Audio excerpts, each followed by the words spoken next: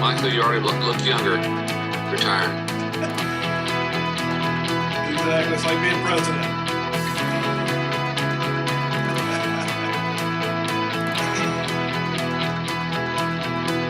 Think how quickly those presidents got older. Oh yeah, that's one job I never want.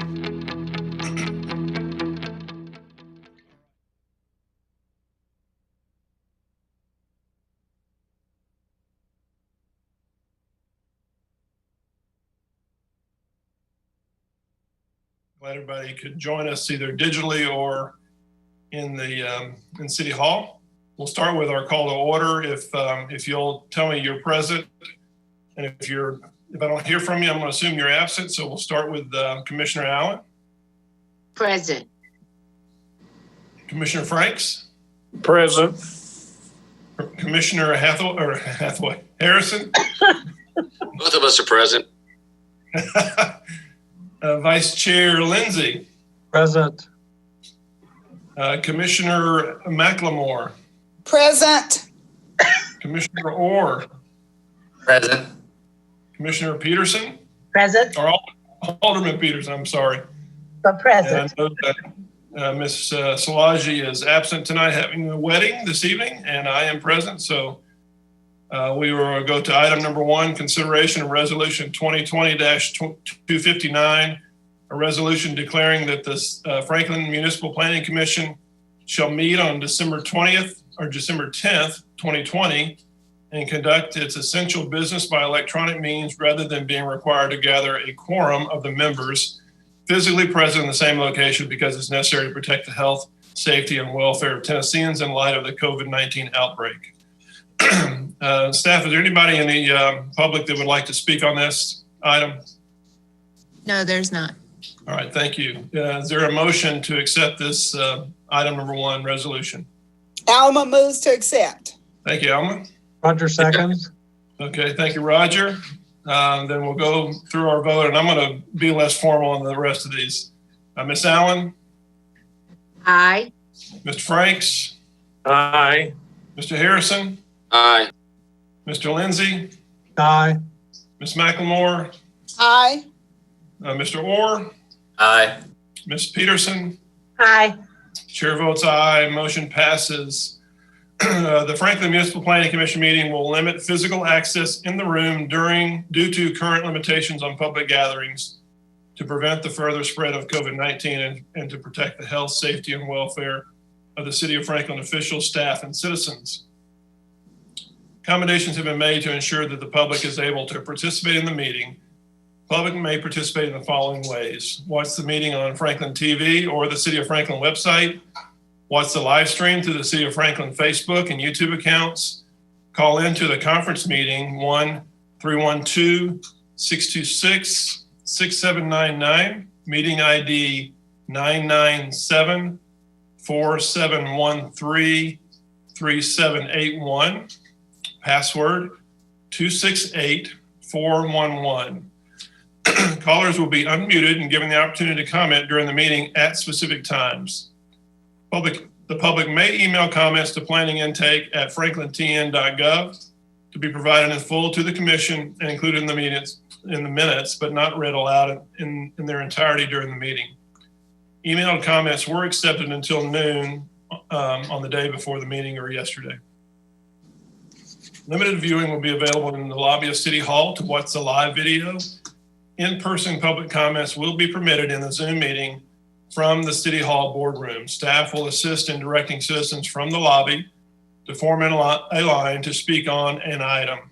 Line spacing will be 6 feet apart and masks are required. All right, now let's consider our minutes. This is approval of minutes from October's meeting, October 22nd, 2020. Do I have a motion? Move approval. Second, Scott, second. Okay, I'm sorry. Who made the motion? Ann. Ann, thank you, ma'am. All right, proper motion and second. Mrs. Allen, Aye. Mr. Franks, Aye. Mr. Harrison, Aye. Mr. Lindsay, Aye. Ms. McLemore, Aye. Mr. Orr, Aye. Ms. Peterson. Aye. Chair votes aye, motion passes. All right, now citizens who are on the phone or in the City Hall, this is comments on items that are not on tonight's agenda, things that are not on the agenda. We're open to hear from you as provided by law. So if you would like to make a comment for items, again, not on tonight's agenda, either please come into the City Hall or let the folks know on the phone that you want to make a comment.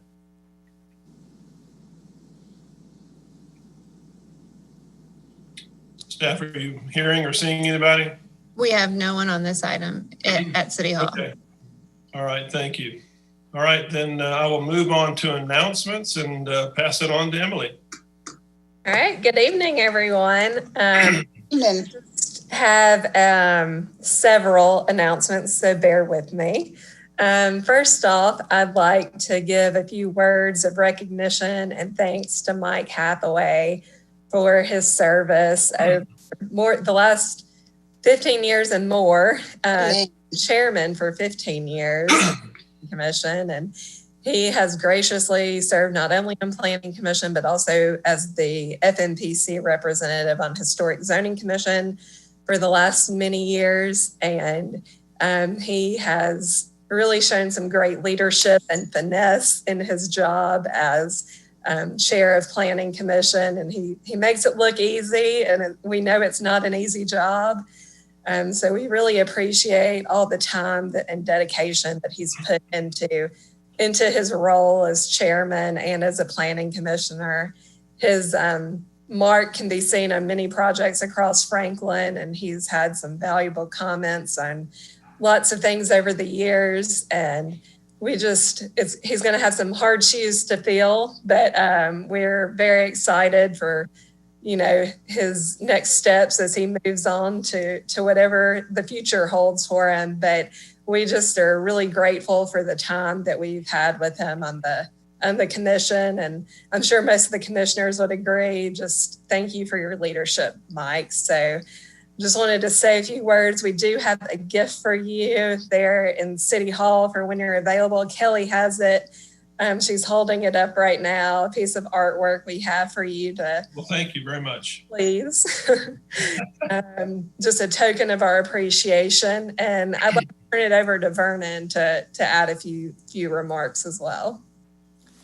Well, thank you, Emily, and good evening, Chairman Hathaway and planning commissioners and all the citizens that are joining us this evening. On Tuesday evening during the Board of Mayor and Aldermen, the Aldermen and the Mayor, Eric Stuckey and Emily and others shared their experiences and gratitude to Mike for the time and dedication he has provided the community. And I echo all those kind words and the mark that he has definitely left on this community. But I thought I'd share this evening briefly some of my experiences, which spans over 3 decades of working with planning commissions in 3 different states. And I can unequivocally say that this planning commission stands head and heels above the rest. Because the way you interact and deliberate sets the tone of how this community grows and how citizens and people interact with staff and help Franklin become the community it has.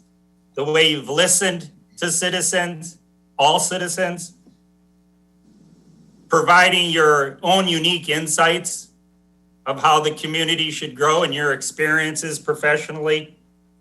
Often balancing competing interests is not easy. but it comes with a care for the community, that ultimately you make decisions for the betterment of our entire community. And that's one of the reasons, in large part, why Franklin has received and continues to receive many accolades and is an attractive place for families to raise their family and businesses to grow their businesses. It's not easy, but I do want to thank the entire Planning Commission, and that's reflective of you, Mike, of the leadership you have provided. And I thank you on behalf of myself and the entire city team and our citizens for the work you've done and provided us. I know you're going to be around and likely appearing before the Planning Commission, so that's a good thing. And we'll look forward to the projects and the clients you represent. Good luck. Thank you. Yeah, treat me kindly, please. Thank you, Vernon. We'll treat you fairly and consistently, Mike. That's right. Okay. All right. I'll accept that. But yeah, Mike, just thank you so much. And I echo Vernon's words too to all the planning commissioners as we kind of wrap up our last meeting of the year. We really do appreciate all that y'all have contributed this year and in your previous years, and you've done a wonderful job. And so moving on to my next announcement, the Board of Mayor and Aldermen appointed the next planning commissioner that will be filling the vacant seat starting in January, and his name is Nicholas Mann. He has a background in real estate law and is currently senior counsel at Bridgestone. So he brings a lot of experience in the area of land use. And so we're really excited to welcome him to the Planning Commission starting in January. So I'll let him, probably at joint workshop, introduce himself a little bit and tell you a little bit about himself, but just wanted to give you all a little bit of information leading into that. And then we also at the January meeting, we'll be having election for chairman and vice chairman. So I just want to get you all thinking about that. As you know, this is a role, both roles are ones that have a great deal of responsibility and leadership, as well as the chairman does meet with our staff and city attorney once a month before the Planning Commission meeting to review the agenda. So there is a slight additional time commitment, but as all of you know, there's preparation involved in everyone's role. So I would just encourage you to think individually about your nominations for those different positions leading into January as Mike is rolling off. So I just wanted to go ahead and announce that.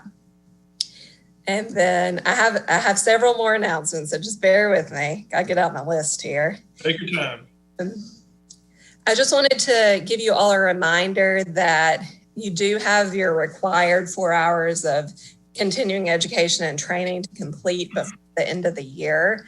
Many of you have completed that already, and we've sent out a link of the recorded training from the Tennessee chapter of APA that we did recently for commissioners across the state.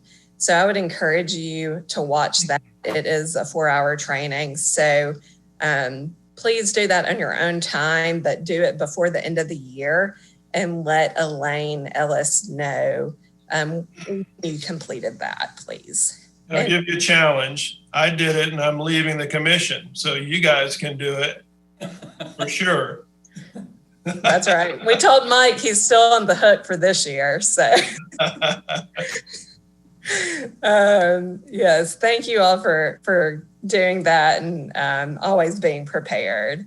And then I do have a couple of staff announcements. Elaine Ellis, who has been our planning administrative assistant for many years, has recently accepted a promotion within the city. And she is now the planning and research specialist within the Parks Department. So Elaine's been helping us out still with a few things, but she has transitioned to her new role.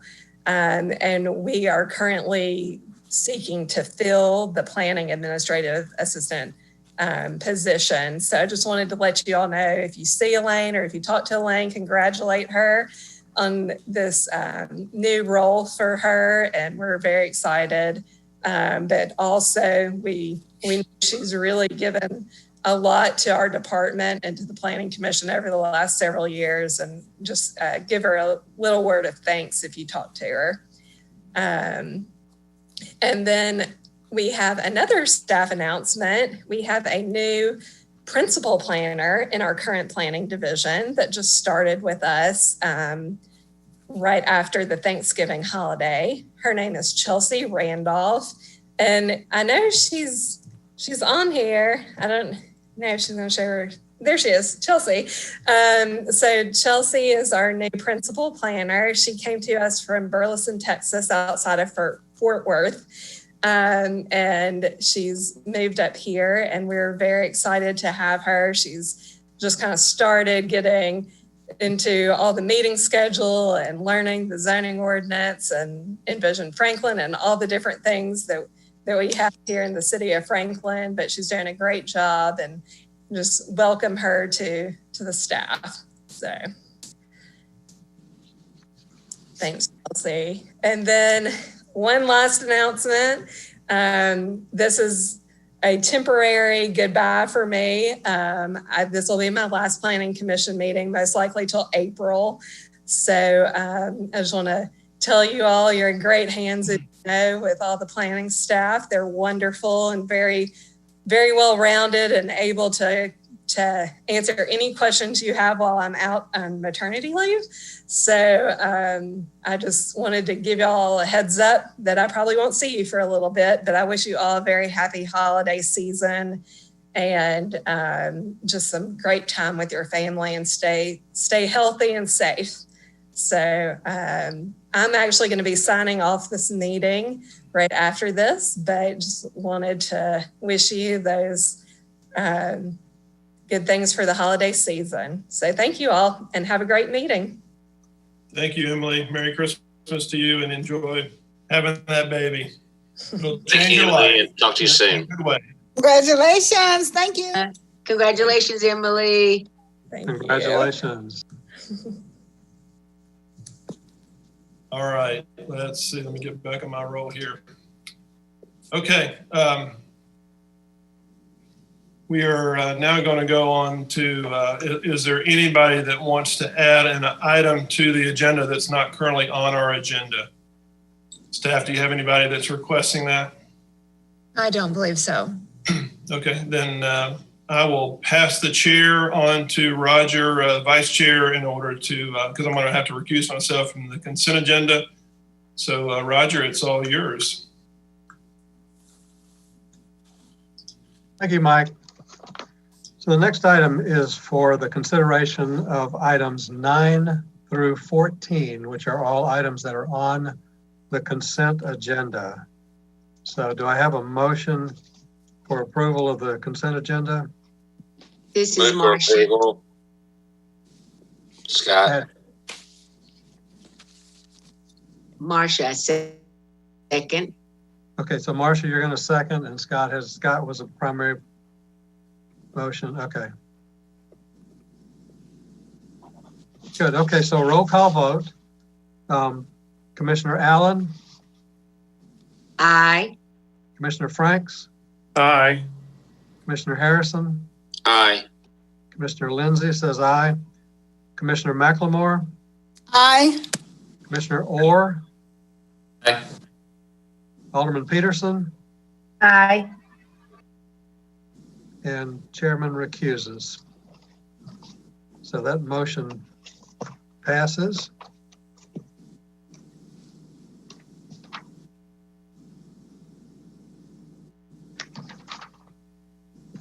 Okay, so I will now turn the chair back over to Mike.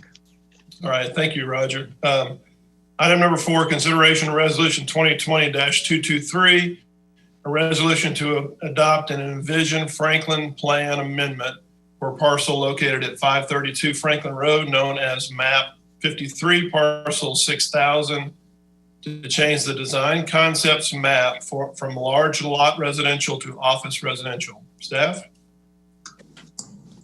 Thank you, Mr. Chair. As stated, the subject property is located at 532 Franklin Road, which is located at the intersection of Country Road and Franklin Road, and is approximately half a mile south from the Franklin Road and Moores Lane intersection. The site currently has the large lot residential design concept. The applicant is requesting to amend the site to have the office residential design concept, and the property is currently developed with a single family residence. A virtual neighborhood meeting was held on October 19th, 2020, and a recording of which is available on the city website. The meeting was attended by a small number of nearby residents whose main concern was about larger commercial type buildings extending south along Franklin Road, but less concerned about a commercial use at this particular parcel. And staff received no citizen comments related to this item. Staff has expressed concerns regarding the extension of non-residential uses along Franklin Road away from the Moores Lane intersection and the start of a domino effect of non-residential uses in the area. Additionally, staff has noted that the capacity of the sanitary sewer interceptor serving this area is at capacity, and further study and design will be required to mitigate the issue prior to any commercial or office construction. Lastly, this property is within the scenic corridor overlay of Franklin Road. And so should a commercial use be established on this site, a variance will be required due to the setback requirements along Franklin Road.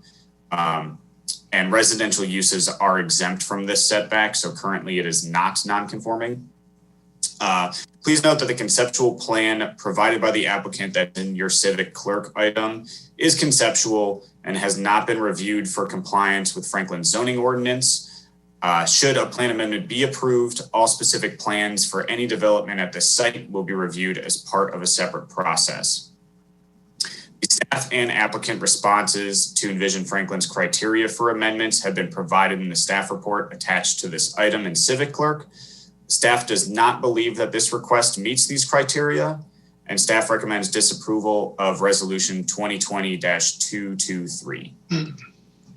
All right, thank you. Is there anyone in the public who would like to make a comment on this? I don't believe there's anyone in City Hall. Okay, anyone on the phones? I believe the applicant is a call-in number. Okay. So is there someone representing the applicant that wants to speak? You are the applicant. You can go ahead and hit *6 to unmute yourself if you're not able to do so otherwise.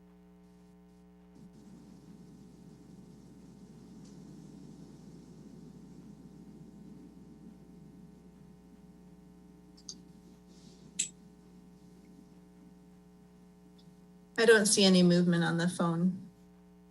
All right.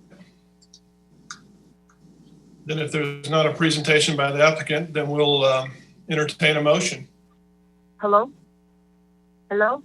Yes. It's not there. Yes, I was just wondering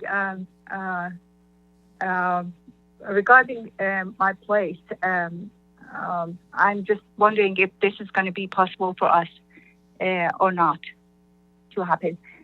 We're really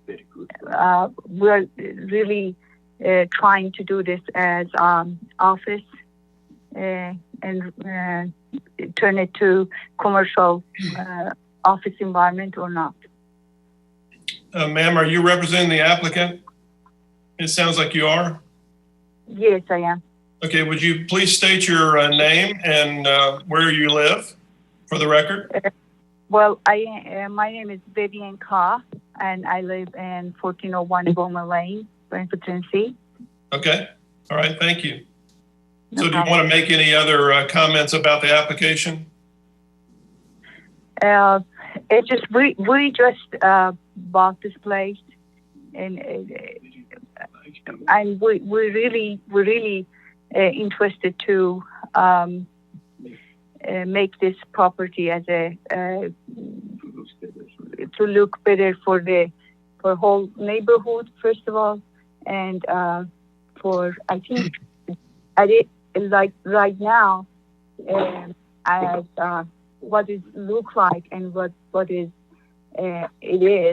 it's just not looking good, and it's just not usable, and it can be used in a better way, and it's for communities much better. I mean, the look is going to be much better, and we need to really do something about this piece of property. Okay. Well, thank you for your comments. If you have any others, please let us know after we make a motion. There won't be any other comments. So if you want to make any other comments about the application, please do that now. Otherwise, we're going to make a motion and consider it. Yeah, well, Ms. Paul was, doing all the hard work in. We are trying to see if, are you guys going to be agreeing with? Your response going to be 100% positive in respond to his hard work. Okay. Well, thank you. Thank you. Well, we'll consider it now, and thank you for your comments and your application. Thank you. Appreciate it so much. Sure. Okay. I'll entertain a motion now then for this project. Motion to approve. Okay. Motion to approve. Is there a second? No.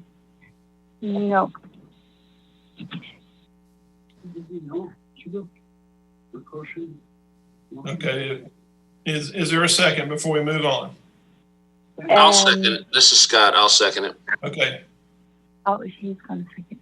All right. It's moved and seconded. Any discussion?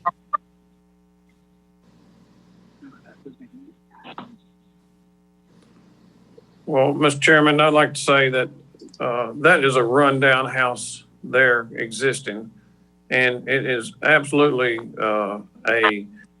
would be a value-driven asset to Franklin to allow that property to be redeveloped. And I just can't imagine that we would sit there and let that old house there that is at the cornerstone to the offices that are to the north not to be reconsidered. And I believe that, given the design standards and the plans that will have to come forward to us, that the applicant should have that opportunity to bring forward. Okay, thank you. Any other Can comments? you hear me? Can anybody hear me in City Hall? Is this Paul? Yes, it is. For some reason, the Zoom link won't come into my house on any of the computers. Okay. So I can't see the presentation. I've tried it since 10 minutes to 7. So. Well, your owner has made some comments. Shauna, is it appropriate for me to consider, since this gentleman is representing the applicant? I know you've already made a motion. Yes, if you want to listen to his comments, that would be appropriate. Okay, all right. Since we're in unique times and unique situation, I'm gonna open that up. Since we haven't voted yet, Paul, if you want to make any comments, please do.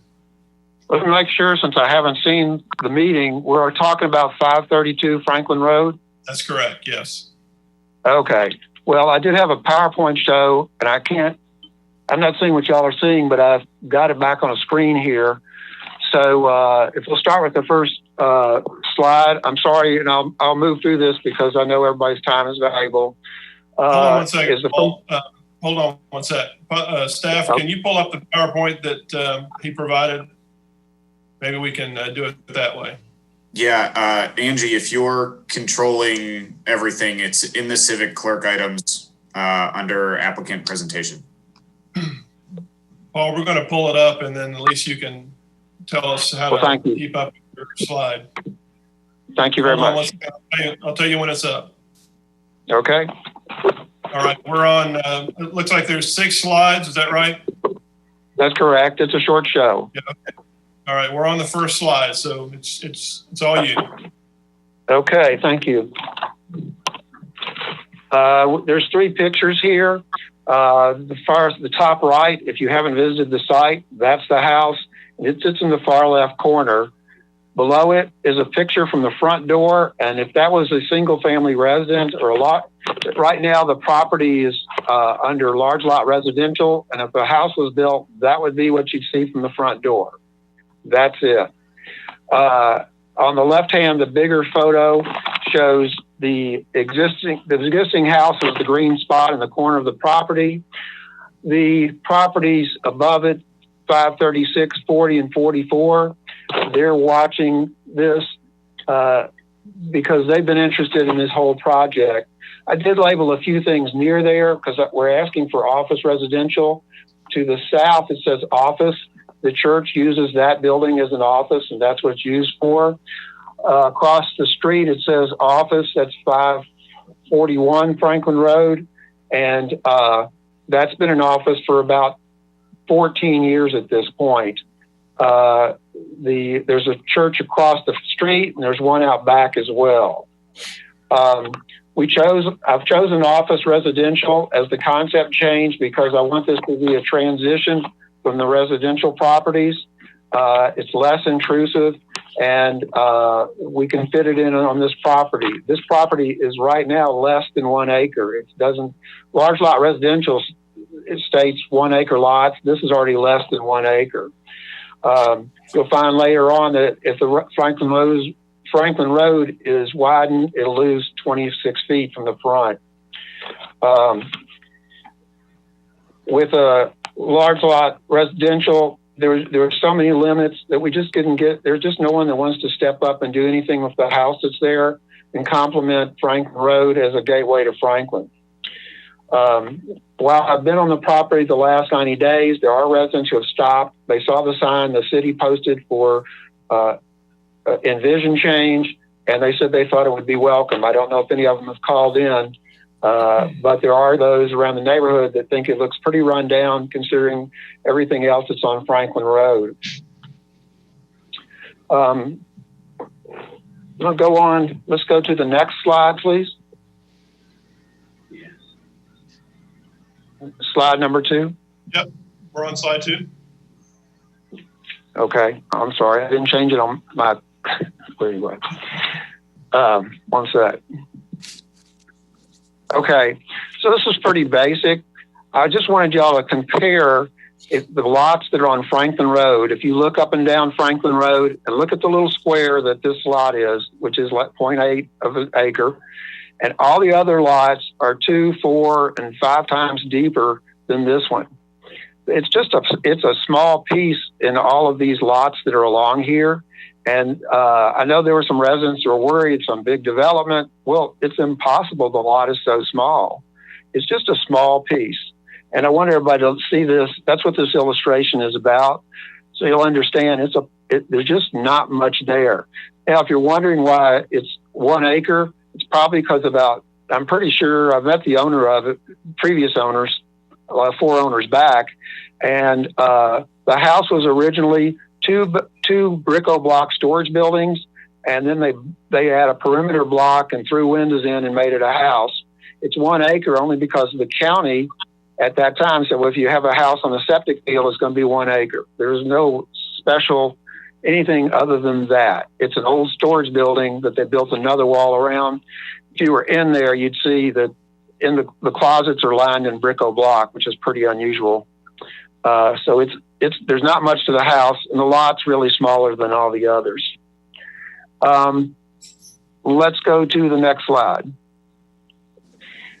So Envision Franklin was created about 4 years ago, and I remember sitting in meetings, probably some of you there today, sat in Carton, and there were meetings, and we talked about what to do here and what to do there, and the design concepts, they evolved, and the second sentence really, I remember discussions, they said, you can't get everything perfect, when we put this together. We're covering a whole city.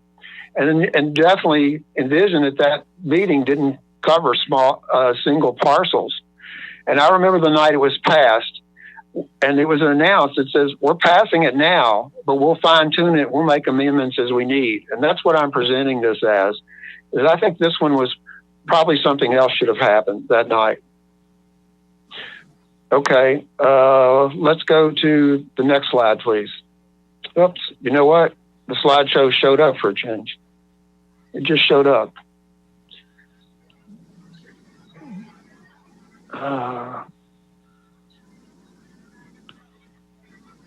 Okay, everybody still hear me? Mm-hmm. Okay, so this is to just show you the difference. On the left is currently what's going on, large lot residential, minimum 1 acre. It's aimed, and that's aimed towards really large lot subdivisions.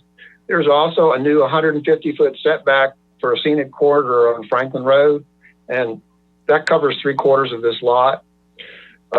If you don't know large lot residential, it's residential and live work for limited occupations. What I'm proposing is office residential. That's not determined by lot size. There's not one that's big or small.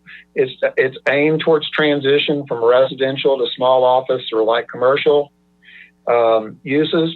Same as residential plus offices of varying types. A building could be residential and office. In talking with staff, they asked that parking be behind the building. Of course, we're not at this stage yet.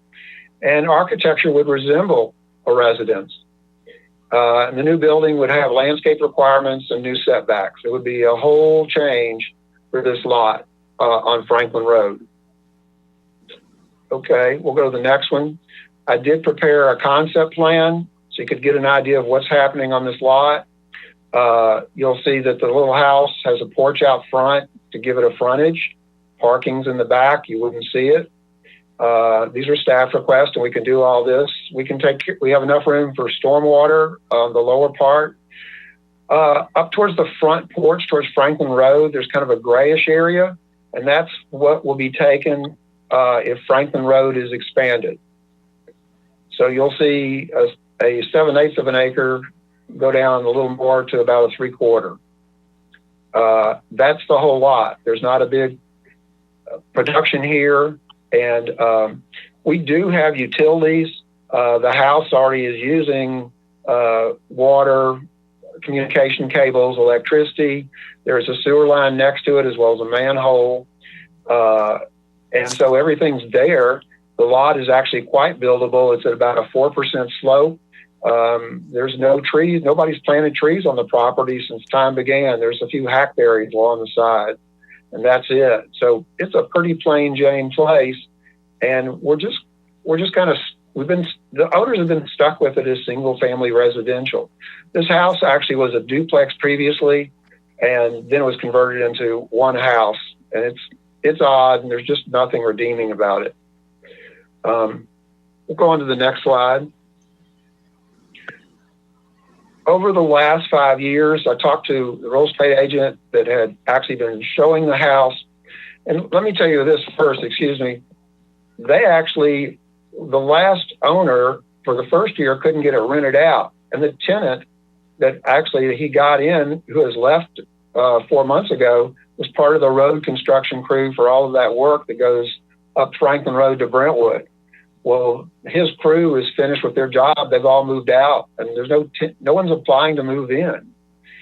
What I did want to show, and so that just hasn't, it's just not appealing just as residential now, and we've had agents in and around the property, and nobody's looking for it for single family. Nobody wants to build their nice house there. And so the right column is how many home builders we saw, and he left. When he found out he had to go through Envision and then rezoning. And on the left side are all the people that were interviewed over the last 5 years. Well, we didn't have an exact number for each one, but the most frequent ones are actually at the top. And these were all mostly actually, they looked at it as a small professional office, something with that character.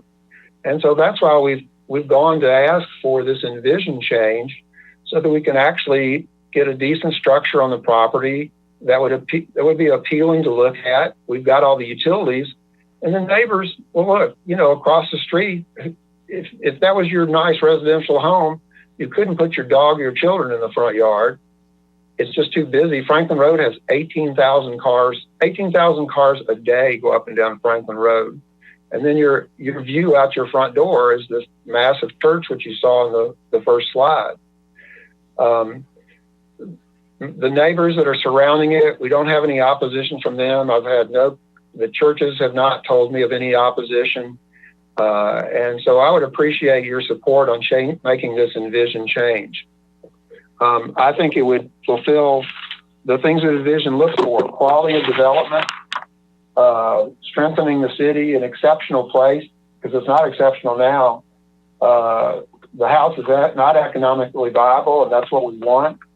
I think it would be an exceptional design, could come in and be vibrant and add to the street. I think all these would be important. And as far as suitability, as I said, we've got utilities there. That's not going to be anything new to bring in. And I appreciate you listening to me tonight. If there are any questions you'd like to ask, I'm here. I hope you could hear all that. We can hear clearly. Yes, I heard it. Okay. We have a Mr. proper Chair- motion. Yes, ma'am. Can I ask a question of staff? Yeah, please. We're still in Okay, discussion. since this is for a land use plan amendment, the neighborhood meeting, if this is passed, the neighborhood meeting would be with the rezoning of this particular piece of property, right? Is that correct? Yes, ma'am. There was a neighborhood meeting that was held as part of this request. If it depends on the process moving forward, I believe if it's a straight rezoning, I don't know that neighborhood meeting's required, but if it's a planned district request, then that would be required. Okay, thank you. All right. Any other discussion? We have a proper motion. So, yeah, Ms. Peter. I have a question, in Chair. looking at the location here, and of course, we've all driven by, I'm sure, at some point, but it's right across the street from the church. Right. I can see further south, then we have the residential, and everything, but with it being right across from the church, and then there's another church right there next to it, isn't it? Kind of, not quite next to it exactly. But The office is next door. The office is next door, and the building's behind that. yes, that's right. And I don't know. I understand the staff concerned about creep, of either commercial or office or anything else like that. This would almost look like the last spot that could work without getting into some other areas where there are a number of residential. Chair, I'd like to speak. Yes, ma'am, please. You know how I always feel about us making changes to our plans. However, I do remember, and I think our plans are just that, plans, and we do have to be flexible. And I do believe that this is one of those times that that change is merited. And back to what Alderman Peterson was saying, creep can be stopped by us. We control creep. And I think that, first of all, the topography and the things that are out there now will stop it, but we as commissioners can stop creep. So I'm not concerned about that. But I think that in this case, this piece of property, I think in my opinion, screams change is needed. The one thing the question I have though for Andrew is, I think you mentioned something about sewer, something about maybe there might be some need for an upsizing sewer. Did I mishear that? That was brought up. I see Jimmy reaching for his mouse, so I'll let him jump in. But, it is limited in this area. That is a concern. and that it is a potential for not seeing a whole lot of other development unless major upgrades were made. But the house is currently on septic. So the house, you know, if it was torn down and a new home was built there, it would need to connect into our system, which I think could be done. So, you know, looking at the different uses for this site and what that impact would be given how limited it is. Yeah, once we actually saw a development plan here, that's when the actual work would be done to study the sewer and see what kind of capacities and issues we may have in the area. Some of the pipes out here are at minimum slope or less than minimum slope, so it's just some concern of pipe capacity. Okay, thank you. Mr. Chairman? Yes, ma'am. I was going to say the information that the applicant has submitted to us and the data that he's gathered, even though staff recommends disapproval, I feel like the solution is a better alternative. That what's there now and what's not been able to be there. That I think that changing this would make a great difference, and I agree with the comments of the other commissioners. Okay, thank you. Any other comments from the commission? All right. Then we're going to do a roll call vote. If everybody's ready. We'll start with Ms. Allen. Aye. Ms. Franks. Aye. Mr. Harrison. Aye. Mr. Lindsay. Aye. Ms. McLemore. Aye. Mr. Orr. Aye. Ms. Peterson. Aye. Chairman votes aye. Motion passes. All right, I'm going to pass the chair back to Roger for the next item. Thank you very much for your listening tonight. I appreciate your vote. Thanks for letting me in late. I don't know what the problem was here. Good night. Good night. Okay, item number 5. It's a consideration of resolution 2020-224, a resolution to adopt an Envision Franklin Plan amendment to amend the Boyd Mill Avenue Magnolia Hall Historic Estate special consideration for the consideration subdivision design concept. Staff? Thank you, Mr. Chair. The subject property is located at 600 Boyd Mill Avenue and is commonly known as the Magnolia Hall Historic Estate. The site currently has the conservation subdivision design concept with a special consideration, and the applicant is requesting to amend this special consideration in a manner that removes the existing limit on additional infill lots.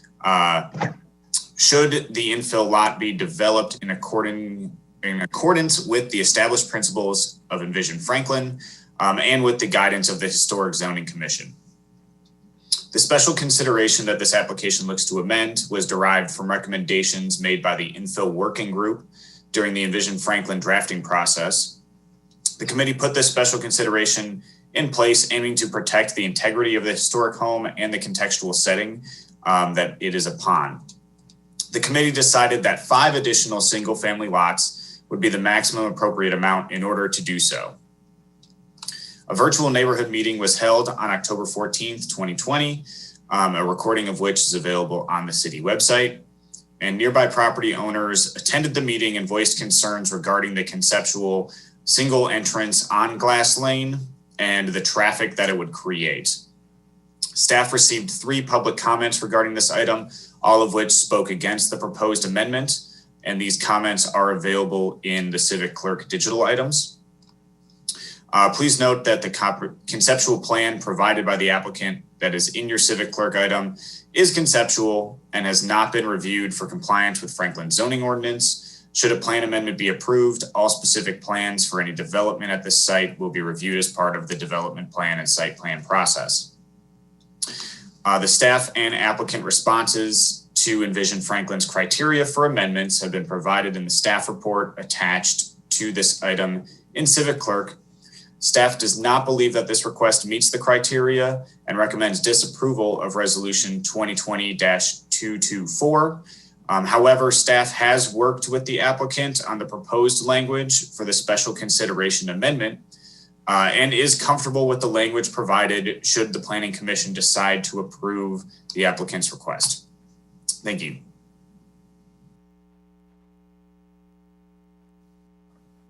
Thank you, staff. Now, at this point in our meeting, we open for public comment. So Amy, is there anyone in City Hall that wishes to speak on this item? No, there is not. Although I do think we have an alderman on the line that wishes to speak as a citizen. Okay. Alderman Martin. Margaret Martin, 238 3rd Avenue South. Just a minute. I'm here tonight to ask you, the Planning Commission, to grant this applicant his request to make a change to our land use plan. I served on the committee that put a limit of 5 homes on this parcel with the historic home because I felt it would protect it. However, for about 10 years, this has been on the market, and we are fortunate to have someone with a great track record, in my opinion, to want to work with the Historic Zoning Commission and staff to come up with the best possible solution for this important property. I urge you tonight to help us preserve and enhance this property by granting his request. I don't think his request is for a certain number. He is willing to negotiate that with the Historic Zoning Commission and staff, but I'm just asking you to give him permission to work with the staff and with the Historic Zoning Commission. Thank you. Thank you, Alderman Martin. Are there other, is there any other people online, the public line, that would like to speak to this item? Any of the callers online, if you would like to go ahead and unmute yourself, go ahead and hit *6 if you're having troubles. Hello? Hello? Yes. Hi. I'm a resident on Boyd Mill Avenue. My name is Mel Payne. Mel, can you give us both your name and your address, please? Yes, my husband and I, Mike and Mel Payne, live at 418 Boyd Mill Avenue. Okay. Go ahead. Oh, okay. Well, first, thanks so much for giving us an opportunity to speak as community members. That's really valuable to us. I sent in a letter of concern, and I just wanted to make sure that I was one of the several letters that was received by the commission.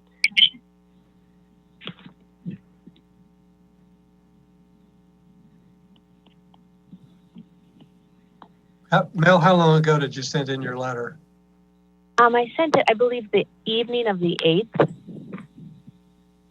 We did receive the letter and passed that along in the citizen comments to the planning commissioners. Okay, great. I'm just going to highlight a few things from that just to stay really brief. But I, myself and my husband, along with, at least half a dozen neighbors that we've spoken to, Chuck and Joellen McDowell, Jim and Judy Parrish, Erica and Matt Yazerski, Damon Aiken, to name a few. I believe the McDowells and Damon also sent letters of concern. But in addition to concern about traffic and things like that, just logistically in the neighborhood, I wanted to just kind of speak to a few things that I noted alongside my husband in the Envision Franklin document.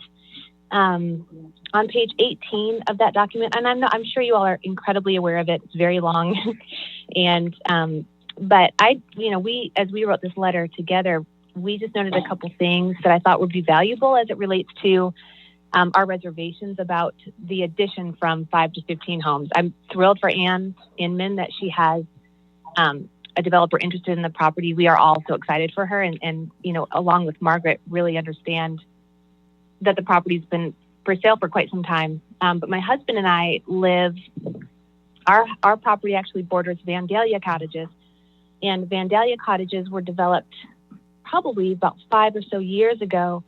And they're actually cited on, I believe, I'm trying to think, I think it was towards the end of the document in the Appendix D. I think on page 145. The Vandalia cottages are actually cited in the Envision Franklin document as an example of bad infill design. And I know that they had originally proposed to do maybe 7 or 8 homes back there, and it ended up over 15 or 16 homes. Margaret Martin has actually been to our property when they were in process of development, and so she could kind of speak to sort of that process. But it was quite startling to have that level of high density development kind of right on top of low density properties, which is more in line with Boyd Mill Avenue. And so as it relates to Magnolia Hall, page 18 of the Envision Franklin document does state that the historic estates contribute greatly to Franklin's community character, and the integrity of these properties with their distinctive homes and outbuildings and general aspects of their settings should be preserved. Large front yards reinforce the prominence of these estates and should be preserved to respect their view sheds. And so we just felt that the addition of 10 more homes to the 15 or to the 5 that have been approved would greatly impact the historic property as well as the preservation of its unique setting. Page 21 talks about context sensitive design and architecture being important elements that vary throughout the city. So I know I need to be brief here, but we just feel that the current rhythm of the street is 1 home per large lot, where the high density infill would be pretty inconsistent and out of context with the rest of our street. And then lastly, page 23, when they talk about infill development, they talk about it should be established in areas that should be compatible with the surrounding context and respect the city's unique history. This would be achieved only by design that complements the fundamental neighborhood patterns and does not overwhelm or detract from existing buildings. So again, we just felt 15 homes versus the 5 proposed homes would overwhelm or maybe even detract from the mansion at Magnolia Hall. And I put in my letter, like, our intention in citing those statements directly from that document, in addition to sharing our experience with seeing the Vandalia cottages being built, is to raise our concern really about Franklin allowing a development that could serve as another example of bad infill design. It seems that the design guidelines are set out really thoughtfully and created to protect the beauty and uniqueness of our neighborhood and Franklin. And so our hope is that the city would continue to uphold those valuable guidelines that they can, Thank you so much, Mel. Yeah, thank you. Okay. Yeah. Thank you. Okay, is there anyone else on the phone that would like to speak to this item? Yes, I would. Go ahead. I think there's a bunch. Yes, sir. And we'll need for you to give me your name and your address, and we're asking that you hold your public comments to 2 minutes, please. This is Joseph Woodruff. I live at 713 Glass Lane. So I'm directly across the street from the Magnolia Hall property. My concern is that with the language of the proposed amendment to the Envision Franklin provision, it takes the cap completely off. And I'm afraid that my concern is that this allows the camel's nose to get under the tent. I don't have any problem with amending the Envision Franklin provisions for Magnolia Hall and to change the cap from its current 5 additional homes to some other number less than 15. But I think to take the cap completely away is inviting a snowball effect that could turn into an avalanche. That's my concern. Thank you for hearing me out. Great. Thank you so much, Mr. Woodruff. Other comments? Yes. On the phone? Yes, this is Damon Aiken Rogers at 431 Boyd Mill Avenue. And I think that this plan, I'm all delighted for Ann. I'm delighted she has a buyer. But I think the amendment of the alteration or the amendment is extreme. This is a 300% from 5 to 15, which is what I've been reading. that was on the plan, and that is just too extreme for that property. I would like to see it remain at 5. However, I am willing to hear, as long as it doesn't get out of hand, for more homes. But I think the plan amendment, I just don't want any alterations. And I say this, being a property owner that sold property to be an egress and egress is the reason I sold it. And now I've got 5 homes behind me. And once it was sold, I had no recall on anything. So like what's been said, you know, give an inch, take a mile. And this is my concern of upping it from 5, which is the zoning ordinance, to 15. Thank you. Right, thank you. Are there other callers? I'll go ahead. This is Chuck McDowell. It's Chuck McDowell and Joellen McDowell, 419 Boyd Mill Avenue. I won't make mine real brief, but again, I think we're all happy for Ann. I just would say that this house and this property is one of the many reasons why we moved to Franklin, Tennessee, into this street, this location. And I mean, my wish would be somebody to take this house and put some money in it and restore it and leave the property like it is without adding 5 houses. I think that's too late, but I'd be willing to, my wife would kill me if I say this, she's not here right now, but I think I'd be willing to buy it from her if it still don't work, just to save the property and the house and fix it up and do something with it. But I'm worried about, the neighborhood right beside us. I don't think it was put in as expected or told, and had a lot of issues with water in our yard, and just not crazy about the traffic. And 15 is that'd be a big no for me. And I'd rather buy the house from her than see 15 houses. All right, thank you, Mr. McDowell. Are there any other callers on the line?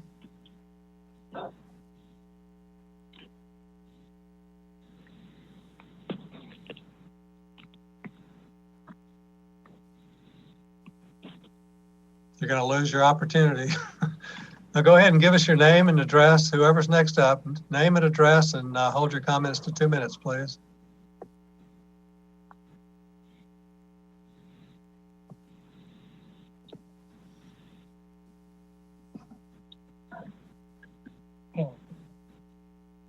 I don't think there are any more comments. Okay, I don't think there are any more. Sorry, I can just make a quick comment. So this is, can you guys hear me?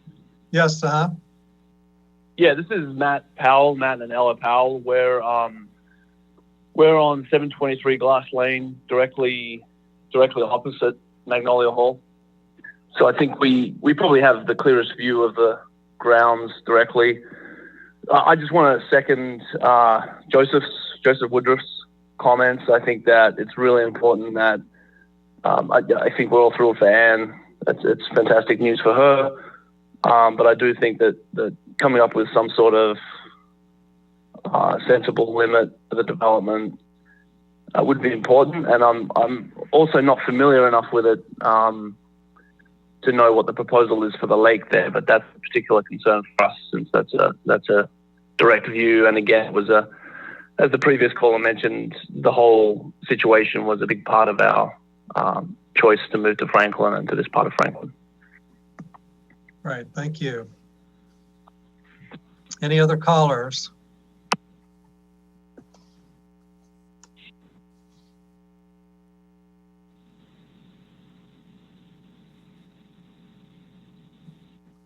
Hearing none,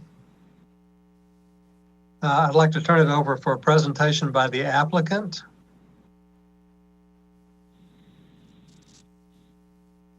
Do we have someone representing the applicant? Yes, good evening. Commissioner Lindsay, can you hear me? This is I can, Jason yes. Hi, this is Jason Goddard with Design Studio. I have my client, Bernie Butler, here with me as well.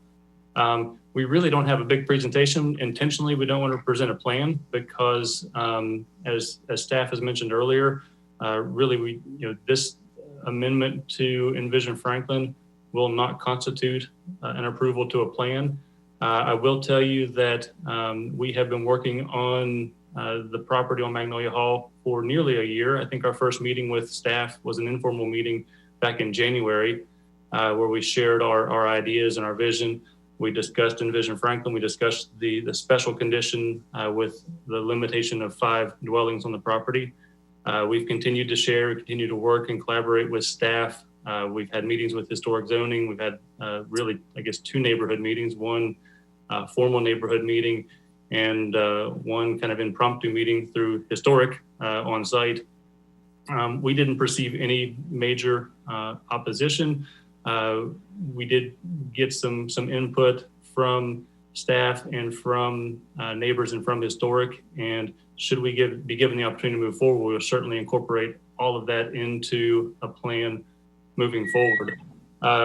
Some of our early discussions with staff that continued on over the past several months was our concern that 5 homes really wouldn't create a highly design-oriented plan that would pay the homage needed to Magnolia Hall. In other words, if we were to do 5 lots on the property, the result may be 5 large homes, 5 large lots that kind of overpower Magnolia Hall, where we believe that something with a few more lots could be designed in a fashion that gives Magnolia Hall its prominence, creates an entrance in a sense of place, something to really celebrate Magnolia Hall, while at the same time meeting other sections of the ordinance, such as not having double fronted lots on Glass Lane, Boyd Mill Avenue, our internal street network. And when we feel like we've come up with in a good direction towards a concept plan, we would just ask for your ability this evening to allow us to move forward with refining that plan along with staff, along with the neighbors, along with Historic Zoning Commission and others. Again, a recommendation tonight to amend Envision Franklin will just kind of lay the groundwork to allow us to create that plan. I'm going to let Bernie speak a little bit more about his vision for Magnolia Hall and what's driving his thoughts. Hey guys, I want to first thank all the people that called in. I love the fact that people love Magnolia Hall and they love Boyd Mill. If many of you remember, I had a house that I should have never done, but I did on 415 Boyd Mill that I restored an old house there on Boyd Mill. So Boyd Mill is an important thing to me, and in particular, Ann Inman and Magnolia Hall. Ann was really supportive of me when the 415 Boyd Mill thing was going on, and so I've been thinking about Magnolia Hall for a decade of trying to figure out what we can really do collectively to try to make sure we save Magnolia Hall for generations to come. And so the opportunity exists to try to create that plan. I want to reiterate from Jason that we don't have it. We have a plan purely because Historic and the planning guys, we were trying to figure out how to do an integrated edge and what to do and how to do. The Glass Lane guys that live across Glass Lane have provided some great feedback that basically said, hey, we love you working on Magnolia Hall. We absolutely don't want a driveway on Glass Lane. And so we told them it probably made sense and that we would move the driveway back to Boyd Mill to the main entrance. We right now are showing 15 1840s architecturally prescribed story and a half type homes that basically make Magnolia Hall the centerpiece. I think the neighborhood plan is a great plan. How many it is, what's perfect. The intent here would basically ask you to give us the amendment we need to be able to trust the process of us working with planning, with zoning, with engineering, with historic, with BOMA, back to the Planning Commission. The process, as you guys know, will be about a year. And I've been doing this for a long time in downtown Franklin. I think I have a pretty good track record of creating things that are beautiful and architecturally relevant. So my intent would be to do the same thing with Magnolia Hall so that we all love what's there. And I'm not interested in doing anything on Magnolia Hall that we all aren't excited about. But we've got to do something. It's been on the market for 10 years. So people that think that they could just buy it and fix it up, well, the opportunity's been there for a long time to do that. That hasn't happened. And so we've kind of picked the ball up. And as y'all know, this is going to be a hard process for all of us to get done. But we can do it together, and we can be something we can be proud of. But we have to have the amendment to be able to have the chance to work on the process to get it done. And so what I would promise you guys, of people that most of you guys, we have relationships, is that my intent here is to listen, to work on it together, and that this will be another thing that we've done together that we love, and that includes the neighbors. So I'm sure not going to be alienated from people I care about on Boyd Mill Avenue and or anywhere else in downtown Franklin, or I won't do it. As much as I love Ann Inman, as much as I love Magnolia Hall, I won't do it. So, but I need the amendment to be able to work on this process further. So I'd ask that you help us with that. Thank you so much. Thank you, Bernie. So back to the Planning Commission. Does anybody have a motion that they'd like to advance on this project? I'll move for approval with comments, please. Scott. Second, Mike. The second was by Mike Orr. Okay.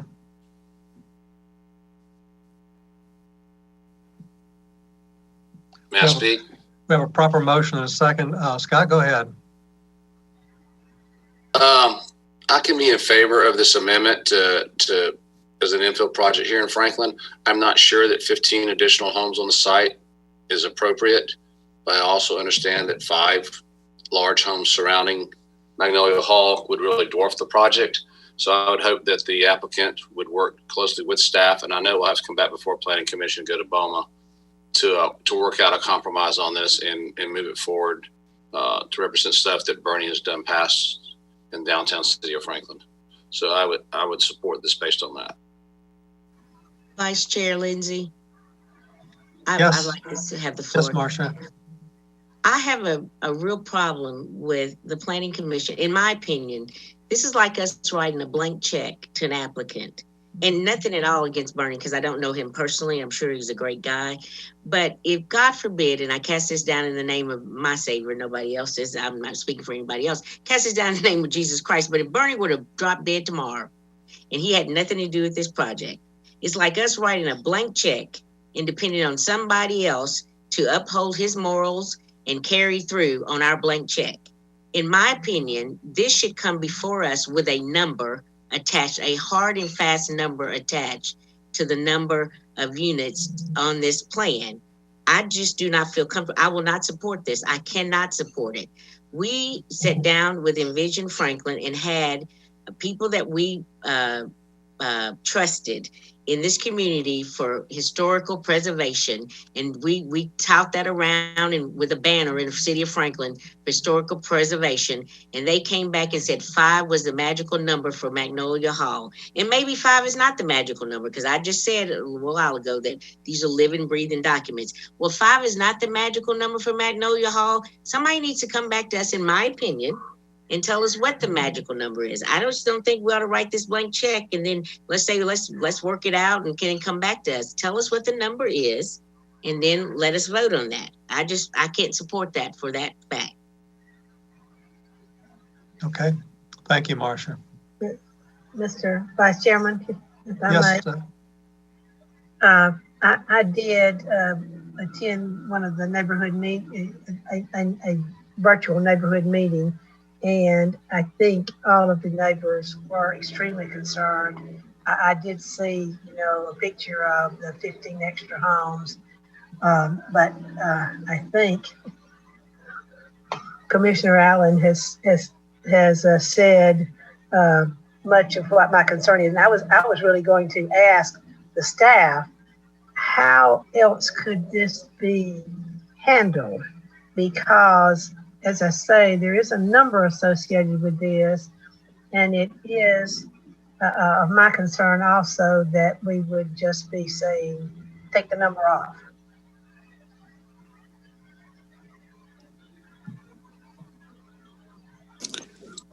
Alderman Peterson, may I speak to that? Please. Okay. At this point, I don't know that there is a number per se. I mean, they've shown 15. I think they've gotten feedback that that's probably too many units. This amendment essentially would, as Bernie stated, allow the applicant to work with staff and to work specifically with historic zoning to come up with a plan that's more integrated and contextual and designed with and around Magnolia Hall. The approach taken with Envision Franklin was put into place during a time when we were receiving a lot of infill pressure. And there were some projects that people weren't thrilled about. So it was sort of a protective measure to not allow Magnolia Hall to get overdeveloped and to keep the new construction, keep any new buildings kind of along that perimeter with a maximum of 5, but also realizing the property is zoned R1. So there are certain entitlements that come along with that they could do tomorrow.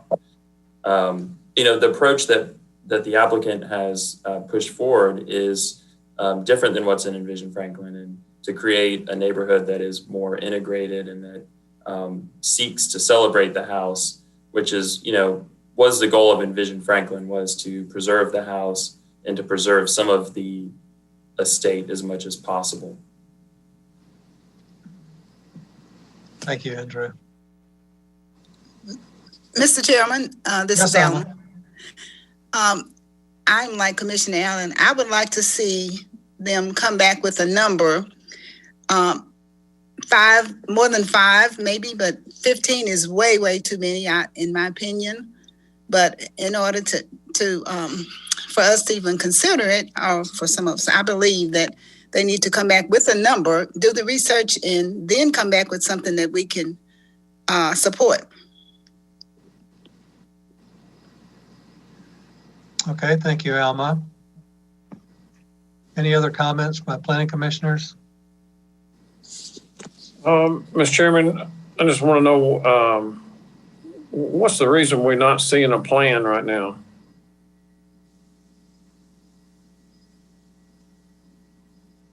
Andrew, can you address that?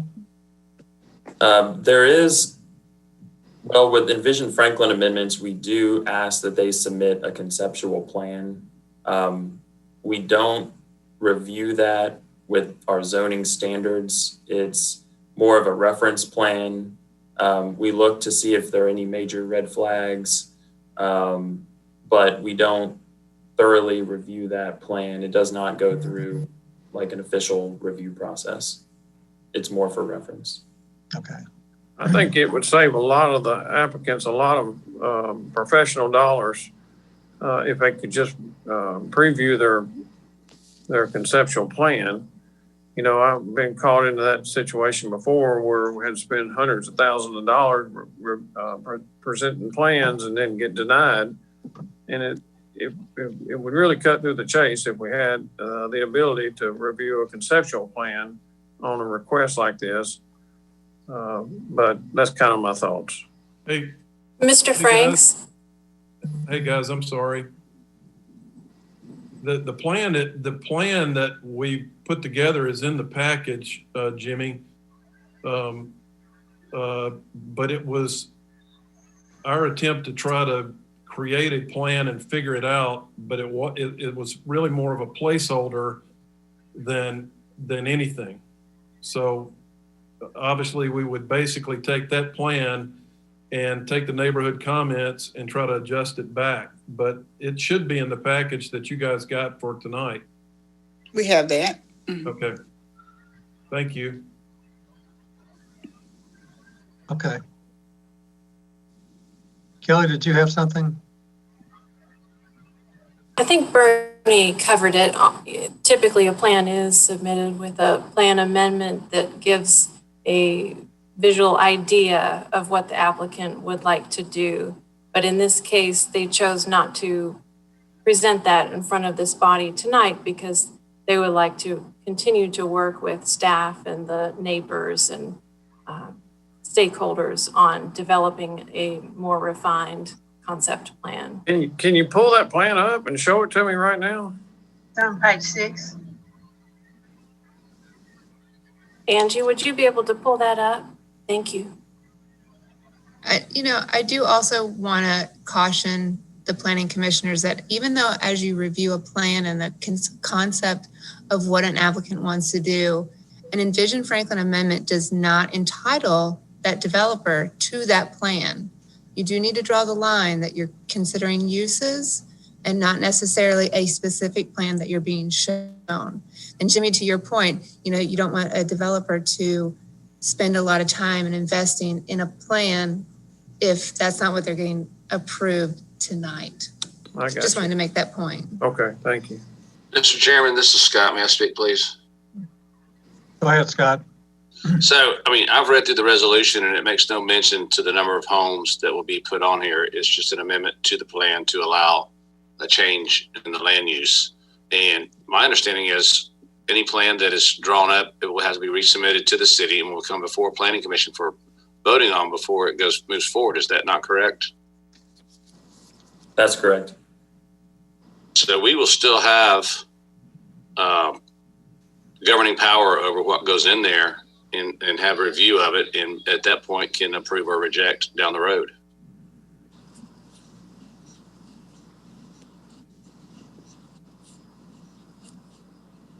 Okay. All I got. Vice Chair Lindsay, if I could, please. Yes, Vernon. Let me put my. Thank you for allowing me to echo some of the comments that have been made, because our guiding documents, being Envision Franklin, one of them, Connect Franklin, our major transportation plan, our basin plan, our master parks and greenway plans, are just that. They're guiding documents. And those documents are incredibly important to us, not only as staff, but for the people, the property owners, developers that are looking to invest in our community.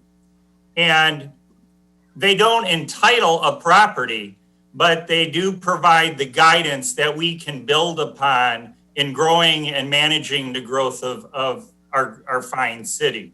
So I say that from the standpoint to reinforce what Amy and Kelly and some of you have said, that it's a guiding document and it's meant to evolve.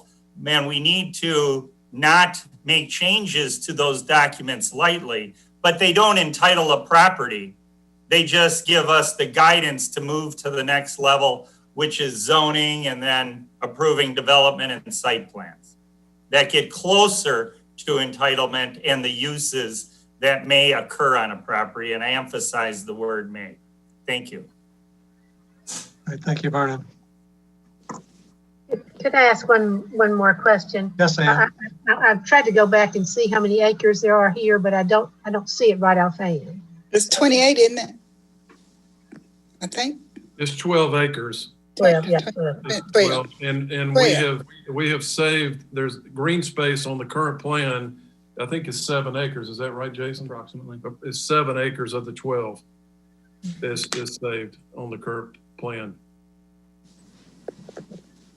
The property is in conservation subdivision, so Envision Franklin recommends 50% preserved open space as well, which he said they're meeting on with their plan.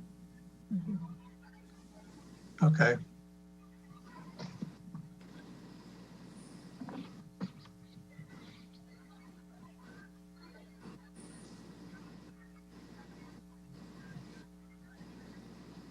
Okay.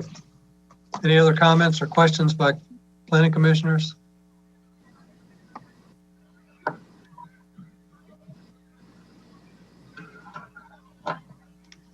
Seeing none, we have a proper motion for approval of the resolution with a second.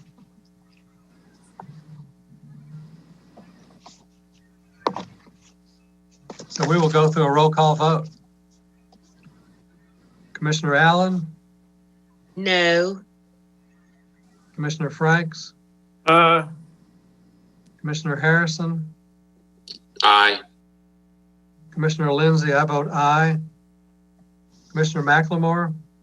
Aye. Commissioner Orr? Aye. Commissioner Peterson? No. And that's it.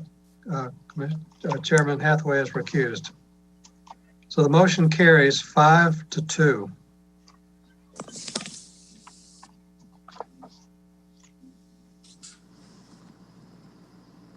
Hey, thanks, guys. And I promise that we will do our very best to create a plan that everybody loves, or we won't do it.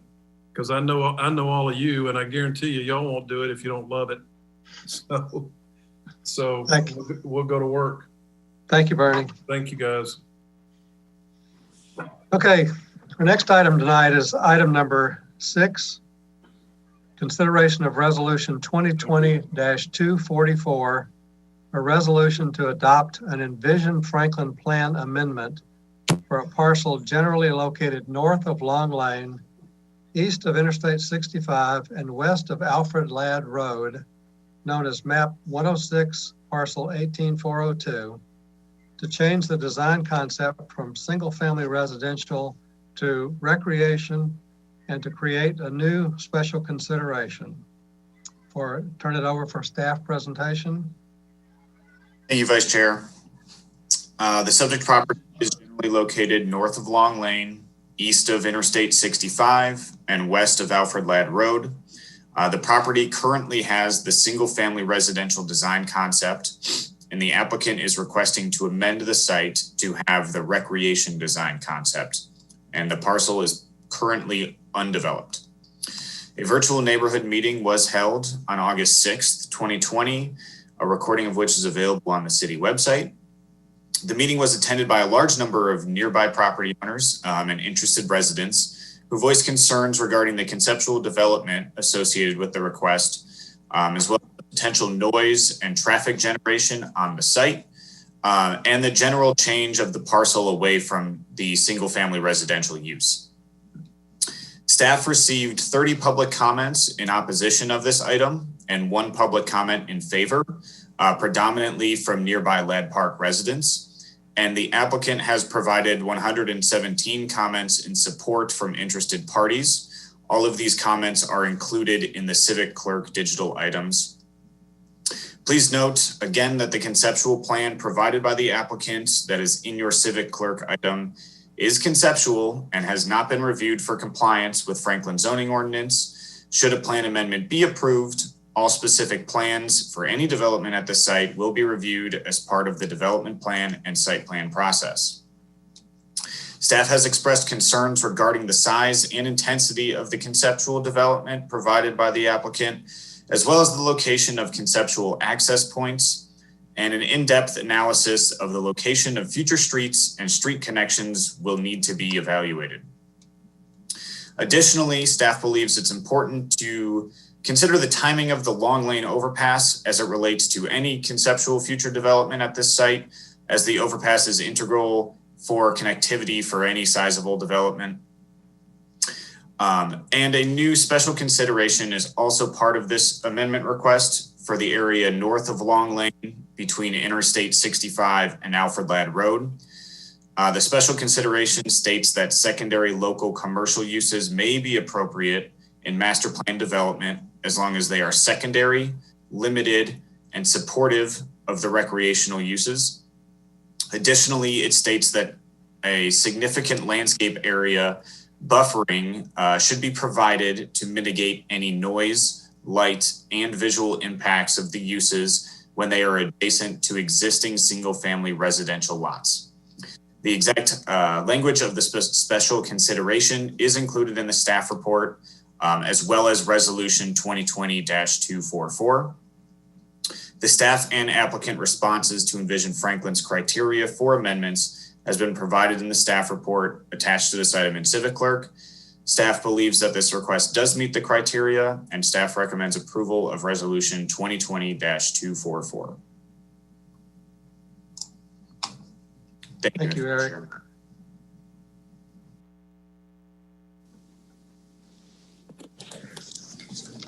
Okay, so this is a public hearing tonight. We'll start off with Amy. If anyone there in City Hall wishes to speak on this item. Yes, there's several. Give me just a second to get the computer set up. Okay.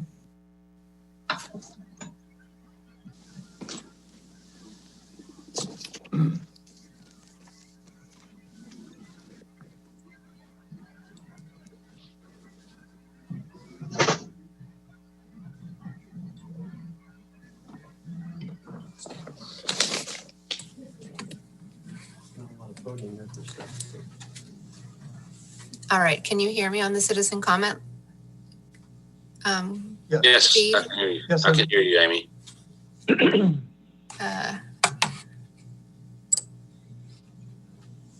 Hold on just a moment. Can you respond? Can you hear me? Yes. Okay, Yes. now I can also hear you. Our first citizen is up right now. Okay, so to the citizens, as you make your comments, please give us your name and address and hold your comments to 2 minutes, please. Hello, my name is Chuck Fleck and I'm at 160 Clyde Circle. Before you is a resolution to change Envision Franklin from single family to recreation design concept. Recreation is a design concept that includes active and passive open spaces, as well as city parks, institutional facilities, wastewater treatment facilities. City of Franklin has a decent number of these properties assigned to the recreation design concept throughout the city, which includes areas like golf courses. There's 2 of them, numerous city parks, historic home sites, institutional facilities like Academy Park, which has library, performing arts center, community gardens, high school gym, enrichment center. You got the Franklin Water Treatment Facility, and you got the recreation, Williamson Recreation Center, which is probably the closest comparison to what the applicant is requesting here. The proposed site that the applicant is requesting features about 250,000 square foot of building footprint and 0% open space. 700 parking spots with a 50-foot setback from Long Lane to these massive structures, which are about 285 feet long by over 343 feet deep at the road. It also includes a bar, retail, restaurants, and all those have unknown operating hours at this time. Conversely, when you look at all the recreation locations here within the city of Franklin, they all have, looking at all of them, they have over 50% open space. And that's not including parking lots, ponds, and forests. That's just open space for active and passive recreation. Their building footprint, the largest one is 50,000 square feet, not 250. The setback, the smallest setback of any of these is 160 feet. The hours of operation are morning to evening. This is not recreation. One of these things is not like the other, and it's not this. This proposed location is regional commerce. See it like it is. The regional commerce is like Lifetime Fitness. Lifetime Fitness is zoned and placed in a regional commerce location.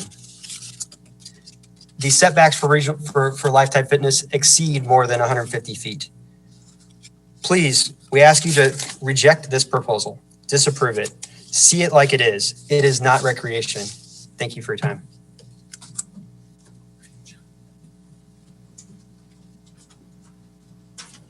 Okay. Amy, do we have other? Okay. There will be a brief pause while the following citizen comes up. At the end of all the citizen comments, I'll come back and let you know when they're done. Okay, great. Thank you. Mr. Chairman?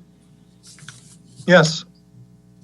This is Danny Anderson at 304 Berry Circle in downtown Franklin. I'm calling in support of the project. for several reasons. One, I saw what an incredible impact a facility like this had on my son, our son, who played ice hockey. It built confidence. It created friendships that have been lifelong. And the problem was, though, it was in Nashville and the facility wasn't in Franklin. I also think we have to be grateful that we have someone that wants to invest the amount of money that this project will cost to give our children and adults a place to go for the different sports. I understand the concerns that the neighborhood may have. Hopefully you could come to an agreement with screening and buffering that might make a difference. The property's really across the street from the Ag Center. So I just feel like it's a great thing that we should respect and hopefully help the children of this community to have a place to go. Thank you. All right. Thank you, Mr. Henderson. Okay, back to City Hall. Our next comment. Thank you for your patience. Mr. Chair. Yes. Mr. Chair, I'm sorry to interrupt, but we have a number of citizens at City Hall, and we also have a number of citizens on the phone lines. So I would like to propose that we take all of the citizens at City Hall and then open up the phone lines and make things run a little smoother. Okay, thank you. We'll do that. Let's go back to City Hall. Please state your name and address and hold your comments to 2 minutes, please. Thank you. My name is Kelly Brown, and I live at 379 Snowden Street West. After living in Dallas Downs for 16 years, we purchased our current home in Ladd Park in May of 2017, 4 months after Envision Franklin was adopted. We felt comfortable buying in Ladd Park based on Envision Franklin. It is obvious the proposed amendment does not meet the qualifications for a significant change to merit an amendment to Envision Franklin. The staff report justified a significant change based on Envision Franklin did not anticipate the connection of the Long Lane overpass in the short period of time that it has been scheduled. This statement is factually inaccurate. In 2013, when TDOT built the 3 piers, the city made a commitment to TDOT to fund the Long Lane overpass in the next few years and make it a priority project with Resolution 2012-63. This was 4 years before Envision Franklin was approved. The 2016 Connect Franklin Major Thoroughfare Plan lists the overpass in the short-term proposed projects to be completed in 2020. Well, we know that didn't happen, but it's very disingenuous for the staff to imply the Long Lane overpass timing has significantly moved up and giving that a reason to change Envision Franklin. Additionally, the proposed facility is not compatible with the design concept of the surrounding area and does cause an abrupt change in massing, form, and architecture. It is ridiculous to imply that the 317 square foot proposed facility is an appropriate transition from 3,500 square feet homes to the 175 square foot arena at the Ag Center. If the Ag Center is redeveloped as regional commerce, Envision Franklin does provide that there should be a transition of intensity and scale with, quote, less intensive uses transitioning to established residential areas. The approval of the amendment with this plan would be a substantial change from the design concept that I used to purchase my home. The staff's report was obviously biased in favor of the developer and not at all consistent with their past interpretations of Envision Franklin. It is obvious that they're getting pressure, possibly because of the economic benefit of the project or maybe an incentive. I'm asking the Planning Commission to not put a price tag on changing Envision Franklin and protect their citizens by upholding the guidelines of Envision Franklin and vote no to the proposed Envision Franklin amendment. Thank you, Ms. Brown.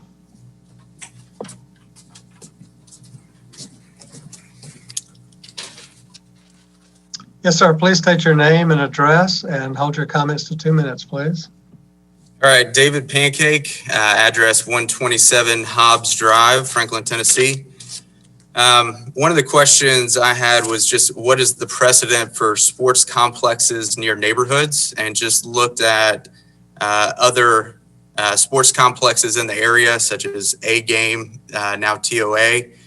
If you look at what's around there, it's Vintage Classic Garage, Musical Instrument Store, Franklin Brentwood Arts. If you look at Ford Ice in Antioch, it's surrounded by the Global Mall at the Crossings, Southeast Community Center, Jason Kilborn Clothing Store. Ford Ice Center in Bellevue is surrounded by the AMC Bellevue, Sprouts Market. The potential Warhorse Sports Complex, it would be surrounded by personal residence on Circuit Road, personal resident at Long Lane, personal resident Alfred Ladd Road. This is not a place for a over 300,000 square foot facility. My ask for the Planning Commission is that you would reject this amendment, as it is not in the best interest of the citizens of Ladd Park. All right, thank you, sir.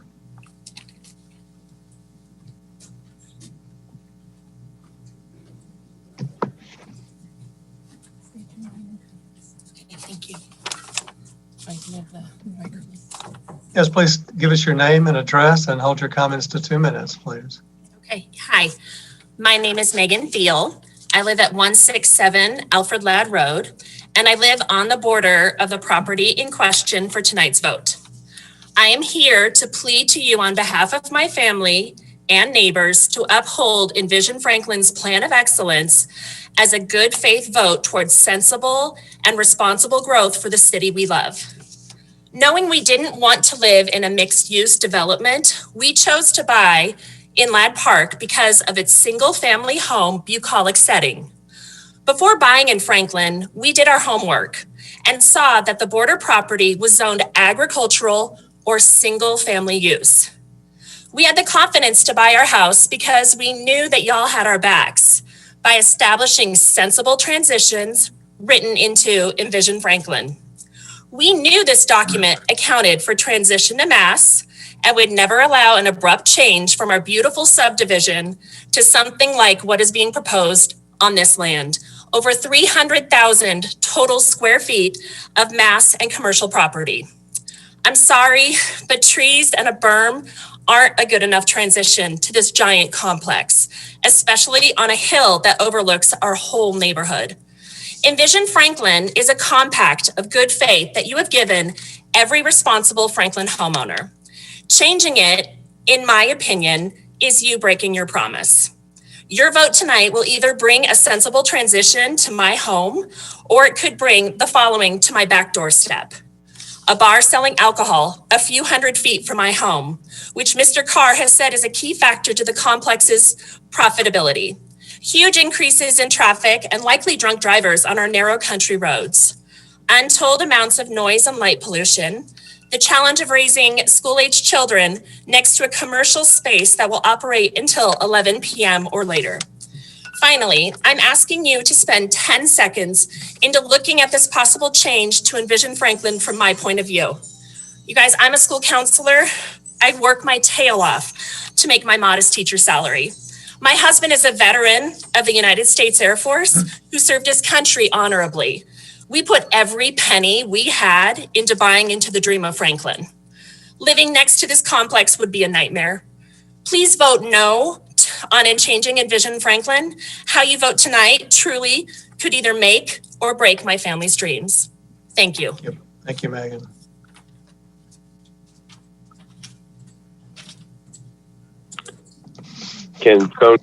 Hold on just a second. Do we have other speakers at City Hall? Okay. Yes, sir. Hi, my name Please is state your name and address and hold your comments to 2 minutes, please. Thank you. Yes, sir. Good evening. My name is Spencer Davidson. I reside at 168 Circuit Road. I'm within 500 feet of the proposed facility and the property, and worth noting that I did not receive notification of the potential change in this project until I proactively reached out to the design team and the owner directly. First off, we're here talking about this entire night is about recreation. Franklin Bridge, also known as formerly known as Forest Crossings, Battlefield Park, Winstead Hill Park, Jim Warren Park, the Williamson County Soccer Association, West Haven Golf Course, Pinkerton Park, Harlansdale, Fieldstone Park. Could go on and on. These are properties that are currently designated as recreation in Envision Franklin. And again, similar to one of my past neighbors mentioned, one is not like the other. Major concern for us is traffic. Even though traffic studies are not normally required for Envision Franklin amendments, this amendment is so specific to the proposed development, it deserves review from the city and the third-party consultant. It's interesting that staff recommends the project based on the Long Lane overpass, but through the multiple neighborhood meetings we've had with the developer, he simply states that their study shows that the overpass is not even needed. So we're trying to understand if it's one or the other.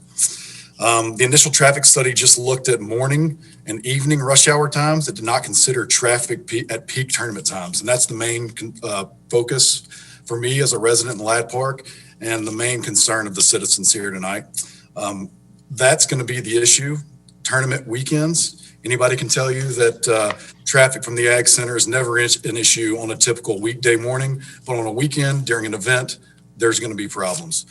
The proposed development is a high traffic facility. TOA Sports Performance Center, formerly A-Game, has a similar square footage just to the ice rink facility. They have daily walk-in traffic of 380 youth, 250 adults. Average tournament weekend is 3,000 local attendees and 600 out-of-state attendees. Conceivably, you could have multiple tournaments occurring on a weekend, which would dwarf the traffic you just see from A-Game. And for those reasons, we'd like to ask that you vote no on this amendment. Thank you. Great. Thank you, sir.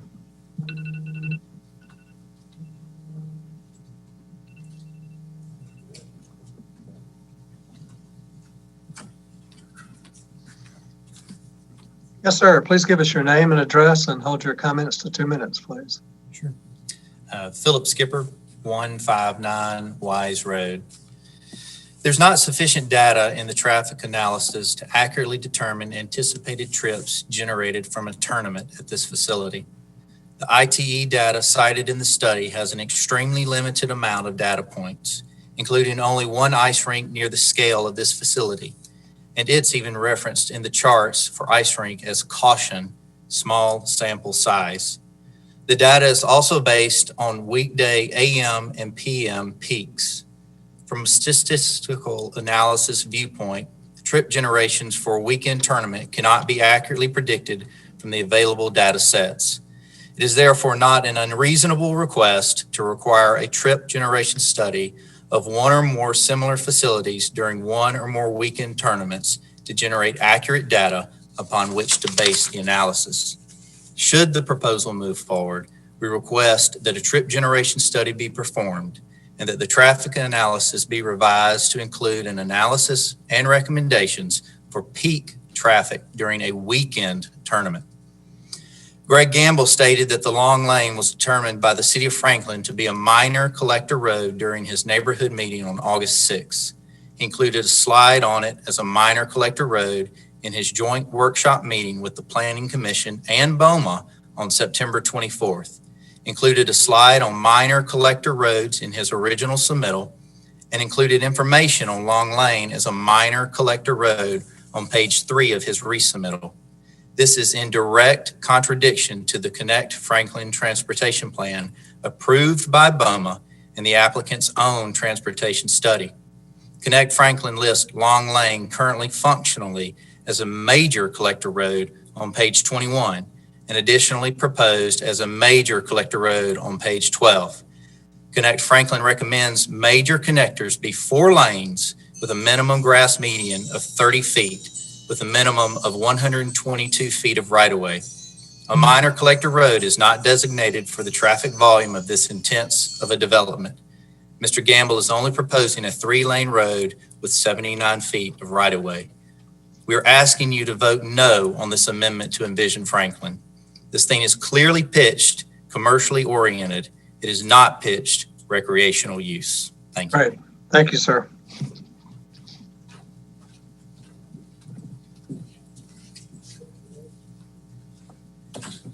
Please give us your name and address and hold your comments to 2 minutes. Okay. Hi, good evening. My name is Michelle Sutton and I live at 316 Irvine Lane in Ladd Park. Tonight, I'd like to bring up the issue of parking and why this proposed facility is not the right area. I'm going to use similar facilities in the Franklin area to give comparisons. One is the TOA Sports Performance Center, which is 174,000 square feet, featuring 12 volleyball courts, 6 basketball courts, a cheerleading and tumbling arena, and 5 dance recital rooms. This is the same size as the proposed field house that is 174,000 square feet and will house many of the same sports.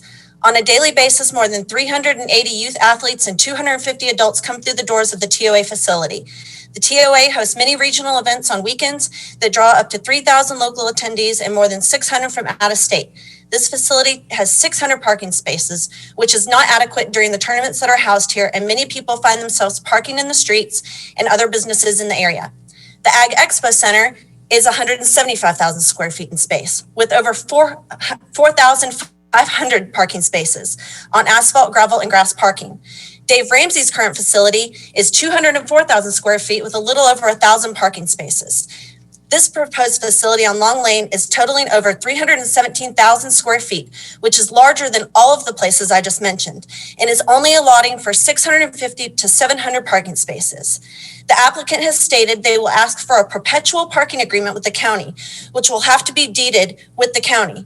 We keep hearing about the Ag Center being sold. This would greatly devalue the Ag Center land. To say that they have to give up 500 parking spots on a weekend where shopping, hotels, etc. do most of their business. A 500 spot parking garage would currently cost $10 million to build in today's money. Again, devaluing the land of the Ag Center. Also, in proposing perpetual parking, there's no proposed light or pedestrian walkway from this development across Long Lane to the Ag Center. This is a great safety issue, not only for the patrons, but cars traveling up and down the hills of Long Lane. For this, among many reasons, I please ask that you do not change Envision Franklin from single-family homes to recreation with special consideration. Thank you for your time. Great, thank you.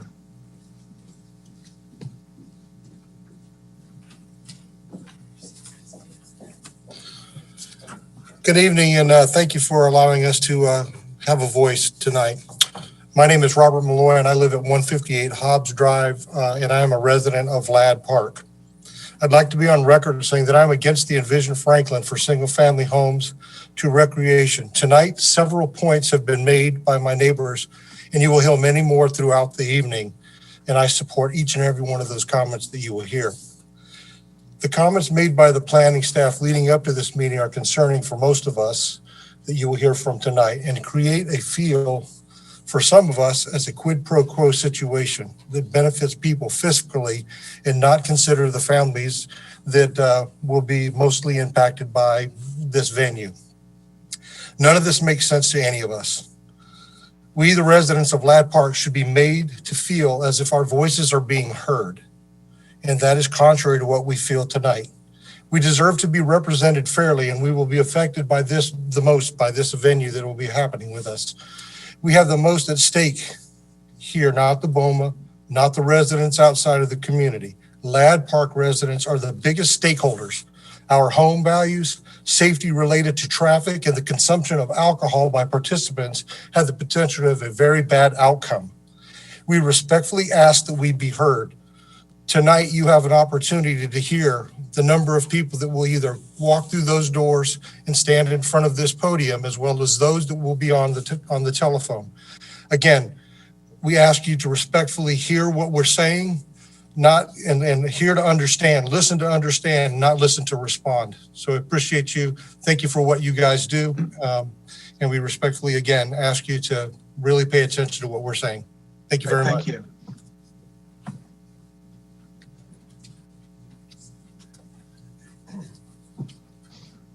Hi, can you state your name and address and My name is Lorelei Friedheim, and I live on 153 Harold Court in Ladd Park, Highlands.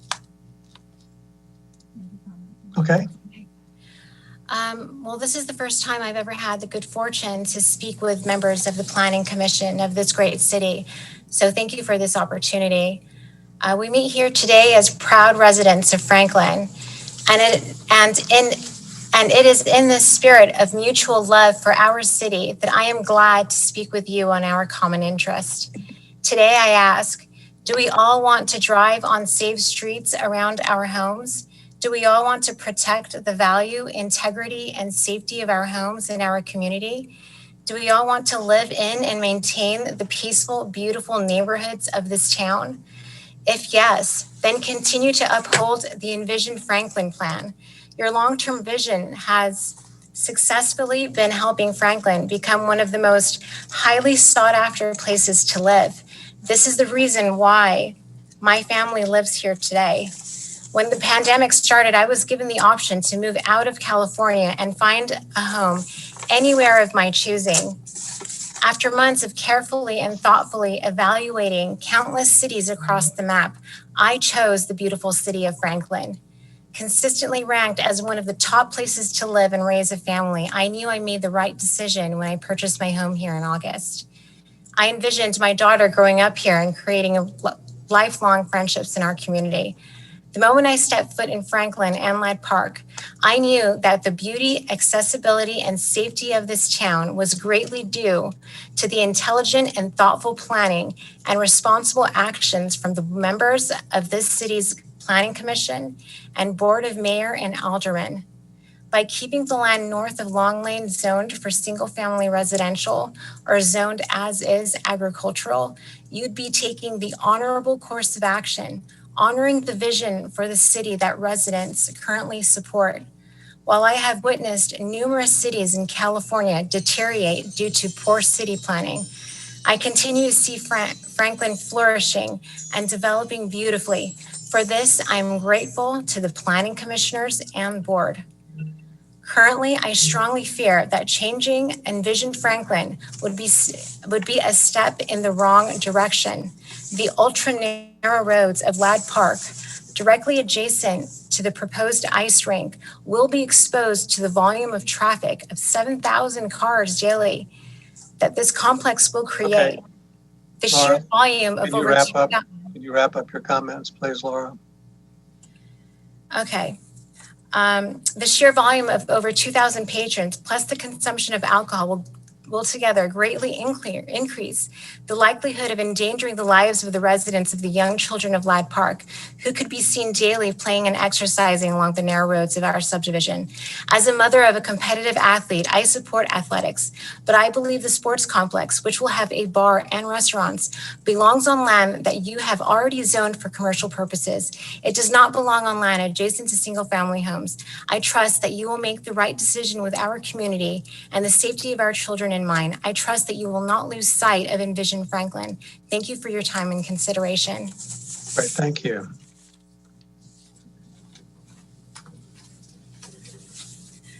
Hi, thanks for your time this evening and for your service.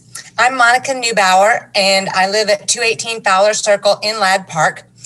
My concern that I'd like to mention, I agree with the points that have been made, but just to cut to the point, my concern is for safety traffic along the corridor there.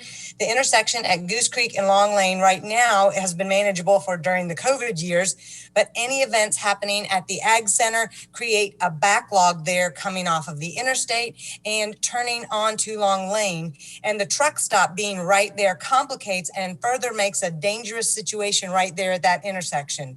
And this artery right there from Goose Creek onto Long Lane is the only access point from the interstate to the residents of Long Lane and all of the continuing growing communities that are currently being added in the county along Long Lane and in the city there. And that is the only artery to access that from there. So we are proposing to increase an already somewhat dangerous and often inaccessible intersection.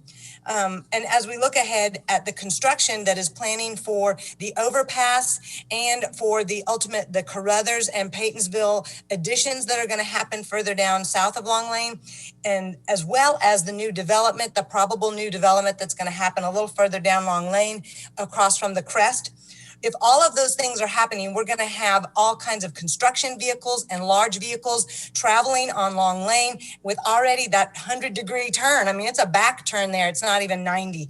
So I'm concerned for danger. You still have, as everybody mentioned, families, young drivers, and I'm concerned for the dangers on that area. And I did want to mention to you, there is another lot available for the developer on Pratt Lane, which is a growing large-scale commercial area. It actually is the same acreage, 25 acres available for $13 million, and it's for sale in the MLS today on a flatter area and not the same curvage. So thank you again for your time. I appreciate it. Thank you. Thank you. Thank you very much.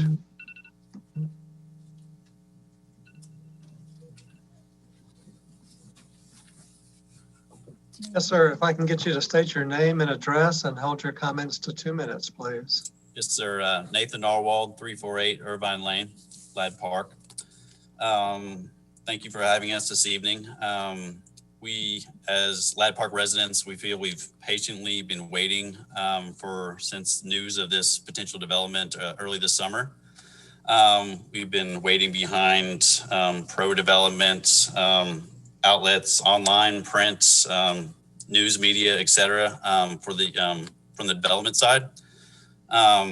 Please understand that the neighbors in attendance this evening, both in person and online, we do represent the majority.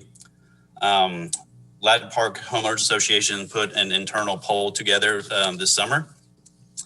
And Ladd Park is made up of some 1,200 homes altogether, and 80% of those households came back in opposition to this potential development. 1,200 homes, 8% of that is no small number. My family is relatively new to Ladd Park, only being living in Ladd Park maybe about the last 18 months. One thing that's evident from the start is Ladd Park residents, they really take a pride in ownership of their homes. And I don't see anything other than adverse effects for a development of this scale and insensitivity towards potential definite decreases in home land value as a result of this square peg round hole concept. I think a lot of us are continue to be in shock that this potential development has made it this far. So as I said, I want it to be known that this is the majority of the feelings of Ladd Park, a neighborhood made up of 1,200 households. That's no small piece. We ask that you take those thoughts into account. I agree with all the other previous comments in regards to the effects of traffic, noise, drivers on our streets, all hours of the night. In closing, I just ask that you guys as a committee take these thoughts into consideration when choosing to continue on conversation, passing, or hopefully declining on this development. Right. Thank you.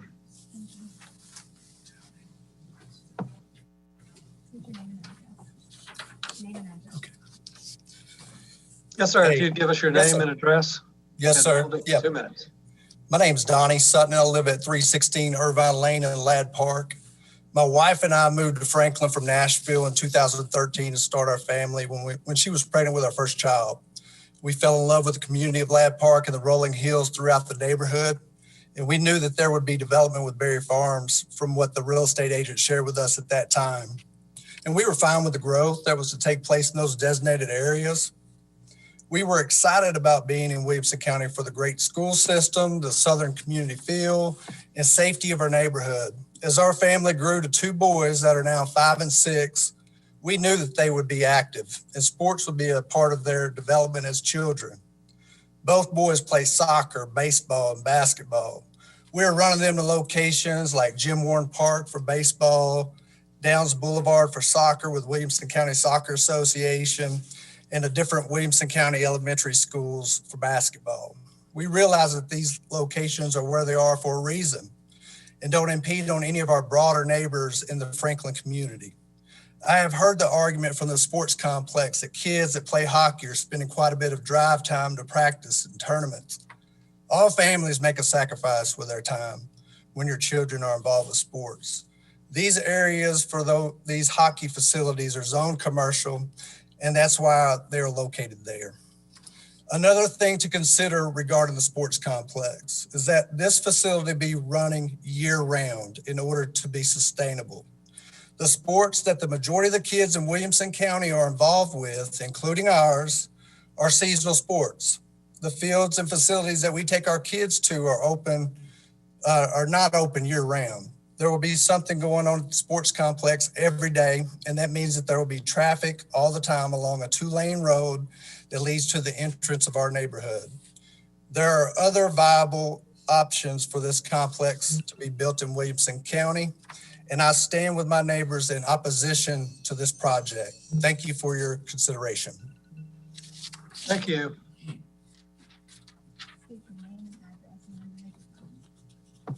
I'm Steve Lunsford. My wife and I live at 168 Fowler Circle. We moved here in 2011 after building a house. And just for a reference, there are two types of people in the world. There are sellers and buyers. And the salespeople often just tell the buyer enough information so that the buyer makes the decision that the seller wants him to make. And I feel that might be the case in this situation. There are no commercial developments, like they've said, like this in other residential areas. This is a commercial deal. It might be recreation, but there's no recreational benefit to the, the homeowners in Ladd Park that I can see. Developer and his PR team are salespeople. They're nothing more. They have no experience being involved in what they propose. Just because there is a developer that wants to take advantage of a non-commercial tract of land that is less expensive than anything commercial, I don't see any reason to grant him a variance. Developer's looking for a deal at the expense of the homeowners in Ladd Park, and he knows it. Excuse me. Of course, the complex is being slammed right up against the back of a bunch of houses in Ladd Park, and nobody would want that. Like they've said earlier, it's on a hill, and this is a huge building, and it's no redeeming social value to have a building this big. As far as the different concerns, there's noise. One thing nobody's mentioned, if you have a huge parking lot, you got cars parked there all day. You have sweepers that come through at night after everybody's left. That makes a lot of noise. You have garbage dumps or dumpsters that come in and empty after hours, and they make a lot of noise. So with all the restaurants and other people throwing trash around, that's going to be a major problem. And of course, the traffic going in and away from this particular complex, I'm sure eventually they're going to be cutting through Ladd Park. And that's going to be a problem. You have kids out on the sidewalk all the time. And who wants to feel safe that you have people from outside the area that are going to be. Okay. Thank you for your comments. Okay. We've got 70 more to hear from, so let's keep things moving along. State your name and address and then go ahead. Yes, sir. Give us your name and address, and please hold your comments to 2 minutes, please. Can do. My name is Patrick Kinney. Live at 460 Avon River Road with my wife, Robin. We have 2 children, 7 and 5. Absolute diehard Preds fans, have been since they came here, season ticket holders for years and years.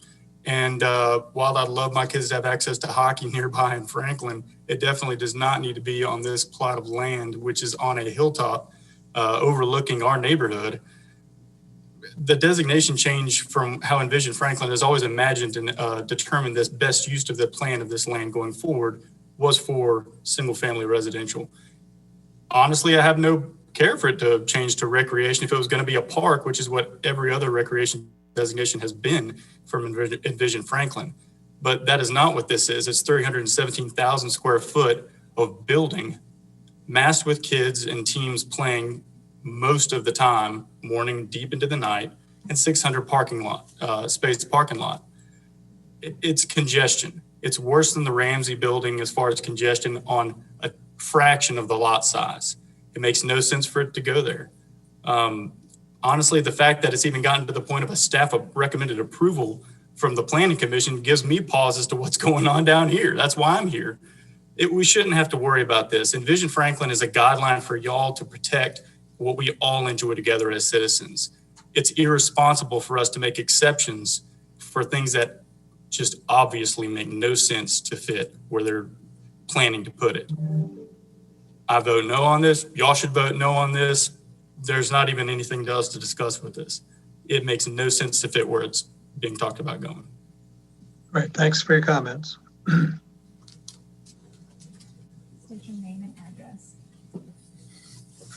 Yes, sir. Give me your name and address, and please hold your comments to 2 minutes. Absolutely. Good evening. My name is Joseph King. I live on 464 Avon River Road with my wife and 3 boys.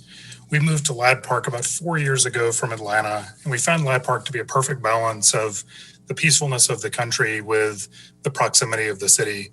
And when Envision Franklin passed, it set a multi-year vision for what that would continue to look like in the future, and it aligned with our vision for the area. Well, I'm fully supportive of looking at changes and making changes to Envision Franklin that will enhance the future of our city. I've heard no proposal, no evidence presented as part of this that makes this either proposal or location uniquely valuable. Frankly, the benefit to me of this looks to be tax revenue. This looks like a commercial offering to me, much more so than a recreational offering. There's other locations that we could put a hockey facility, frankly, as close by as across Long Lane, where there's better zoning already that wouldn't be directly adjacent to single family homes. That would align better with the Envision Franklin and supports the more than 1,000 home neighborhood that's already there. We know Franklin will grow as we continue to look for the future. And I'm afraid if we look at this from an opportunistic perspective of what's going to make the most sense commercially for developers as they come in, we're going to create a disjointed and patchwork setup. That's not going to grow Franklin into the city that we want to see it grow into. We all want a bright future for Franklin. And so I ask you to vote no and uphold Envision Franklin as part of this. Thank you. Thank you.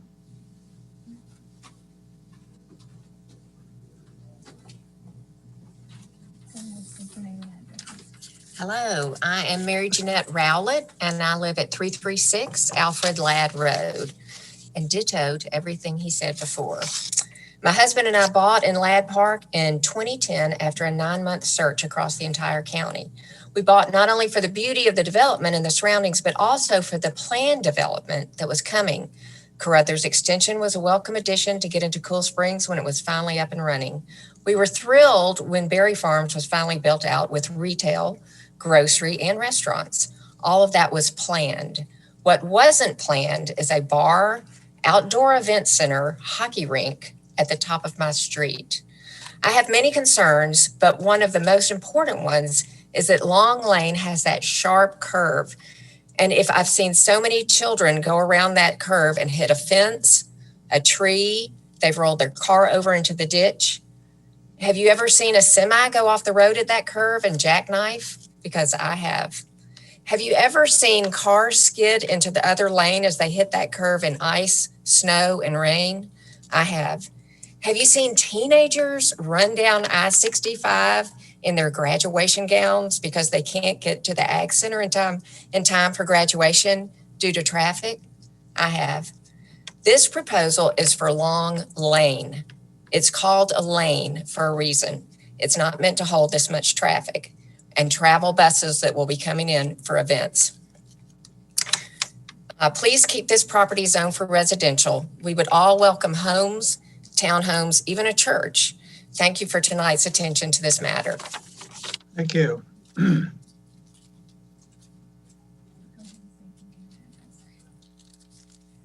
Hi, I'm Fran Skipper. I live at 159 Wise Road.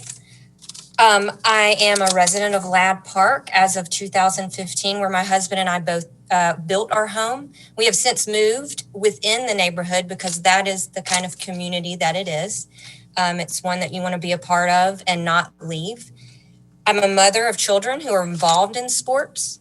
I'm an employee of Williamson County School District. I am not anti-sport. I am not anti-growth. This particular facility is just not meant to be at this area. I am against this change in zoning to make way for this proposed sports complex. This is one of the largest neighborhoods in Franklin with a median home value of over $500,000. Our neighbor who could not attend tonight's meeting recently bought a home in our neighborhood, and her current real estate agent said if this were to pass, she would no longer show homes in our neighborhood.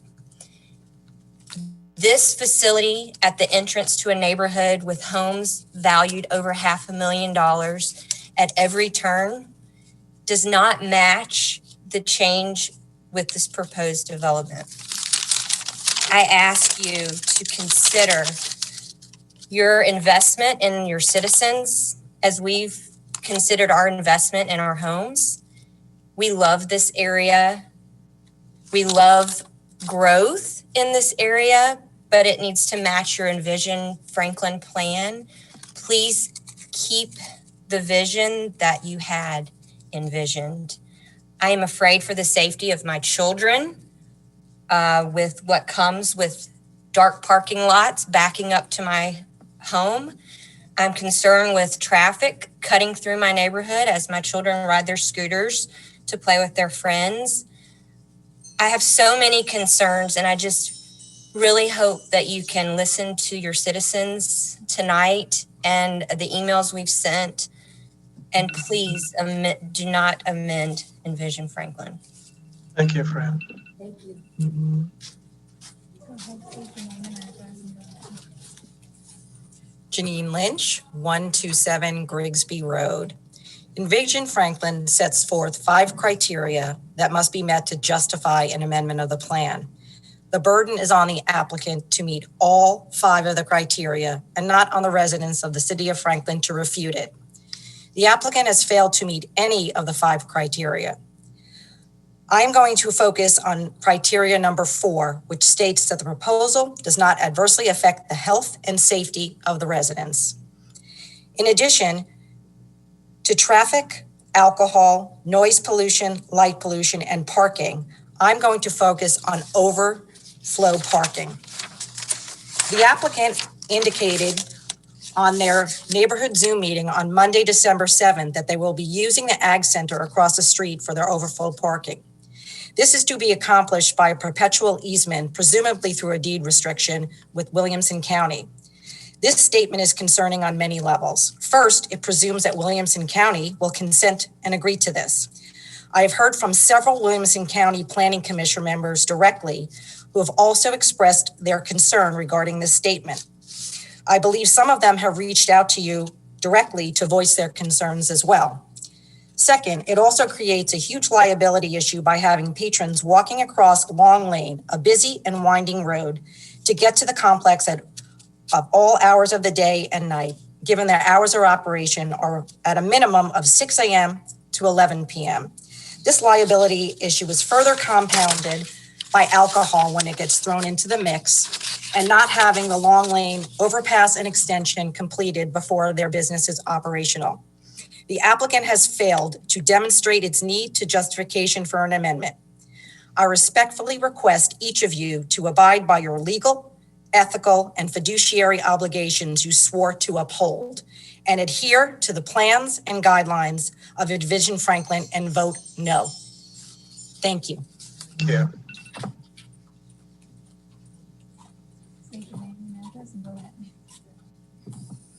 I'm going to get your name and address. And I'll ask you to hold your My name comments is- to 2 minutes. Sure. My name is Janice Mims. I live at 354 Finhorse Lane. We moved to Ladd Park in 2014, and we chose to live there because Franklin is just beautiful. It's beautiful down in that area. We did some research and we knew that indeed it was zoned residential all around us.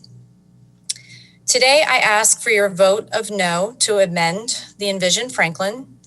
The Highlands at Ladd Park and Long Lane Overpass were both included in the original Envision Franklin land use plan. They have not been conditions in the immediate area that have changed to make an amendment valid. Many of our residents participated in Envision Franklin or reviewed Envision Franklin before purchasing their homes. Just one of the reasons why to vote no. I also do not feel the amendment is compatible with the land use patterns and design concepts of the neighborhood. The conceptual drawings required to be submitted show an abrupt change to massing, form, and architecture from the single-family residential in the highlands of Ladd Park. Their version of recreation is not a proper transition from single-family residential use to higher regional commerce use across from Long Lane. I feel that the proposed amendment will also just decrease the quality of our life. There are many traffic concerns that have been stated by many of my neighbors that spoke before me. I am indeed just very worried. In all, I again ask for you to vote no to amend the Envision of Franklin, and I thank you for your time. Thank you.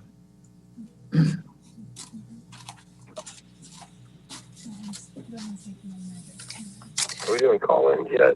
Hi, my name is Wendy Tolmack, and I live at 832 Fontwell Lane in Franklin in Ladd Park.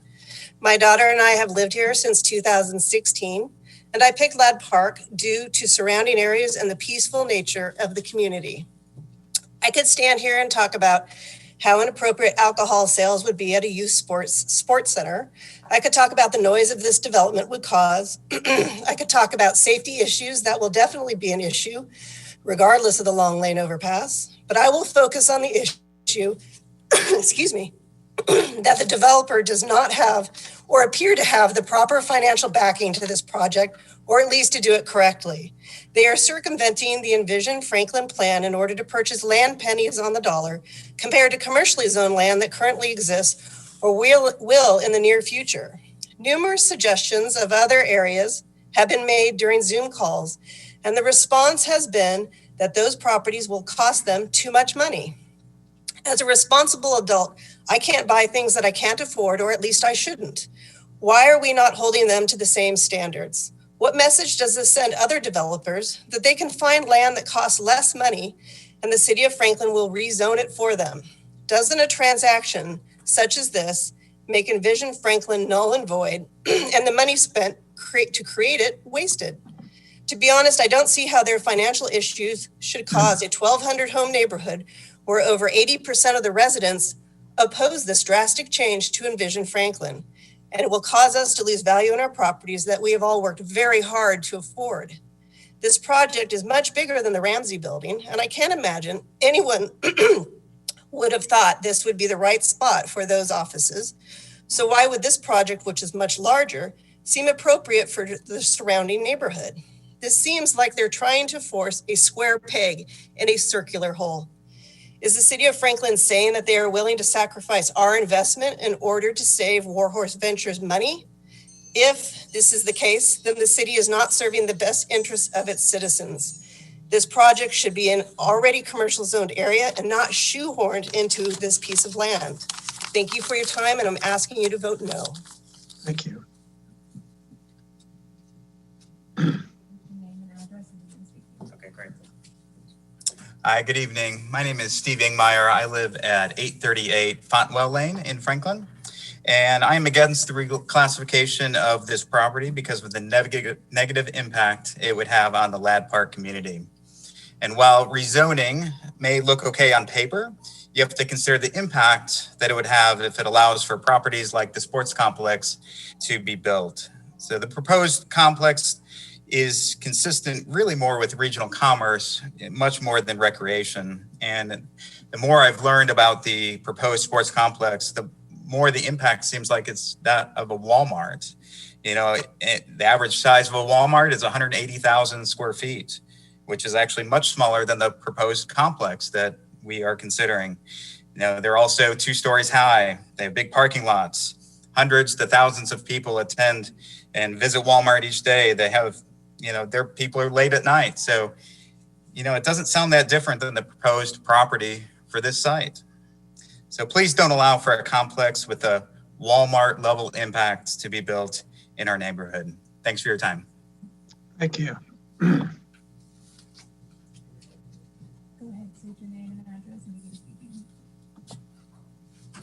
Good evening. Yes, sir.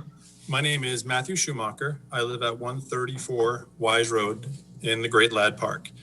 My home is within 400 feet of this complex that is being proposed by this developer. My wife and I bought here about a year and a half ago. And when we moved in, before we moved in, we did our due diligence and we saw that cornfield, which is gorgeous, but we said it's probably not going to last forever. We looked and said it's agricultural, but we saw that Franklin has a plan. Envision Franklin. Let's go with it. We saw that it was going to be going to single family residential. We could live with that. Excuse me. We love Ladd Park and we want more people to enjoy it with us. Fast forward to today, and now we're being proposed to change this. And this is not recreational. This is far from recreational. Recreational would be great. This is a monstrosity of a building. Our skyline will now be this sports complex. My home will be hearing the condensers every day. I asked the developer about the noise pollution, and he said, it won't be that bad. I get to live with that 24/7, 365. That's not good. Now on to the other pieces. One of the things we love about Ladd Park is the community and the kids. Kids are always walking around. We just built a great new basketball place for them. We see more kids walking on our streets, across the streets. And along with that, one of the bad things of Ladd Park is we have small streets. Don't know why our streets are not that wide. If there's one car parked, 2 other cars cannot get by. With this sports complex going in, we are going to have a tremendous amount of traffic going through our neighborhood. That is going to really hurt the safety of the kids in our neighborhood, which is one of the reasons we ask you to not change this. And the last is the abrupt change. This does not fit into the Envision Franklin. We are going from single family residence to a 300 plus square foot facility in 100 feet. That to me is a pretty abrupt change. We ask you to vote no. Thank you very much. Thank you.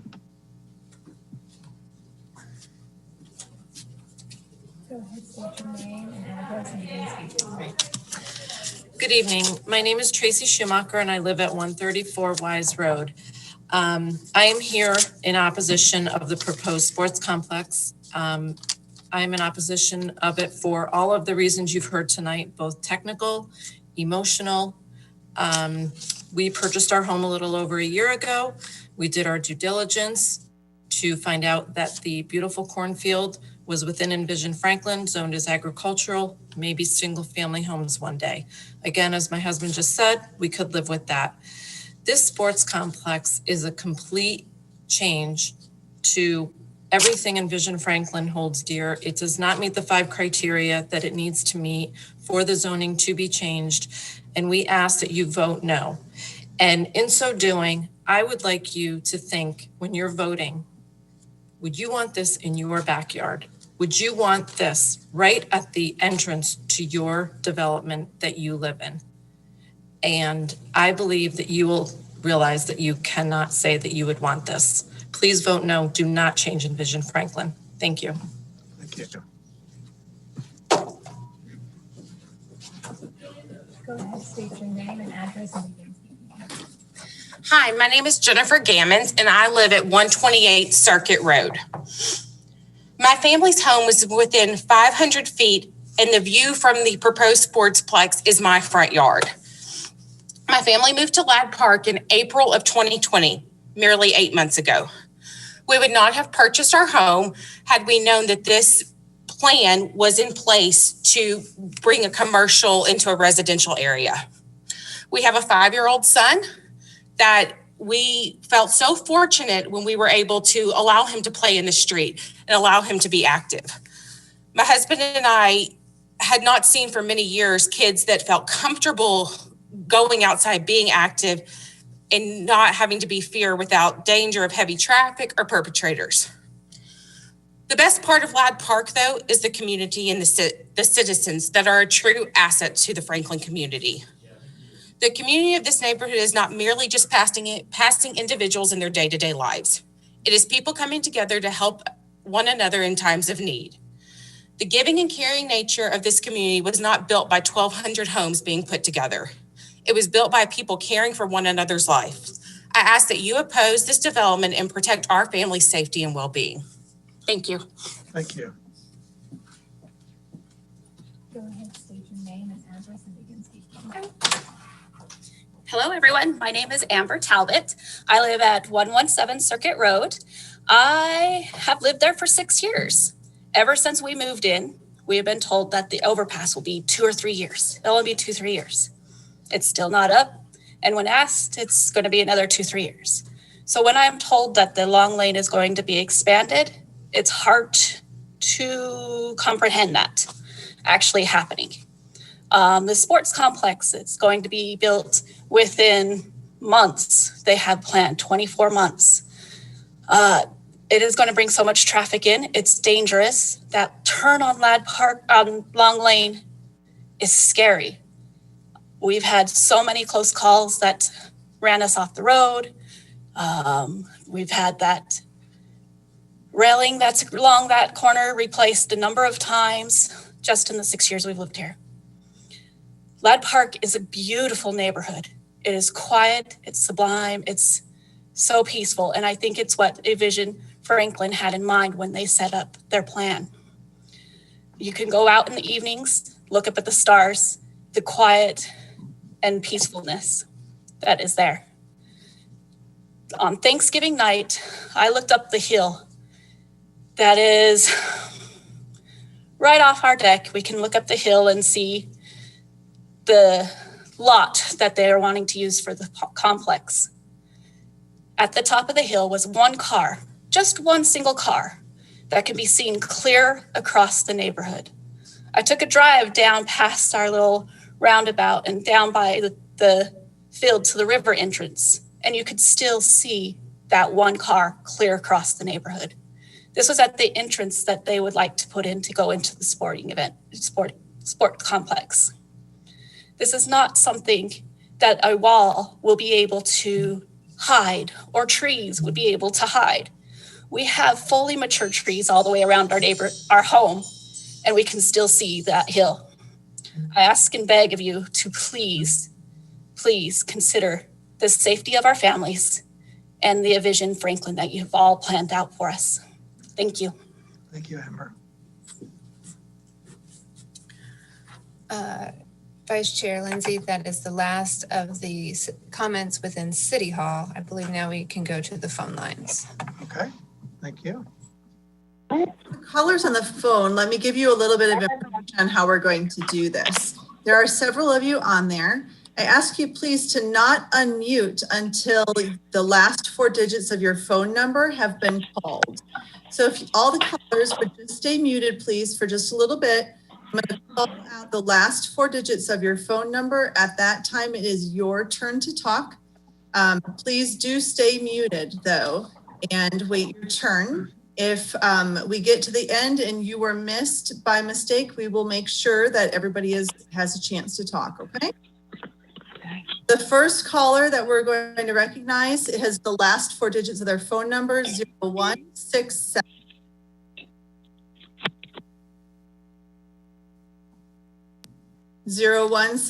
Would you like to speak? If so, please unmute yourself. Hi. Can you hear me? Yes. Hi, this is Anna Budnick. I am from, I'm at 1013 Blaine Court in the Crest at Ladd Park.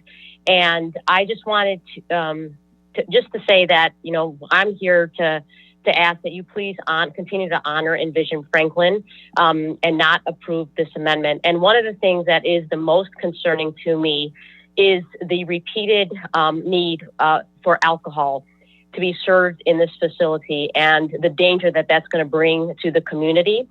And in fact, I'd like you to think about, you know, this alcohol that's being served is probably not, you know, maybe they could say that the intent is for maybe parents that are watching their, you know, youth or maybe for the adult leagues. But the reality is that this will be a bar that will attract people that have nothing to do with what is supposedly supposed to be a recreational facility. It will be a bar that will attract other people, and we have children that this is supposed to be representing in terms of recreation. So this is absolutely commercial, and if you do approve this, you are going to make our neighborhood very dangerous. So please, we just are asking that you honor Envision Franklin and vote no this evening. Thank you. All right, thank you.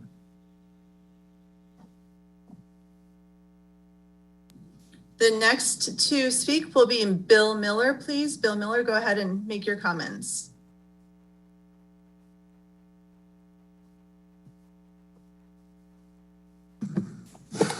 Thank you for having me tonight and hearing me. My name is Bill Miller. I'm at 101 Forest Crossing Boulevard. I'm an attorney and I represent the homeowners in Ladd Park HOA.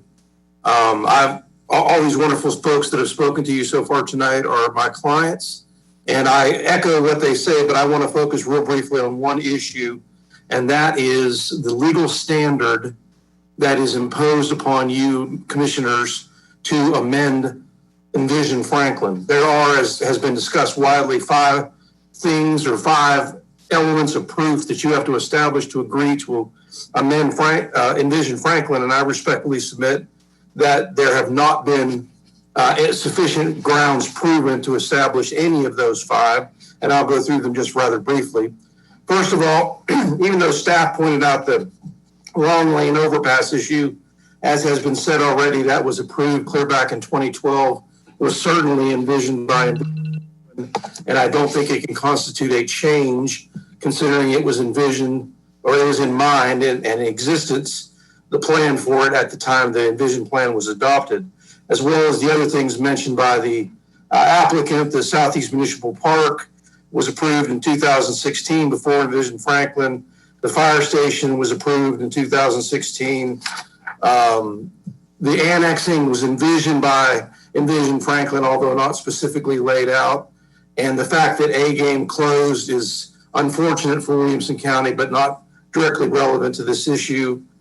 I agree with what's been said that this plan is inconsistent with single-family residential. It's clearly commercial, and there is no buffer allotted in the plan that would adequately transition to single-family. Beyond that, criterion 4, I wanted to mention briefly, nobody talked about this, the applicant or the staff, but one of the things that I ask you to consider is the damage to the natural environment or scenic quality of the plan.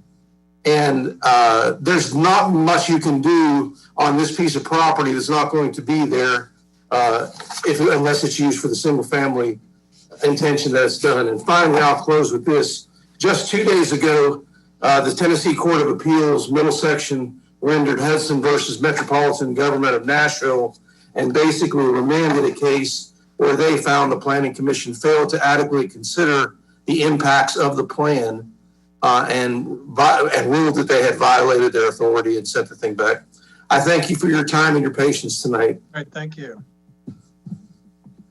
Caller with the last 4 digits 0204 may unmute and may comment. You may need to hit *6 if you can't unmute.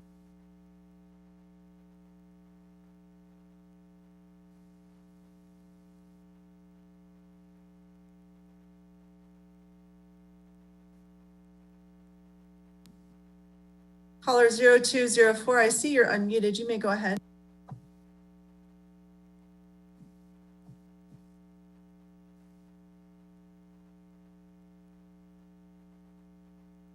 Oh, there we go. Sorry about that.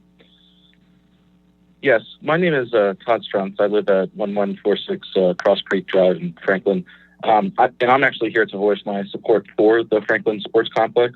Williamson County has needed a resource such as this for many years. Our family spent a great amount of time at A-Game Sports Complex when it was open. We saw the demand then. I'm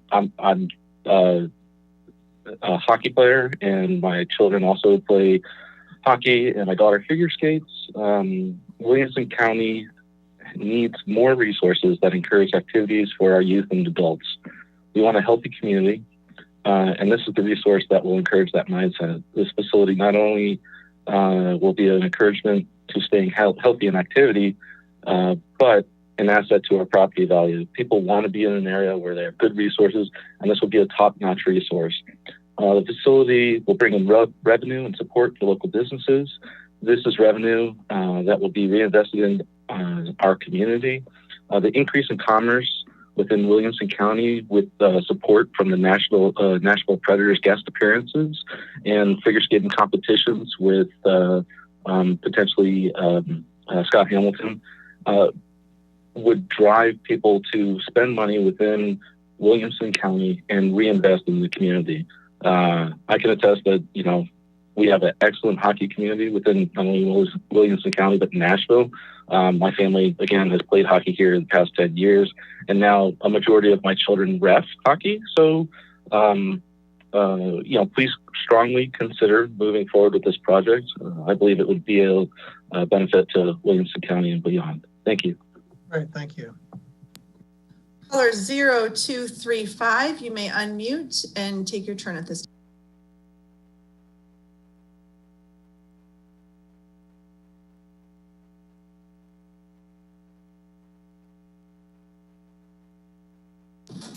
Caller 0235, would you like to speak?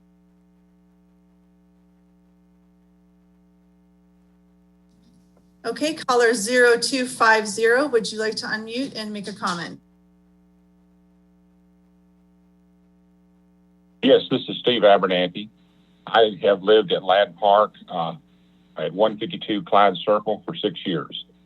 I would like to express my support for Resolution 2020-244 to adopt this amendment to Envision Franklin for the property located north of Long Lane. In addition, I fully agree with staff's recommendation for approval for this resolution. I would have preferred the 25 acres that borders Ladd Park be developed residential as Envision Franklin originally classified. However, the original developer of Ladd Park was unable to purchase the property during the construction phase of the Highland section of Ladd Park, which would have allowed him to spread the infrastructure cost over 500 units. This has now created a situation where this parcel will simply not support enough new residential units after you allow for streets, utility easements, green space, and proper buffering for Long Lane. The developer must be able to offset their infrastructure costs while keeping the total price low enough to be competitive with the market. My research on this issue confirms these facts and indicates the maximum number of units that could be built on this property would be 40 or less. Quite frankly, I believe this is why this parcel has not been purchased by a residential developer during the last 6 years. In addition, developers know most buyers would not want to be this close to the constant traffic flow east and west over the Long Lane overpass when it's built. Traffic flow could be very similar to the Bakers Bridge overpass in Cool Springs. Most everyone is aware the Ag Center will eventually be sold and converted into something much larger, possibly a convention center with a large anchor hotel like Marriott, Embassy Suites, and Hyatt. In conclusion, the actual straw poll conducted by Ladd Park in August had 1,130 homes eligible to cast one vote per household, according to our management company. Only 29%, or 331 homes in Ladd Park, cast their vote against the sports complex. Hardly 80%, and certainly not the majority of homes. I do have concerns with the sports complex's ability to control the traffic flow, but this is not the time to argue that point. The time to make public comments for and against the sports complex will be later at BOMA beginning next year. I realize this is a very difficult issue for you to deal with, but I have total confidence you will do what is best for the city of Franklin. Thank you for your service to our great city. Thank you. Caller 0273, you may make your comment now if you'd like. Go ahead and unmute. Reminder that if you're having troubles unmuting, you may need to dial *6.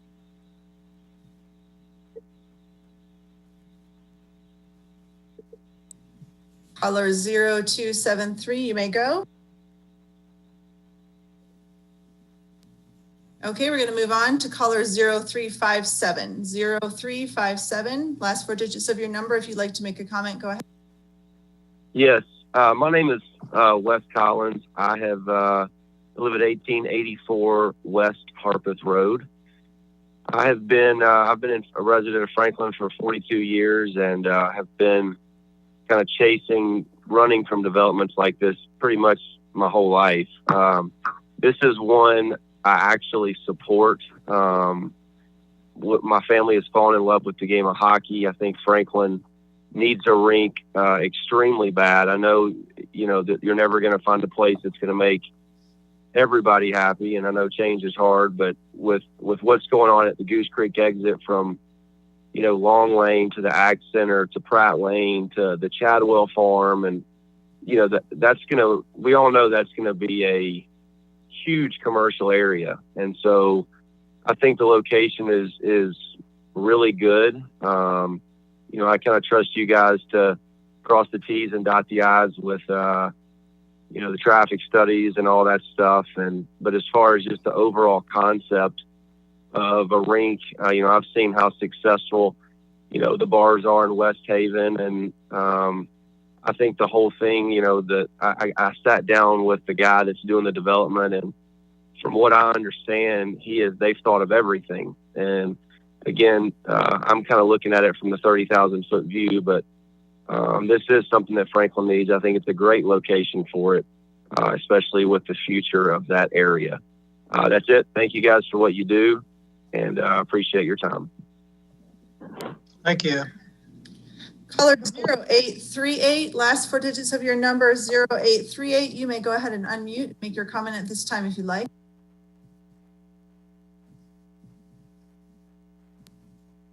Caller 0838, would you like to make a comment?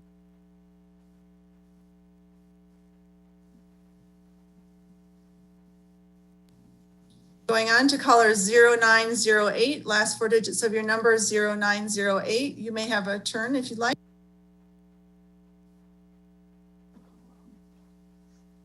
Hey, can you hear me? Yes. Hi, this is Robert Hillman. I live at 84 Molly Bright Lane in Ladd Park.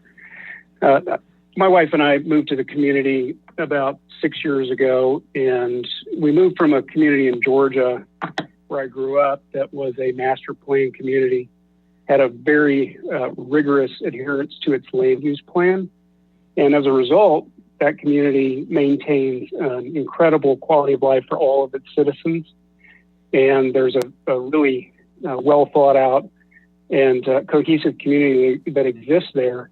But that wouldn't happen without maintaining rigorous standards. So when we moved up to Nashville due to a job change, the fact that Franklin had a land use plan like Envision Franklin, and we could see where everything was going to be, was a really big draw.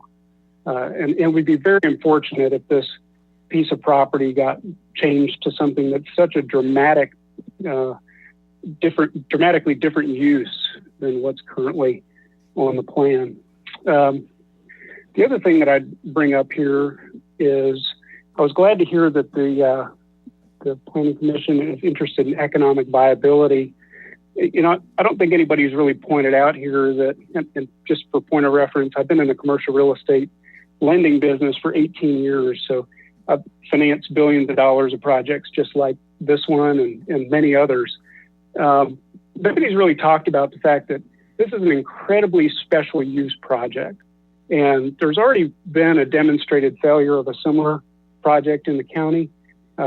So, I really question whether or not the city wants to have a building that is so specialized that if this business fails, and it appears the developer's got to have other income streams just to support the facility with retail that appears to be sort of planned to be on a very lightly trafficked road for a retail. I mean, that's why there's not a whole bunch of other retail on this corridor already, right? There's just not enough traffic to support it.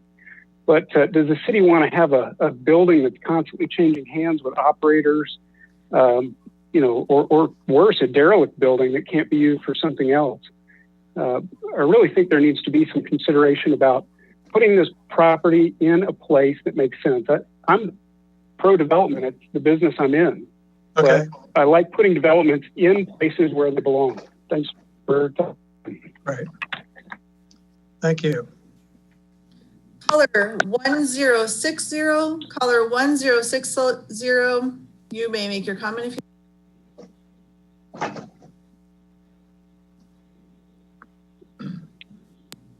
Caller last four digits 1060, it is your turn.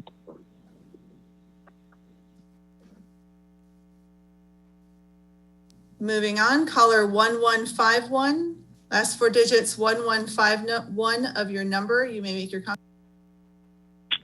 Hi, my name is Beth Bezier. I reside at 126 Hobbs Drive. I'm in Ladd Park. First of all, I agree with all of the things that have been said, and I support them, and I'm not going to go over them again. One thing I'd like you to look at is to look at this as if you're looking at it through the eyes of a loved one. Big developers will always have the power and money to move to a plan B, but individual families will not. And this is not a fair sacrifice to ask of them to change something that they have felt was protection for their homes. I looked on War Horse's website today, and while they are based in Franklin, they really are a venturous capitalist real estate firm. So that means they answer to investors. And also, when I looked, their largest things that they highlight are in California and Atlanta, Georgia. So their interest is not Franklin. This is a commercial money-making project with investors who are going to expect to make returns on their money. And I have lived in Florida where there's a lot of development. I have been involved in a lot of development situations. And the honest truth is they will tell us what we want to hear, but there's nothing that is a promise. And so my generation was taught two guiding principles. One, the golden rule, and two, the second part of the great commandment, which is do unto others as you would have others do unto you, and love your neighbor as yourself. And I feel that setting aside the current plan in favor of War Horse development honors neither. Sacrificing all that will be asked to be sacrificed by your neighbors, the people that you do life with here in Franklin, the people who pay the taxes and have children in school and shop in the shops.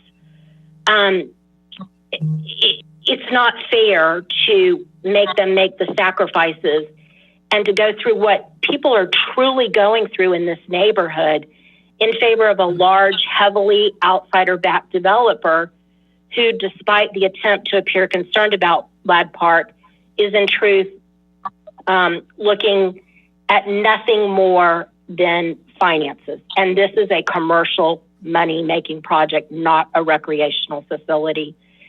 And so I ask that you would vote no, and I ask that the fruits that we see from this will be good fruits and that it won't make us sad.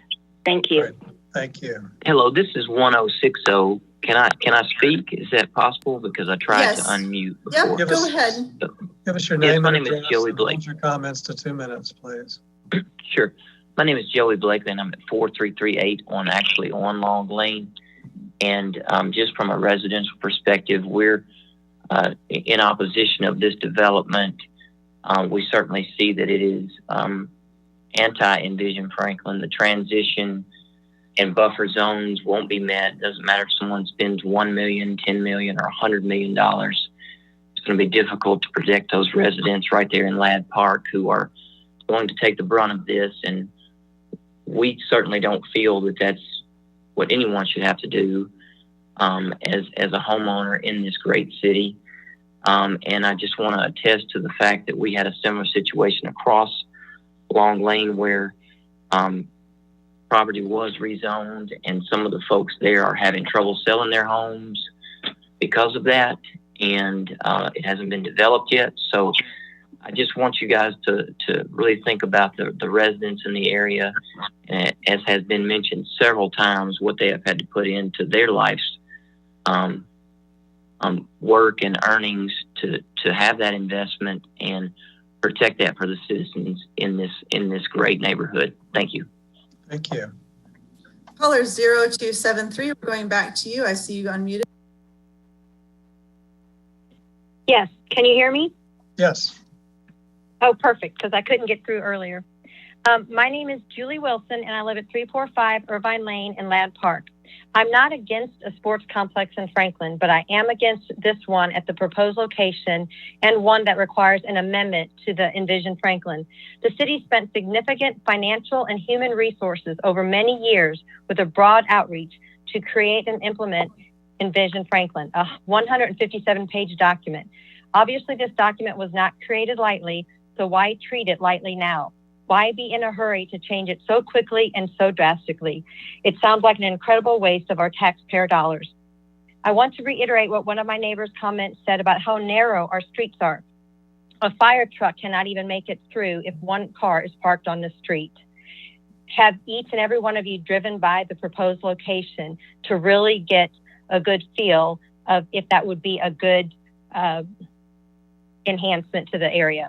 I realize that you as decision makers are probably seeing dollar signs given the current pandemic and the desire to replace decreased revenue in certain categories such as hotel motel tax.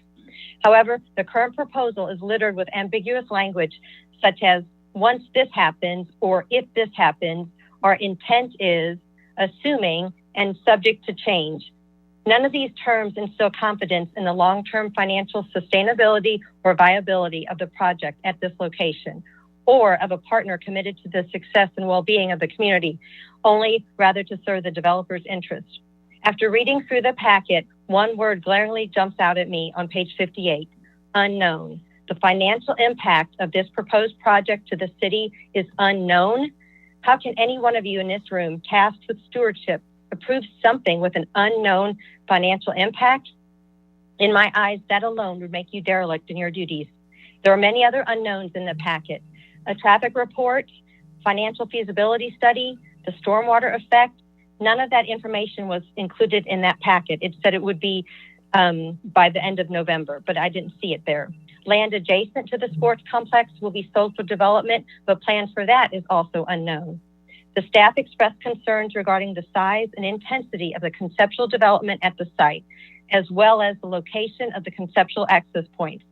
Simply put, the proposal is not compatible with the surrounding area. The architectural concept for a multi-story, 300,000 square foot monstrosity does not blend in with the residential area. Narrow two-lane roads with no shoulders and gently rolling hills with a semi-rural feel. It absolutely does not comply with the language in the recreation concept within Envision Franklin. There are so many specific examples of how it contradicts that I don't even have time to list them all here. I'm almost done. I need you to wrap up, Julie. I know, I just said I've got one more paragraph, but please read the recreation, vibrant neighborhoods, natural beauty, and the Goose Creek sections, just to name a few. I ask that you not approve the amendment to the Envision Franklin. It is too drastic of a change from the single family residential. Maybe the city can purchase it and make it a park. Thank you for your time. Thank you.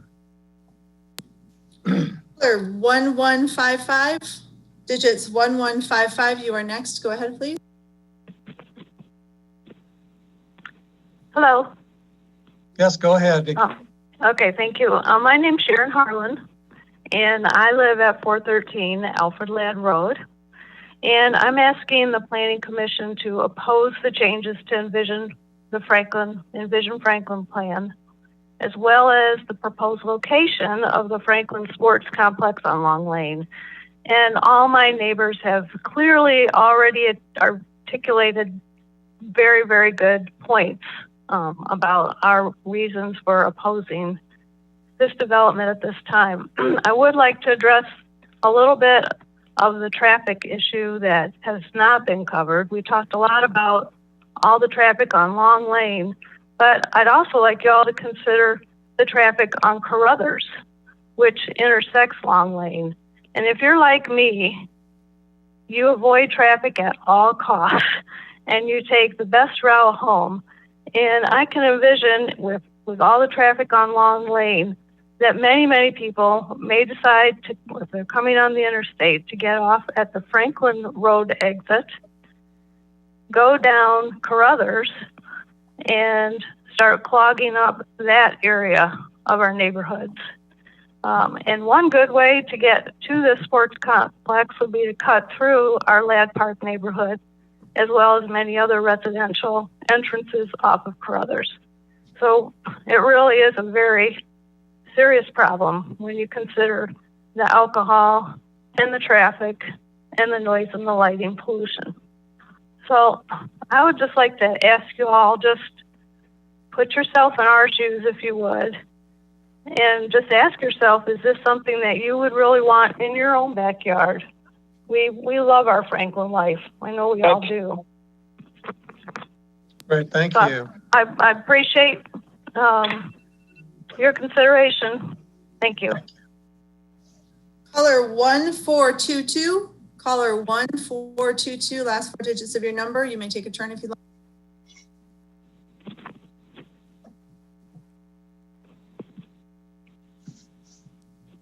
Caller 1422.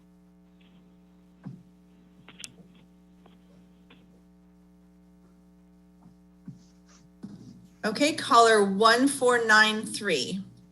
Last four digits of your number, 149. Hi there, my name is Jeremy Spouty. I live at 6004 Pelican Way. I'm calling today to support this development, and I can understand some of the concerns that some of the Ladd Park folks are having between traffic, parking, and a light individual solution, but I also believe that the city and the developer will work diligently to correct some of those issues and work through them. I'm really here for two reasons. One is the values of businesses in Dewberry Farms, as well as the economic impact it will have on Franklin itself, as well as just expanding youth sports and the development to communities that don't have access right now. So anybody that's in hockey, so I'm calling from a hockey sense, but anybody that's in hockey knows that the majority of kids that are playing hockey, especially within the Junior Preds organization, live in Williamson County, but don't have access to any rinks within Williamson County. And so this rink and its location in the southern half of Williamson County would open up youth sports to those in Spring Hill, Southern Franklin, that normally would not have access to sports because of the drive that it takes in normal conditions to get up to those other rinks. And so, again, I fully anticipate that some of the issues that are being expressed by the Ladd Park folks will be figured out through this process. And I've met with Warhorse, and they have been very understanding of some of those concerns and have been working diligently to correct as much of that as they can in a timely manner, and hope that you do pursue allowing this to keep moving forward and work some of those issues out. Thanks. Thank you.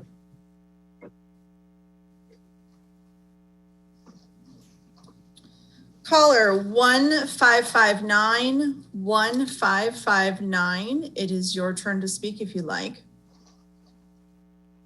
Hi, my name is Bethany Evans. My husband and I, Keith Evans, live at 106 Wise Road. We built our house here in Ladd Park almost 11 years ago. I was born and raised in Franklin, Tennessee, and moved down here to Ladd Park in hopes that it would remain the rural area that it is right now. I am clearly in opposition of the sports complex, and I am very confused by the people that are asking for hockey complexes, as A Game was here and around for multiple years and somehow went bankrupt. And there were plenty of opportunities for hockey there. So here we are being asked to give up not many acres here in the front of our beautiful neighborhood so that they can play hockey. And I don't know if anybody's driven by the land that is up for development here. It's not very large. It backs up. My house is around 50 yards away from this complex or proposed complex, and the noise and the light that it would bring to our backyard is disturbing. And we keep bringing up Berry Farms. Ladd Park is not Berry Farms. We are Ladd Park, and there is a good parcel of land for sale down Pratt Lane that is actually a bit larger than the front of our neighborhood. That seems to be a place that maybe could be considered for a facility such as this. It's just down from the Ramsey complex. You still have access to all the hotels and all the restaurants at Berry Farms. That is not a part of Ladd Park. Again, I am in opposition of this. Thank you for your time. Right, thank you, Bethany. Hey, this is 1422. Can I speak now, please? Go ahead. Okay, go ahead. Hi, my name is Kate. I'm sorry, I was trying to unmute myself and it didn't work well. My name is Katie Campbell. I'm at 228 Irvine Lane in Ladd Park. I'm not in favor of changing numbers in Franklin. I've emailed in my opinion in the minutes, but also wanted to voice my opposition because I wasn't sure I was going to be able to make the phone call tonight. As with other neighbors have pointed out, I'm worried about traffic and the safety and the house values. Primarily traffic, I'm worried that as the traffic backs up, the first thing people are going to do is whip out their phones. They're going to open up Waze or Google Maps. They're going to ask, how's the fastest way to get out of here? And they're going to take them right through our neighborhood. And I have a teenage son, and I'm tremendously worried about that. I'm also worried about people from out of state or out of town going down the county roads, finding back ways to 840 that don't know these roads and how windy they can be. Also, I've been in the meetings with the developer, and I've heard all these promises made, but at the same time, I've heard them say is also going to be up to the operator and owner of this facility. So I kind of take his promises with a grain of salt, not knowing what the owner is going to do for us. And lastly, I agree that this is not a recreational task. This is a commercial property. So I wish you will take into consideration all our opinions. Thank you. Thank you. Caller 1780, digits 1780. It is your turn. Hi, my name's Larry Gammons. I live at 128 Circuit Road, and I'm probably approximately about 400 feet from the actual development. I totally oppose this. I am a dad of a son that plays sports, both basketball and baseball. And I think when all this started out through Warhorse and Greg Gamble, it was a recreational development. Now we've articulated that into a commercial development in which we're going to serve alcohol. I believe that we have to really look at the safety of our children within this neighborhood, and the actual added burden onto the city of police for when we have events and other things of that nature. So the taxpayers are gonna have to recoup some of that cost from the overtime and things of that nature. I also want to take into account, it hasn't really been mentioned a lot last night. I'm very close to the interstate too, but the average decimal level of the interstate only runs roughly about 65 decimals. With over 700 cars, chillers, air conditioning units, and we could say roughly 3,000 people there at a time. If you put all those numbers together, and I'm an engineer, is the reason why I can spit off these numbers, is we're going to be roughly around 85 decimals of noise, and I'm 400 feet from this.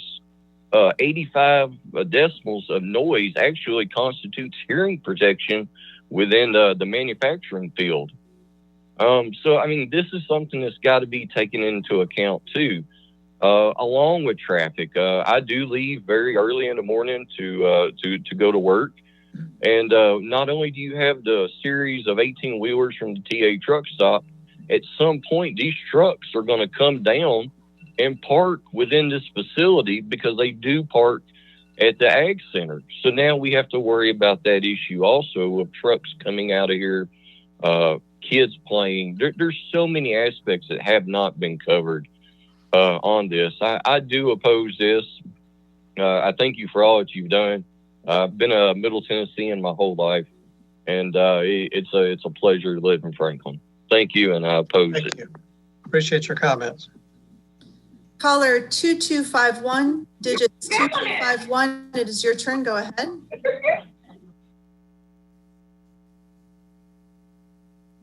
Caller ending 2251. If you'd like to make a comment, go ahead. Hi, my name is Amy Booth, and I live at 648 Fenhorse Lane. My family and I have lived in Ladd Park for 5 years and absolutely love this neighborhood. We love the city of Franklin, and Ladd Park. It's like none other. I have many concerns and reasons to not want the sports complex built on Long Lane. My number one concern, though, is traffic.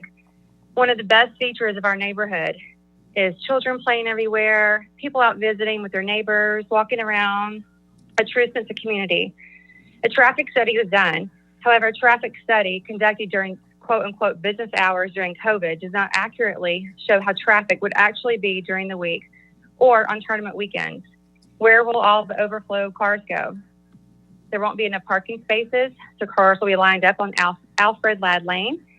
And when tournaments are over, sometimes at 10 o'clock at night, where will the cars go?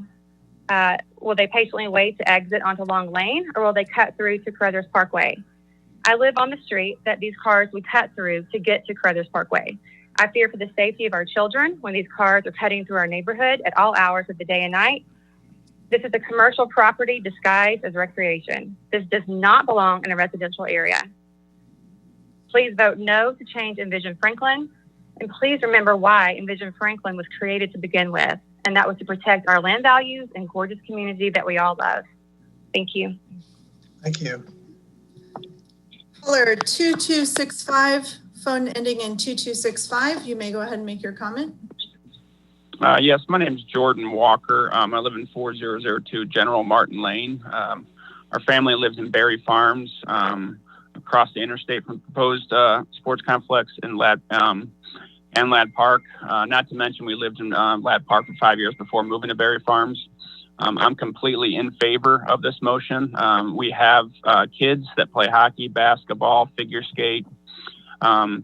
More importantly, one of my kids plays hockey 6 days a week, and we've been a little tired of driving 45 minutes one way to Bellevue and Antioch to get to the other rinks, and that's 45 minutes without traffic. It's not ideal for Williamson County athletes. I don't want to speak for other families, but a majority of the athletes that play hockey with my sons live in Williamson County, so this would also be ideal for them as well.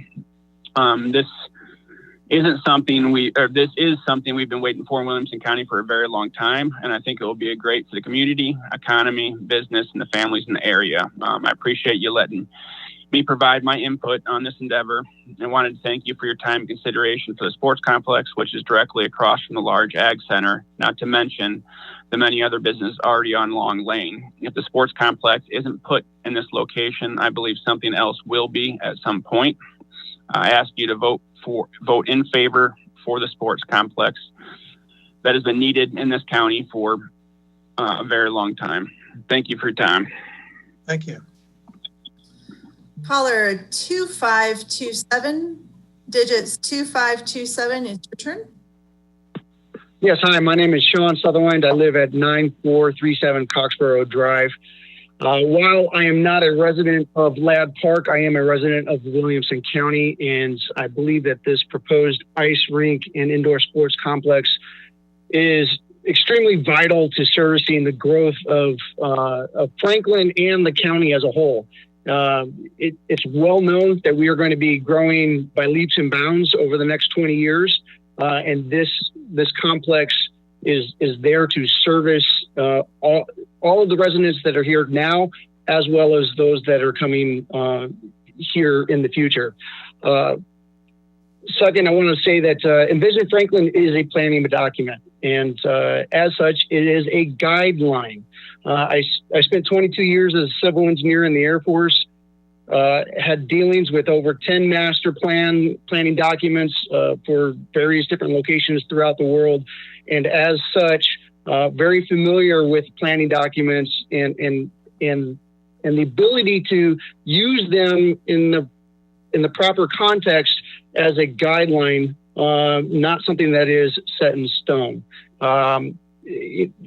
Things change throughout time, and so we need to be able to change with them.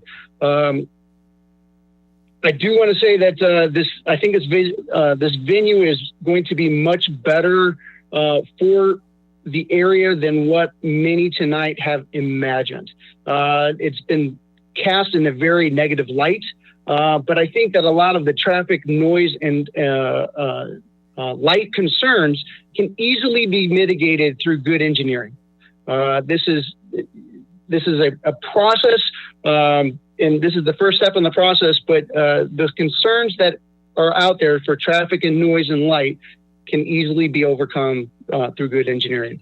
And then finally, I want to say that there have been numerous studies all across America that have come to the same conclusion that recreation and even commercial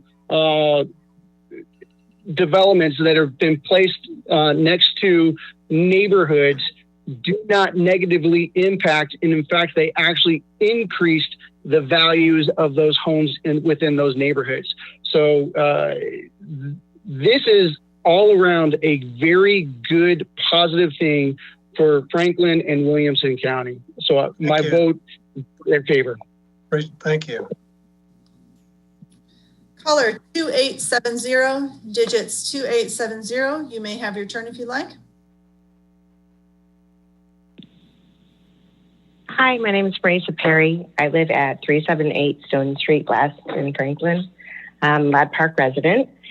So to the point, understood. It's a guideline, the Envision Franklin. However, what is being proposed with the ice hockey rink would gut the Envision. which was essentially a loose contract of which we all purchased our home on. And the infrastructure, the traffic, the truck stop. I mean, we get it. The truck stop's not going anywhere. But I purchased my home knowing what would be built. I knew Boyle owned what he owned. I knew the truck stop wasn't going anywhere.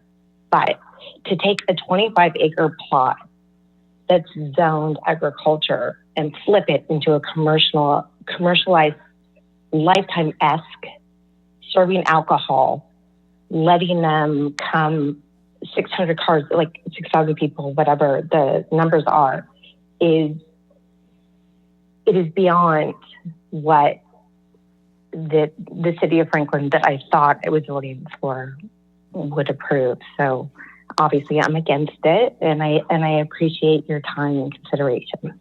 So thank you. Thank you. Caller 3000, caller digits 3000, you may take your turn.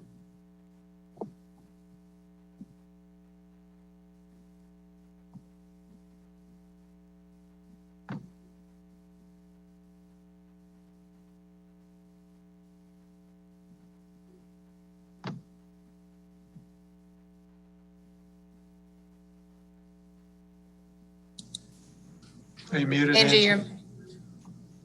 I'm sorry. Did you hear the 3000 though, right? 3000 I did. Okay. Next caller, 3528. Caller 3528.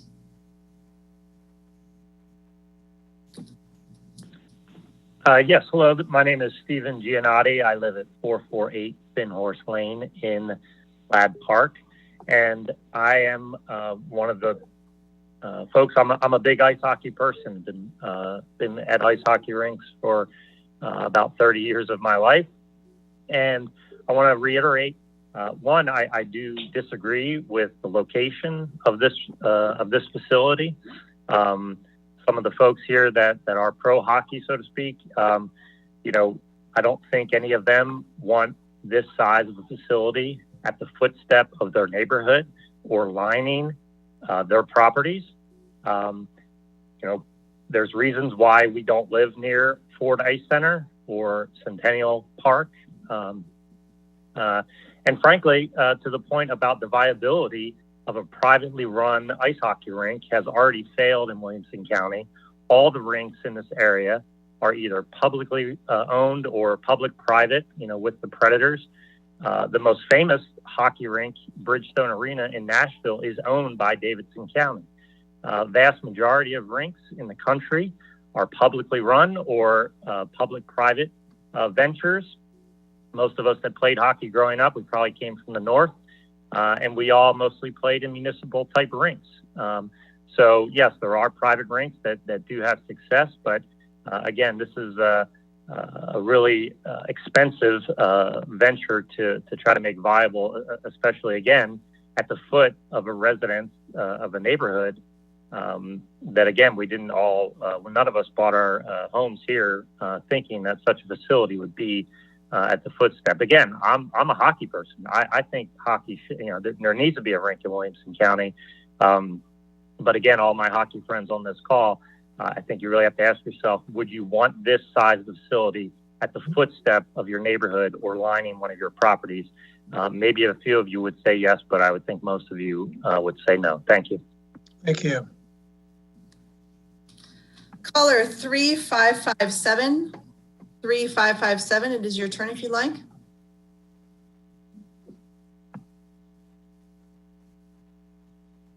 Caller with the last four digits, 3557, it is your turn.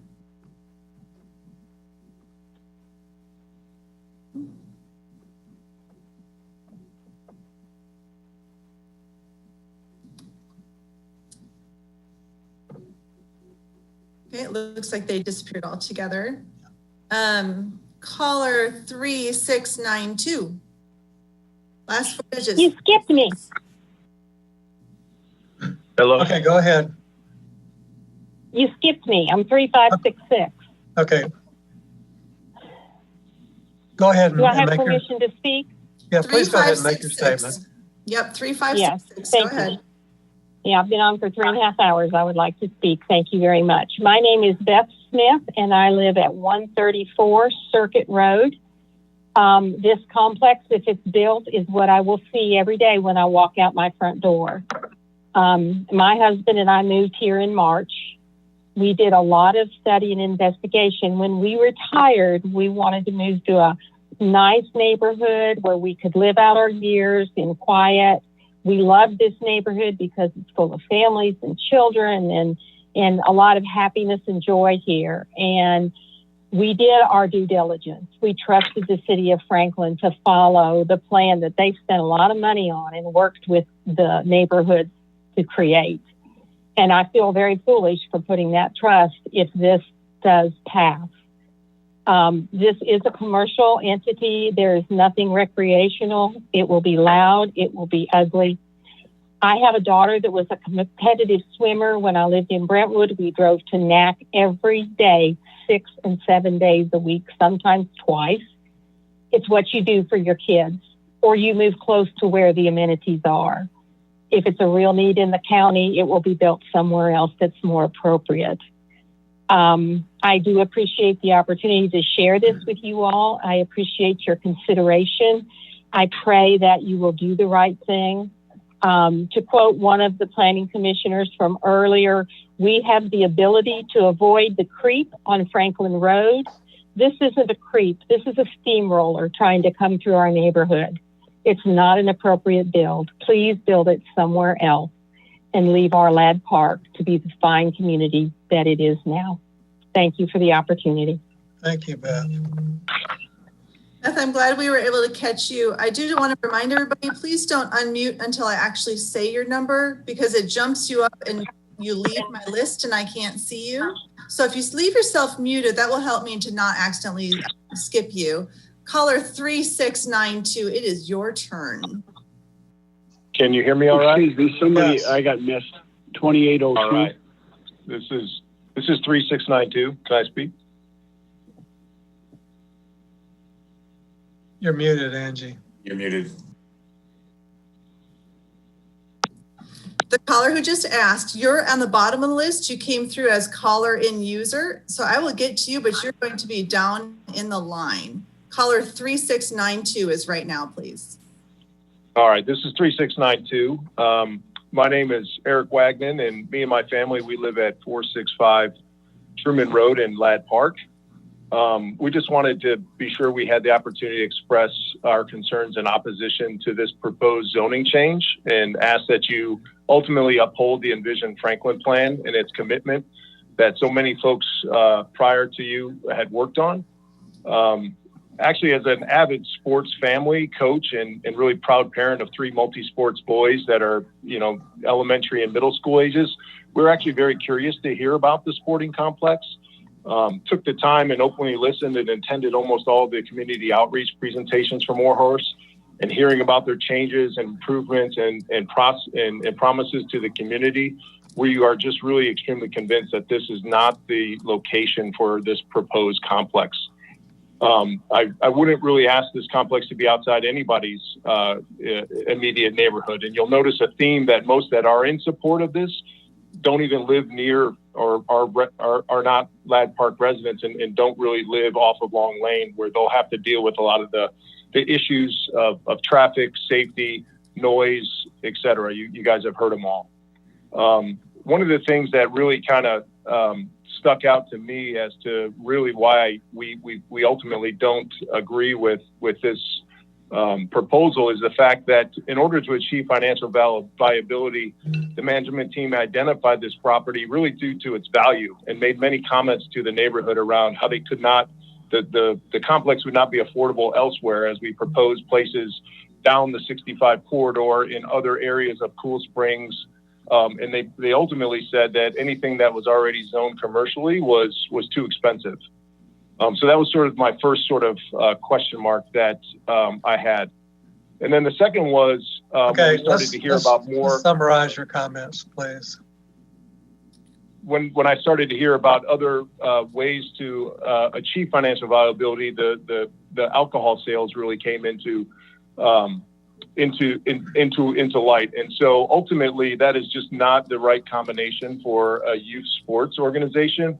And if you have to support your complex by the sales of alcohol, it's just not a good formula for success. So we just really ask that you uphold these Envision Franklin as it stands today and really just honor the commitment that was made several years ago. Thank you. Great. Thank you.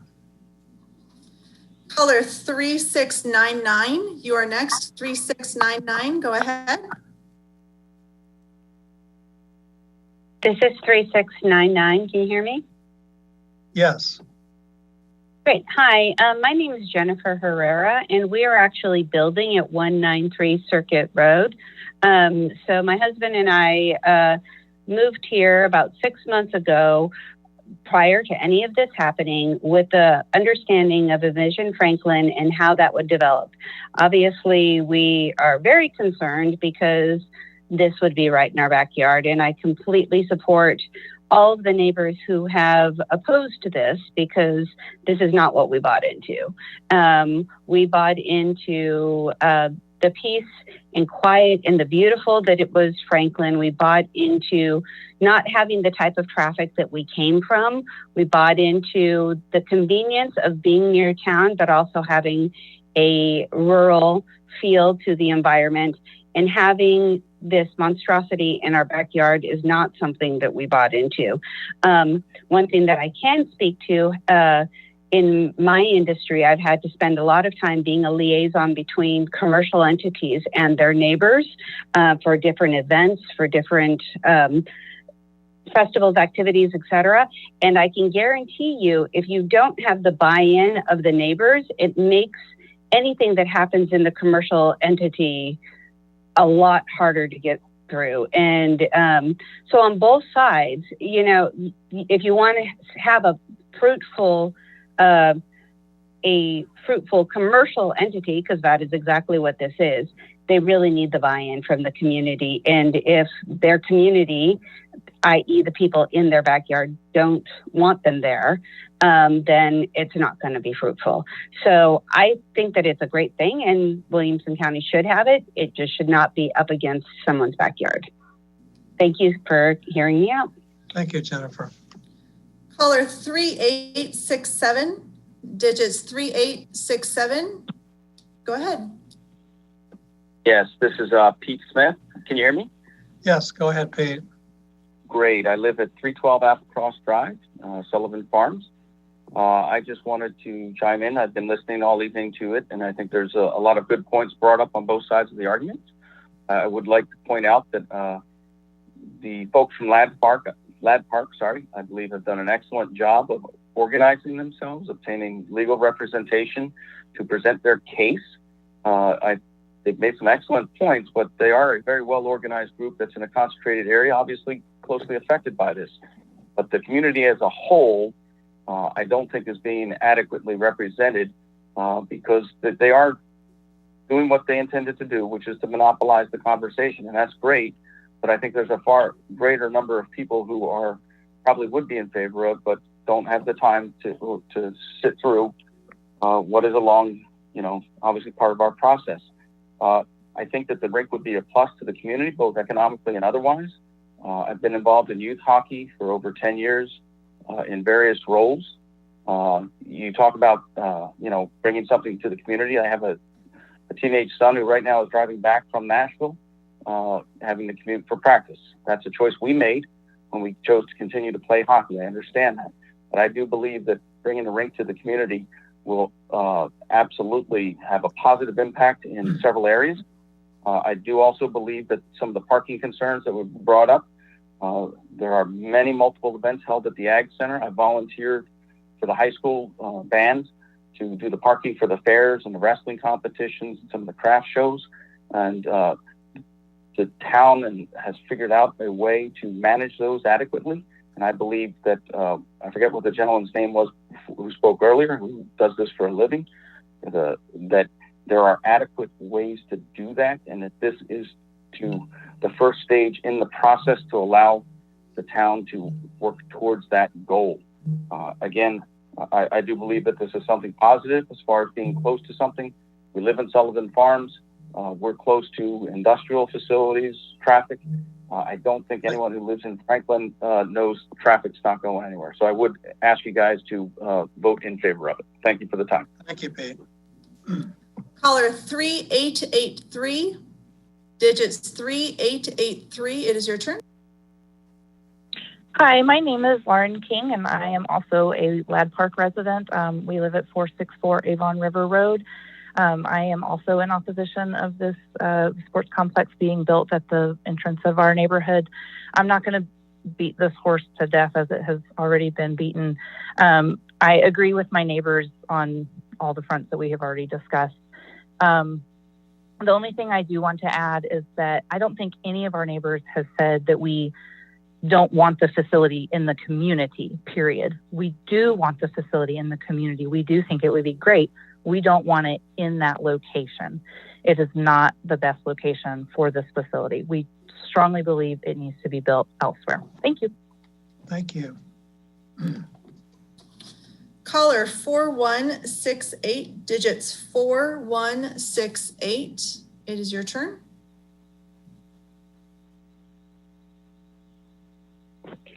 Hello, my name is Emily Krasinski, and I live at 506 Alfred Ladd Road. I would just like to say, personally, my husband and I, we are huge hockey fans.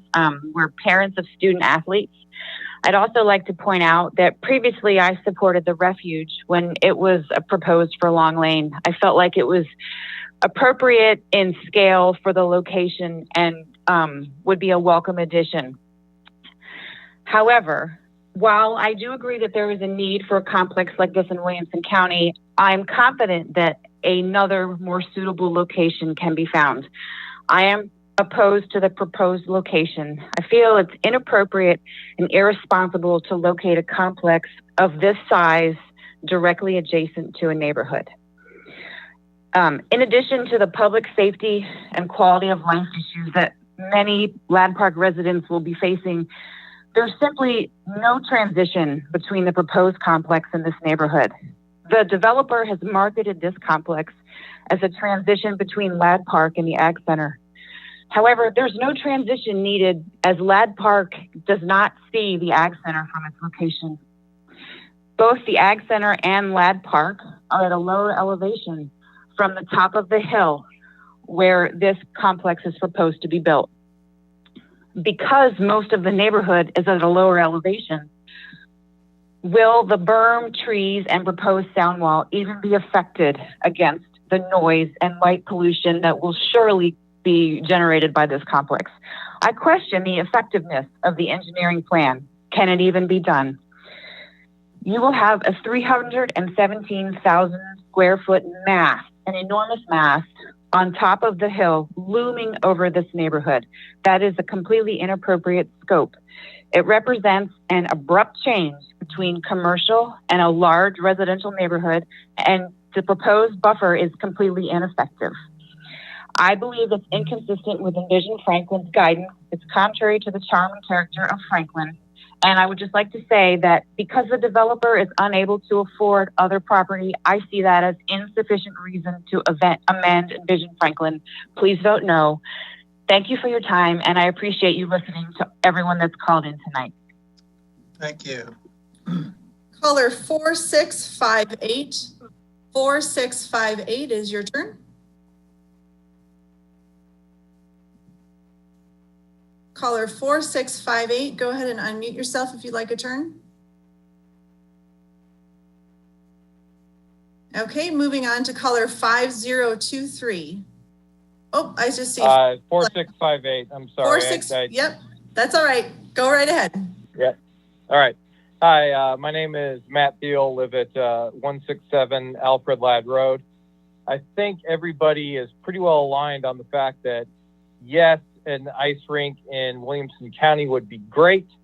The issue is not here. I have a few concerns with this. The first is I don't understand what the limiting principle is. Basically, we're supposed to change an area from residential / recreational to commercial simply because the developer can't afford it. I don't know that that seems like a great justification, and it seems to open up a pretty big bag of worms. So I think you're really causing a problem for yourself legislation-wise. The second concern is traffic. For the person who said that that could be engineered, I want you to drive on Long Lane by our neighborhood around that tight corner by the Williamson County Ag Center at night on that corner, on that really tight corner with no safety features that would keep you from running off of it. And think of yourself as a hockey parent who doesn't know the area on a dark winter night with a bunch of kids in the back yelling at you. And think about the traffic and accident nightmare that you're going to bring in. So, and then finally, there was one other point that got brought up by Steve Abernathy, where he brought up only 29% of the residents said no. What he didn't mention is the vast majority of the respondents in there responded with no opinion. So please do not take that 29% figure as being anything close to definitive. And quite frankly, he should be embarrassed for having brought that up. Thank you very much. Thank you. Caller 5023, it is now your turn. 5023, go ahead. Yes, this is 5023. My name is Joe Drabick. I'm at 116 Clyde Circle, not too far from this proposed complex. I've been a Ladd Park resident for 10 years now. I am opposed to the change to envision Franklin to move forward with this potential complex. I remember taking my kids to A game for skating lessons as we are hockey fans. And I remember thinking, gosh, I'm sure glad this isn't a commercial space where the businesses are not in business on a Saturday or Sunday, because parking was absolutely horrendous with the tournaments. And then just recently this spring, my kids are in Williamson County soccer, and going to soccer games over by that complex and being near that neighborhood that borders the soccer complex, I thought, wow, they put this by a neighborhood. I'm so glad I don't live next to this complex, because this would be really difficult to navigate from a traffic standpoint. And then lo and behold, this summer, we get the news that this is a potential for a site in our neighborhood. And now I am potentially going to be in that same situation. I'll just point out two things. I listened to the working session earlier today. There was a lot of concern with the Goldberg project in regards to traffic. That is just down the street from what we're talking about. And there's a lot of concerns about appropriate transition that were brought up by members about what is the appropriate transition from same neighborhood, Ladd Park, across the street to those townhomes. And so I would take those same concerns over to this complex, and please remember them. And I ask you to vote no, and I do thank you for your time. Thank you, Joe. Caller 5387. 5387, it is your turn.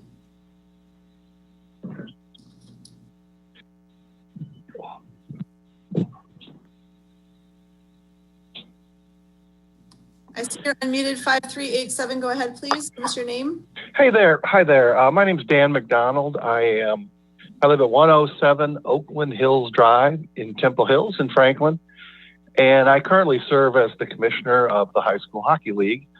And I think we've heard quite a bit on both sides regarding the traffic and all the rest of it. Sounds like there's some fundamental traffic issues there that I think supersede this whole argument. But you know, I would like to just point out that, you know, there are 300 hockey players just in the high school league alone, most of which live in Williamson County. And these kids are having to drive to Antioch at 9:30 on a Thursday night for a practice or a game. It's not good for their academic progress. It's, you know, it's difficult on their families, and it's dangerous. And going to Antioch at 10 o'clock on a Thursday night isn't really, like, I don't think, a great spot for a high school junior to be. This is something that we need. There's all this talk about A game. They had all kinds of other problems that had nothing to do with the viability of the business. That place was jammed, and there was plenty of business to go around. They had issues with capital and all the rest of it. So I would just say, not to belabor the point, This is something I think our community really needs, not just for hockey. They'll have swimming, volleyball, basketball. There's a lot of girls' sports that will really benefit from access to this facility. And I think it's great for the business community. These tournaments, yeah, they bring a lot of traffic. They also bring a lot of people who need a place to stay and a restaurant to eat in. And after the devastation that COVID-19 has wreaked on the restaurant hotel business in Williamson County and across the country, I think anything we can do to help those businesses, to spur economic development, to bring dollars back into our county is something that we desperately need. And I think this would be a fantastic addition to our county. I think it's something that will enhance the quality of life. I would just end it by saying, look, we're a world-class county. We need a world-class facility. That's what this would be. And I strongly urge you to support this project. I think the objections that have been raised can be overcome with good planning, engineering, and collaboration by all concerned. Thanks so much. Thank you, Dan. Caller 5392, digits 5392. It's your turn. Can you hear me okay? Yes, go. Please proceed. Okay, so my name is Eric England. I live at 4050 Rycroft Lane, and I'm here tonight to oppose the amendment being discussed. If you look up my address, you'll see that my home is located in Ladd Park, but you'll also notice that my home is one of the farthest away from the planned development. At my home, I may not hear the noise or see the monstrosity being proposed. Yet, I'm here tonight because I care about my neighbors in Ladd Park that live much closer to the proposed site, and I agree that this is wrong. It's wrong for the reasons already mentioned tonight. It doesn't fit or transition the space. It's a commercial development and not recreational. It requires alcohol to be financially solvent. It will bring unnecessary traffic into our neighborhood that makes our children's lives unsafe. Overall, this is the wrong place for this complex, and I think you have to see that based on the organized and broad coalition of citizens that showed up to express their opposition to this amendment as compared to the two previous amendments discussed tonight. So my appeal, like the many others you've heard tonight, is to request that you as the Planning Commission consider the needs of your Ladd Park neighbors. Please vote against this amendment. Thank you. Thank you, Eric. Okay, caller 5830. 5830, it is your turn. You may go ahead. Hello, can you hear me? Yes, please proceed. Perfect, thank you so much. My name is Maria Flowers, and I live at 147 Hobbs Drive. And I thank you guys for your patience tonight. I've been on the previous call and this call for about 4 hours, so I know you all are tired as we are, but I think that speaks to the importance of this issue. I too am in opposition, strong opposition to this proposed development. And as others have said, you know, it would be great for a hockey rink to be in Williamson County. Williamson County is huge. There's lots of existing vacant property locations that would be better suited to support the scale of this project. And this proposal will alter the feel of our neighborhood and is in complete opposition with our family-friendly, quiet, and safe environment. A couple things I want to summarize real quick because I know you guys are tired. But one of the things that keeps getting brought up is the whole, business model of needing the alcohol and, if it's financially, sound. If there were capital issues with A Game, why would there not be capital issues with this location if they can't afford to build it anywhere else? And one thing that I am hearing, or not hearing rather, is no one can provide a reason why it has to go in that particular location.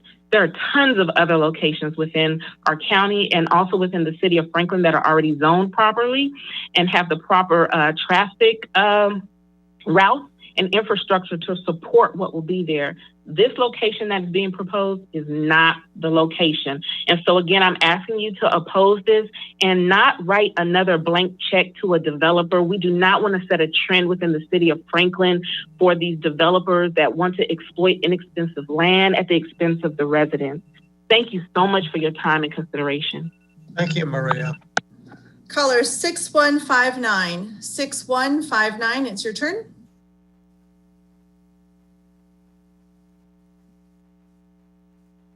Caller 6159, if you'd like a turn, go ahead.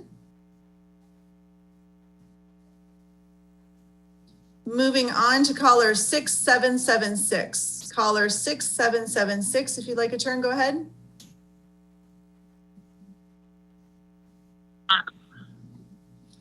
Hi, good afternoon.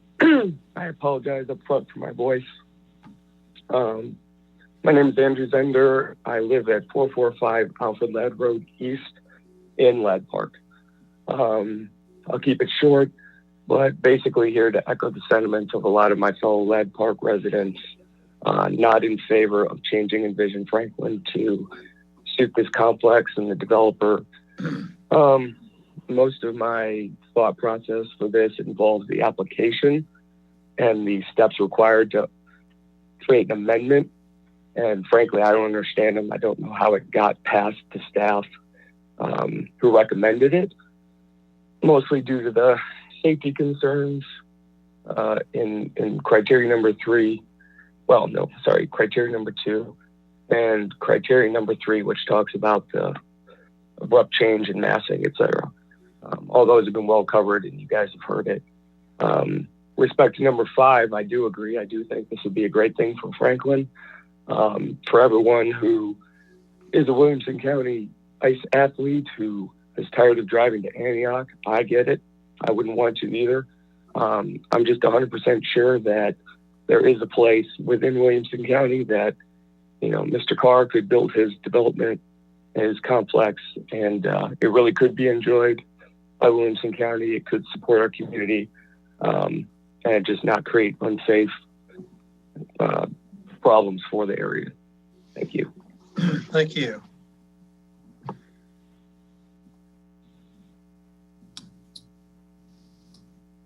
Caller 6868, it is your turn. 6868. Hi, this is 6159. I was just able to unmute. Can I scoot in? Yeah, go ahead. 615. Okay, I'm so sorry. Yep, 6868, you'll be right after. Okay, thanks so much. My name is Leanne Haviland, and I live at 206 Fowler Circle. My husband and I are asking for you to vote no on this change to Envision Franklin. As parents of children who are very active in sports, a facility like this would be very useful to us. Our issue, though, is not the facility, it is the location. And as many have spoken, this is more of a commercial facility rather than a recreation, and they truly seem to be choosing this location because it's available and cheap, rather than it being the best location for a facility. This is not a facility that should be adjacent to a residential development such as ours. I currently, from my backyard, have a perfect view of the cornfield, and this would be changed. There's no way to cover what they're trying to do. Everybody will be able to see this in Ladd Park, especially on the Highland side. Those of you who support this, you want a rink, and I appreciate that. As a person who came from a family of hockey players, I lived my life at a hockey rink, and I appreciate that. But you don't mind where it is. I think you do need to think about how this would affect you in your backyard if that was where it was supposed to be placed. I want to thank you all for your time and your patience tonight. I know this has been long, and thank you for giving me my time. Thank you. Caller 6868, go ahead. Hi, my name's Haley Acton. I live at 509 Justin Drive. I have owned a small business in Franklin called Haley B for 14 years and have had a storefront in downtown Franklin for the last 6 of those years. My family and I have also lived here locally, just off of Lewisburg Pike, so we're pretty close to the proposed complex. I have a 5-year-old son who loves sports and plays soccer, and super interested in starting hockey as well. We are super excited about the potential of having the Franklin Sports Complex so close to us. Not only does this impact just us as a family, but also Franklin business owners. I feel like having this sports complex would create such positive economic impact for businesses in downtown Franklin, families, and honestly, just the economy as a whole. Thank you. Thank you, Haley. Caller 6874. 6874, it's your turn.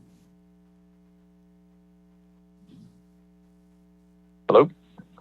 Yes, please proceed.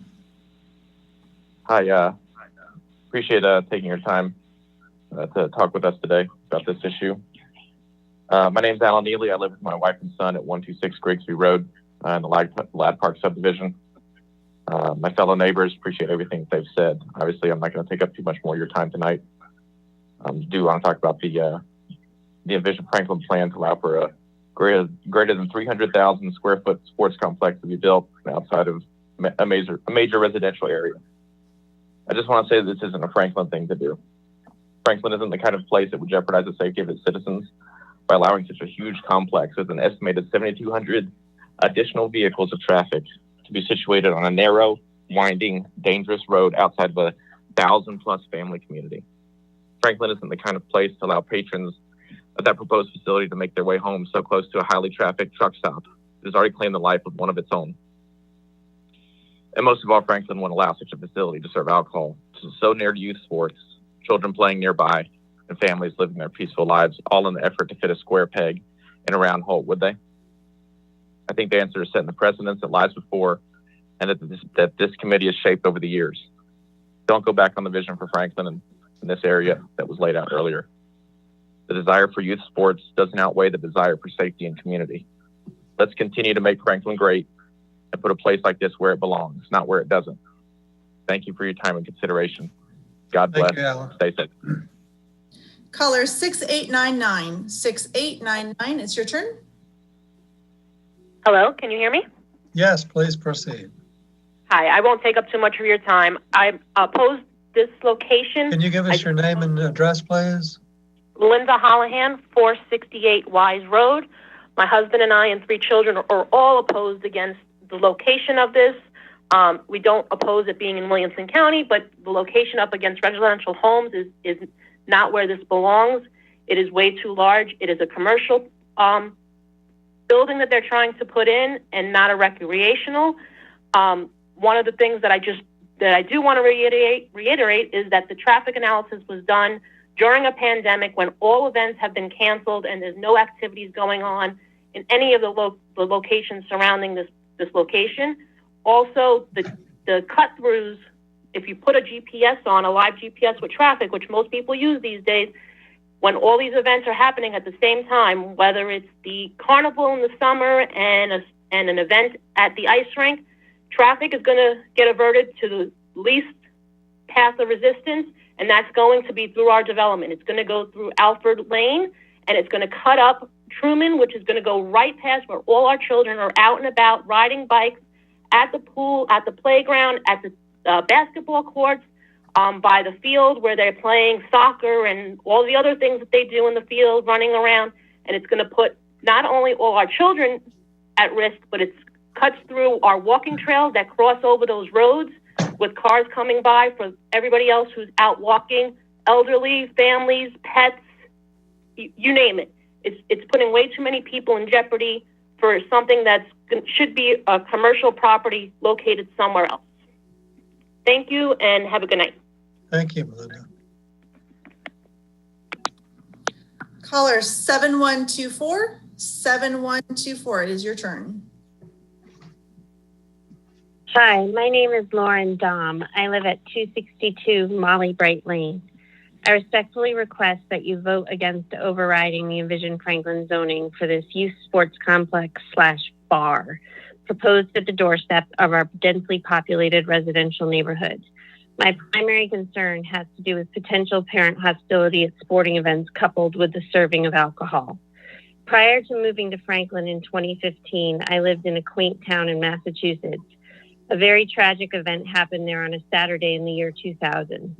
A fight broke out at the local hockey rink between 2 fathers during a game their 10-year-old sons were participating in. One father beat the other to death in front of their children. He was convicted of manslaughter and sent to prison. As the sons grew up, both spiraled down the dark path of crime and drugs. One was accused of a brutal home invasion down the street from my home and later was involved in a murder. He was dead at the age of 21. The other was dead before he turned 30. I want you to know that I do support youth sports and my children participate in many. I am concerned that serving alcohol at youth sports events could exacerbate passionate enthusiasm to lethal altercations. I am also concerned with drivers under the influence and uncertain of their surroundings, navigating the narrow, windy roads of Ladd Park as they leave the facility. Many kids play in these streets that were designed for local neighborhood traffic only. Please consider these points when you vote. Thank you. Lauren Dom. Thank you, Lauren. Caller 7155. 7155, it is your turn. Hi, my name is Meredith Zender, and I live at 445 Alfred Ladd Road East. You've heard a lot of great information from my neighbors tonight, so I'll do my best not to repeat too much. This bottom line, it's a great idea. It's a wonderful building. It just needs to be built where it makes sense, and our neighborhood is not it. Everyone involved knows about this. Everyone involved knows about this and knows that the attraction to the space is affordability. It's not that it's the right spot in any way, shape, or form. If the developer could afford commercial space, we wouldn't even be talking about this right now. Everyone who has spoken in favor of this complex tonight, with the exception of, well, the one gentleman in Ladd Park who is incentivized by Warhorse to promote it, has said the same thing. They want a hockey rink in Williamson County. They don't really care where it is as long as it's closer than their current options. And I think that's a great idea. But like others have said, I doubt any of those people want this in their yards any more than we do. Further, the fact that we're monopolizing this conversation this evening is a testament to how much this matters to us. We will pay the price for this decision, not them. We are not the developer. We do not have the budget to hire a PR firm or a marketing team or the political relationships to help promote our cause. We only have you. And I'm not just asking you to support Ladd Park. I'm asking you to support Franklin and its future. A city that celebrates being placed at the top of most desirable places to live and visit lists multiple times a year.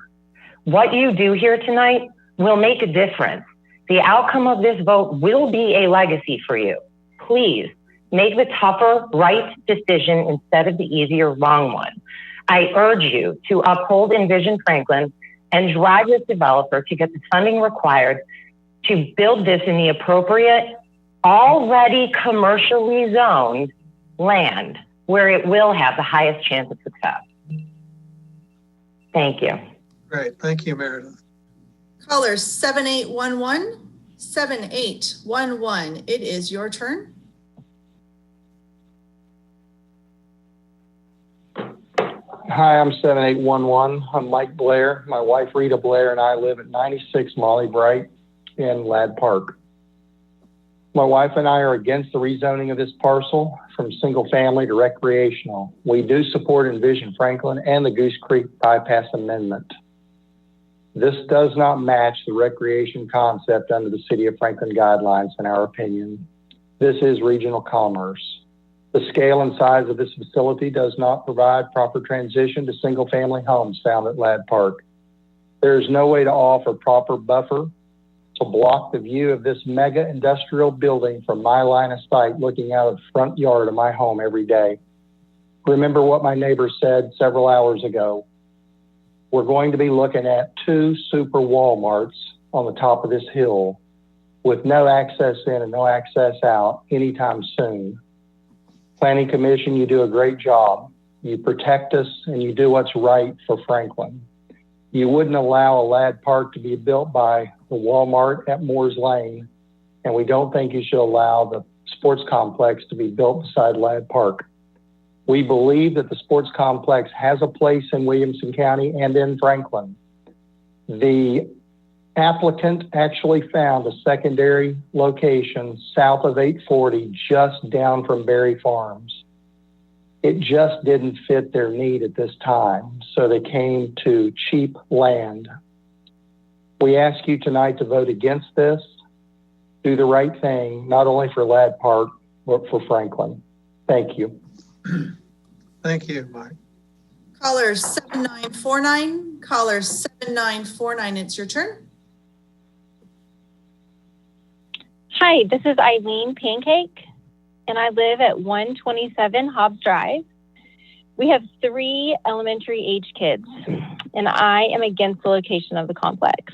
I echo my other Ladd Park resident neighbors as we have shared the concerns of traffic, noise, light pollution, safety concerns. But one thing that has not been mentioned is the blind hill on Long Lane. When you're coming up Carruthers and you turn right on Long Lane, you cannot see the other side. This facility will bring traffic, will bring backups, so many issues that you will not be able to see. And it's just not a great location for this. We're not against the idea of the complex. We're against the location. Thank you so much for your time and listening tonight, and ask that you vote no to changing Envision Franklin. Thank you, Eileen.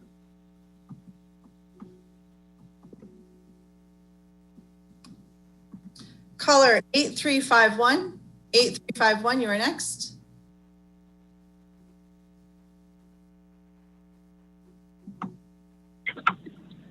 Hi, my name's Alan Maltby.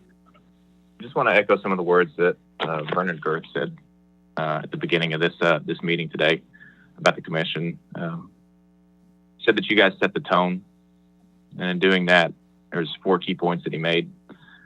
First one he made is that you guys listen. You listened to the Boyd Mill road meetings issue that they had earlier, and now you're listening to about 80% of Ladd Park voters who have the concerns that this is just a bad fit. The second point he made was that you guys established balance in Franklin. Don't set a precedent here by putting something where it doesn't belong. Third point he says that you guys care about the safety of Franklin, care about the safety of the citizens, care about the safety of the children, care about traffic. Mix alcohol with all this stuff, it's not going to be safe.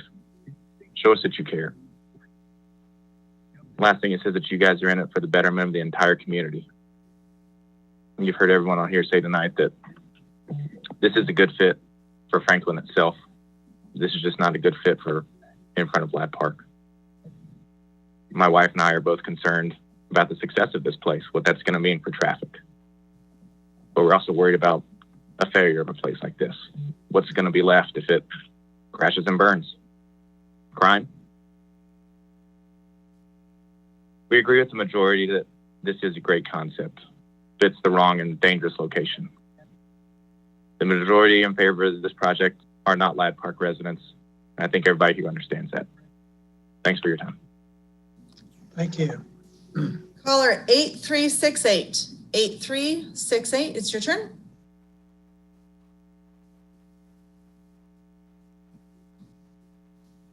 Caller 8368, go ahead if you would like to speak.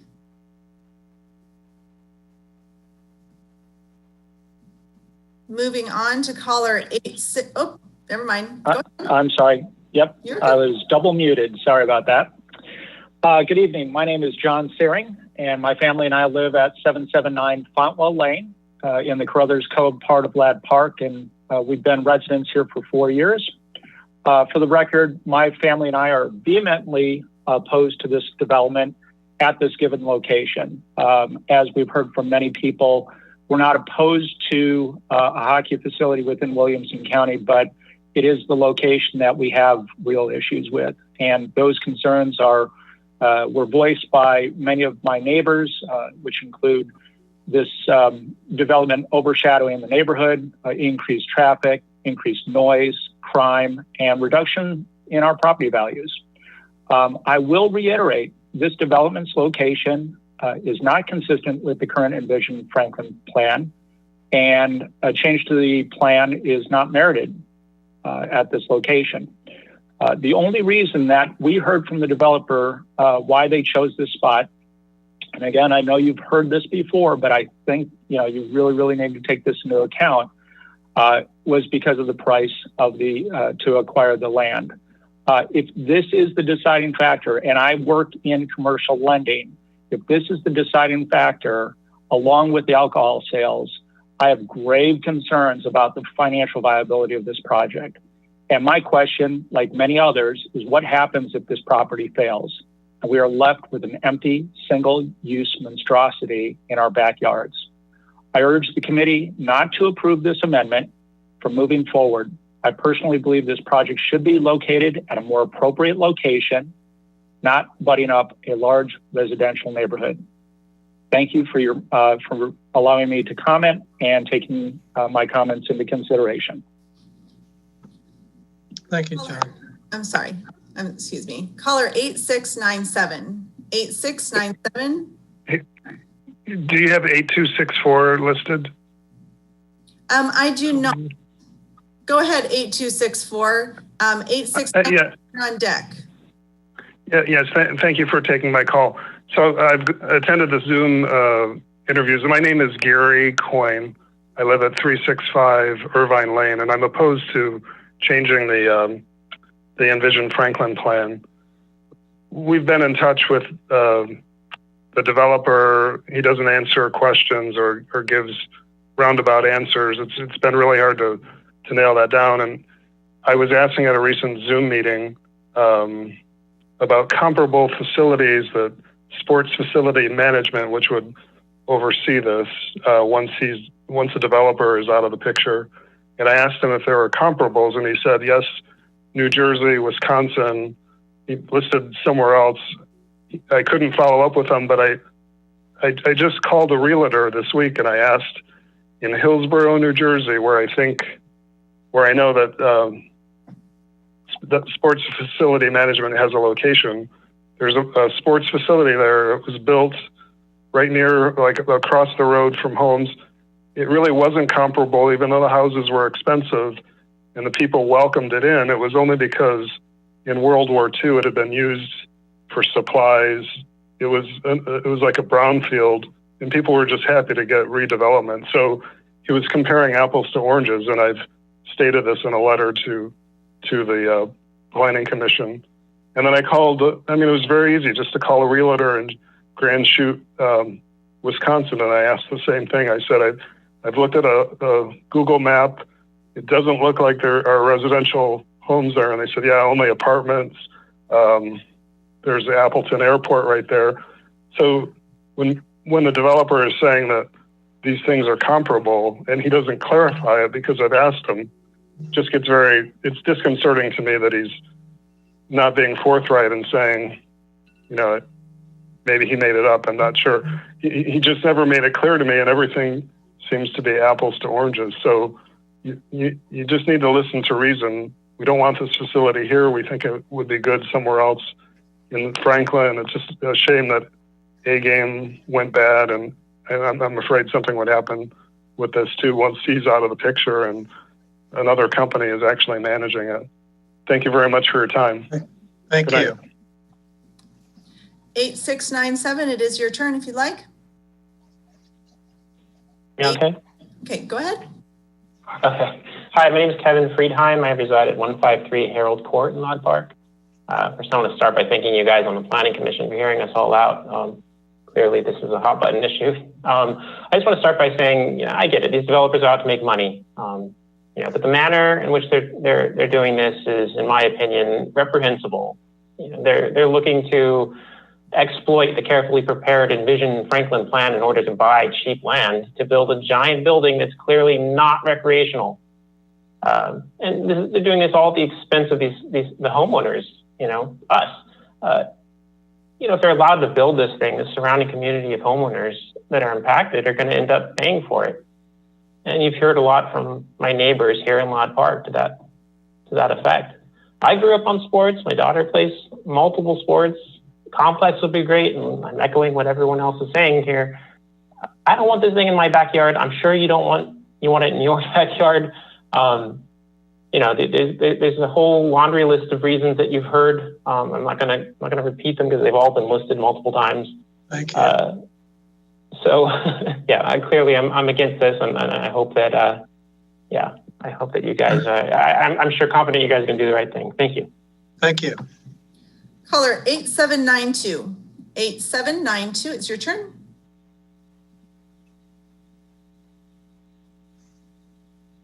Caller, okay, there you go. Can you hear me now? Yes, please. So Martin Ryu, I'm at 902 Beeman Drive. So right in Lad Park.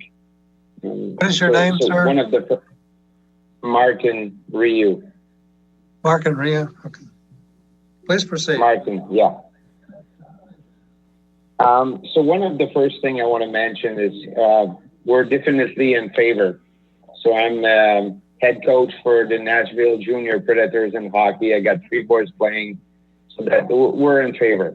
So there's no doubt right from there.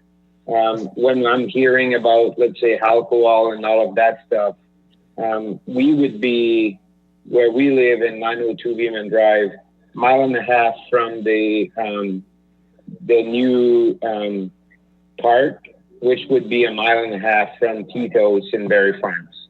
So people that are saying that alcohol would be an issue, it wouldn't be, let's say, closer than what Barrie Farms would be. So that's one thing I want to mention. Regarding sports, so my boys, one of the reasons why we moved from Mount Juliet to Franklin, Williamson County 2 years ago was because of sports. So we look at the neighborhood. So when you look at Carruthers, when you look at the overpass on Long Lane, it was clear that there would be development there. So we built and we decided of our neighborhood there. And we knew that Carruthers would be developed. We knew that Long Lane would be developed. We've been there for 2.5 years. So right now, where we live, like the closest ice rink is 30 minutes away from our house. And even if we would play baseball, we'll be 25 minutes from our house. So so these are the type of things that we're looking at.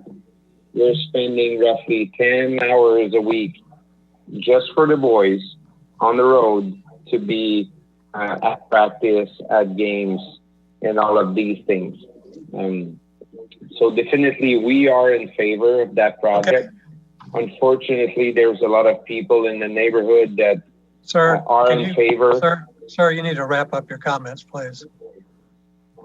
Just want to mention that there's a lot of people that are in favor of it that don't want to talk in favor about it.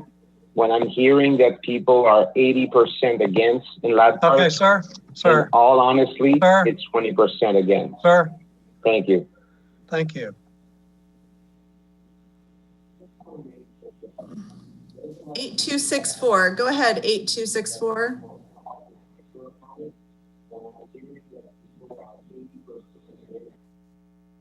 $8264. I see you're unmuted. Would you like to go?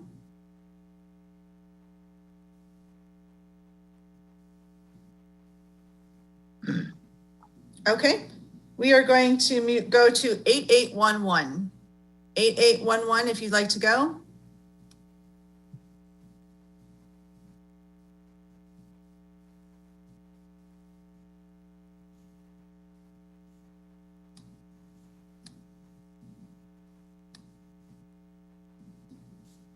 Caller 8811, do you have a comment? I'm sorry, I thought I was unmuted. This is, can you hear me now? Yes, please. Okay, sorry about that. This is Kathy Brooks, and I live with my husband, Lon, at 855 Fontwell Lane in Lad Park. When we moved here from the Atlanta area, we were impressed by the planning that had gone into the development of the Cool Springs and Franklin area, and we were really happy to be escaping the Atlanta traffic that we often experience while we were driving our children to sporting events. So, of course, our biggest concern with this development is what I believe is going to be the unmanageable amount of traffic that will be created. I'm pretty shocked that the staff is recommending approval of this project. There has not been an adequate traffic study completed that includes the tournament weekends. But do you really need a traffic study to understand the gridlock that will be created by these tournaments? I can't imagine how many traffic accidents are going to occur if this project goes through. In addition, this development is going to change the entire environment of our neighborhood. It doesn't fit in aesthetically. This property is not just adjacent to Lad Park, it is nestled in an L-shaped section that is surrounded by the neighborhood.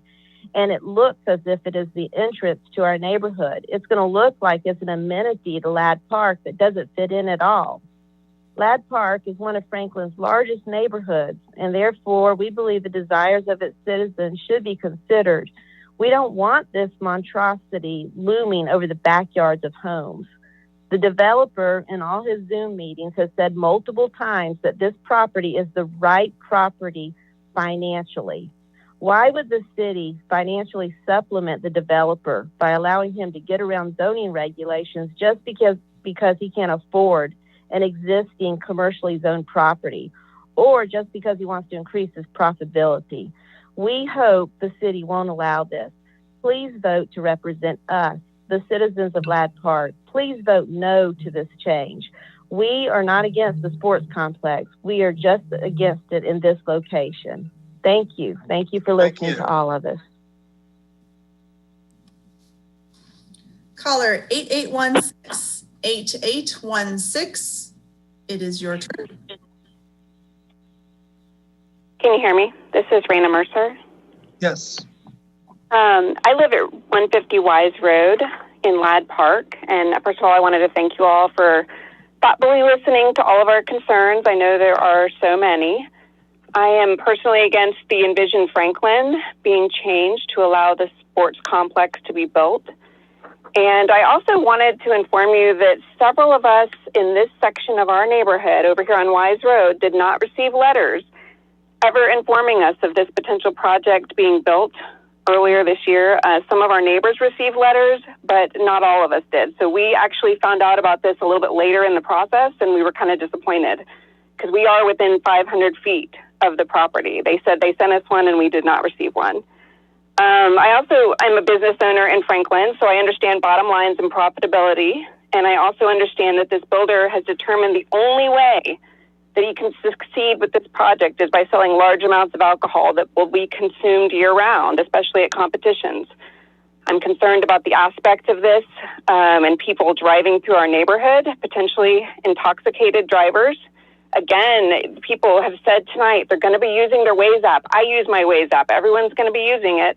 They're going to come straight down Alfred Ladd Road, and they're going to cut through to get through this area faster. You're going to end up having to put speed bumps through our neighborhood to slow people down as they're driving through. As you've seen tonight, all of Ladd Park is a very strong, bonded neighborhood. We stand up for each other, and we protect each other, okay? You can see that by the phone calls you've gotten tonight. The Ladd Park residents are standing up for our way of life. We've invested in our homes in Franklin, and we love Franklin. We don't want this residential area of Franklin to deteriorate, okay? This is a risky commercial project, and it clearly can't succeed without strong alcohol sales, which are going to affect safety in our neighborhood. And again, imagine yourself in this neighborhood. That's all we're asking. I'm not in favor of this project at this current location. I'm in favor of the project, but not here. So I just want you to take that into consideration. Imagine that you're living here, and we are inundating your phone lines tonight because we have strong concerns. We love Ladd Park. We're literally begging you to stand up and vote against changing Envision Franklin to allow this project to continue. Thank you. Thank you, Raina. Caller 9008. 08, it is your turn. Hello, can you hear me? Yes, please. Hi, thanks for taking the comments tonight. My name is Jennifer Hillman. I live at 84 Molly Bright Lane in Franklin, and Ladd Park. I just wanted to voice that I'm opposed to changing the Envision Franklin plan. I don't disagree that a hockey facility would be a great addition to Williamson County, but at this location, it is just simply not appropriate. It will not only affect the directly adjacent neighbors, but the neighborhood as a whole and its reputation as an idyllic and safe community. We will likely all have problems from the noise pollution across the neighborhood because of the elevation the facility will be at. It's on a hill above our neighborhood. And you can also see this piece of land from many vantage points in the neighborhood.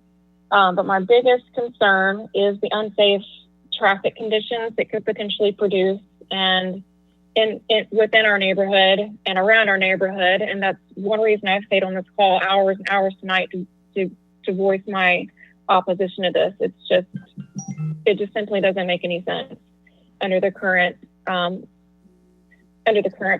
And honestly, I don't know what can really be done to mitigate these realistic problems. I mean, there's no buffer that's going to really mitigate the problems that this facility presents. So I just urge you, please, to vote no to changing the Envision Franklin plan. And I just want to make a suggestion. Maybe the city could consider a joint private-public venture in the right location, and a location that will be better for everyone who this property would potentially affect. Thanks for your time. Great, thank you, Jennifer. Caller 9720, 9720.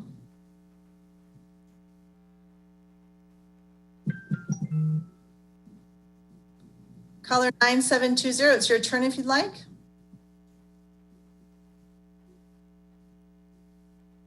Okay, moving on. Oh, there you go. Hello. Yes. Hey, I'm sorry. Hey, this is Chad Holmes. Good evening, Planning Commission.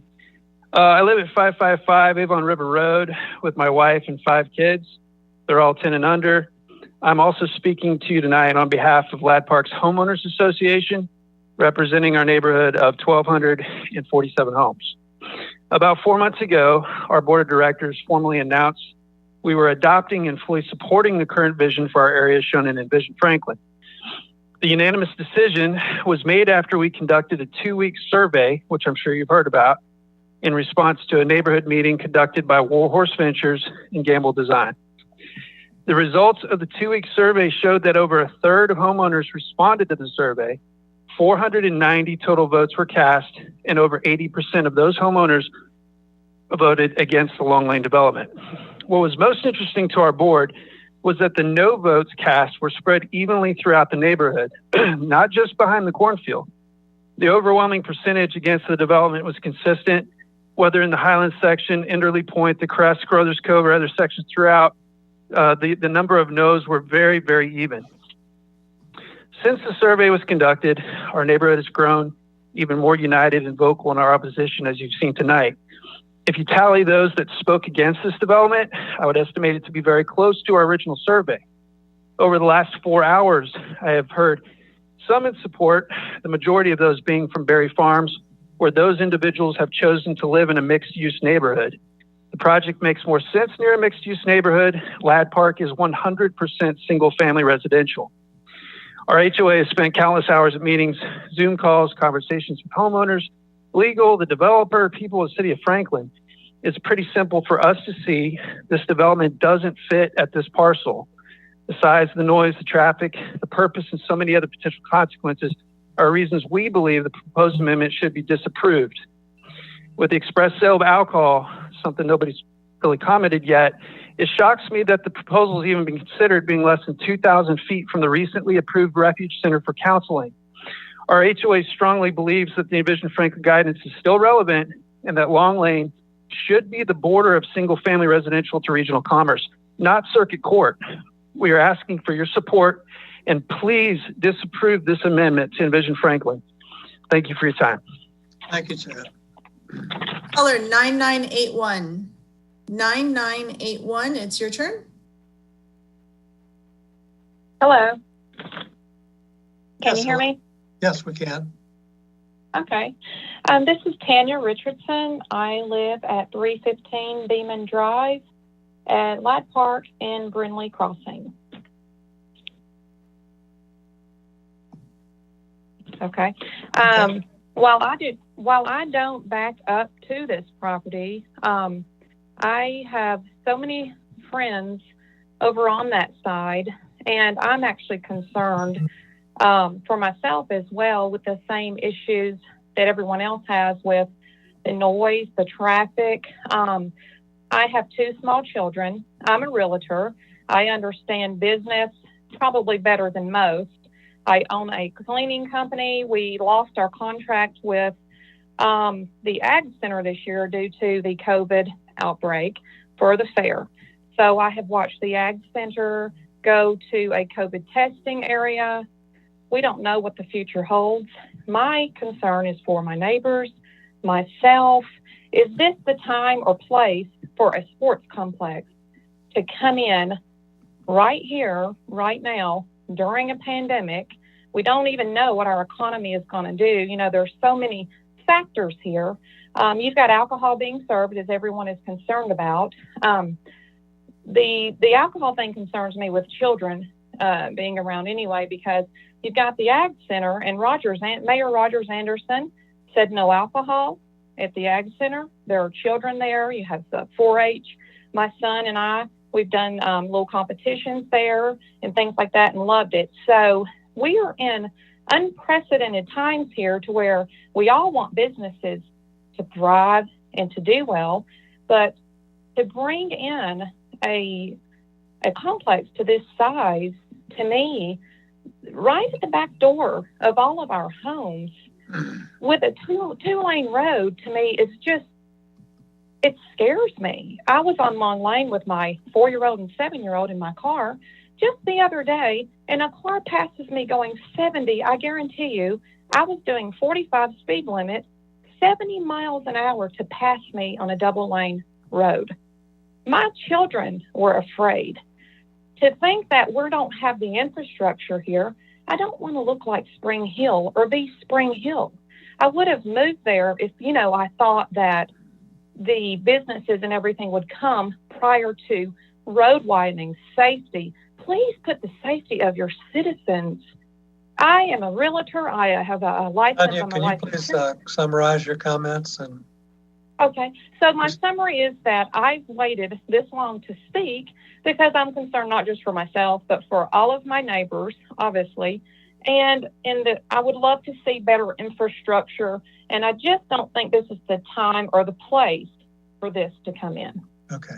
That's it. Thank you. Thank you. I appreciate your time. Sorry.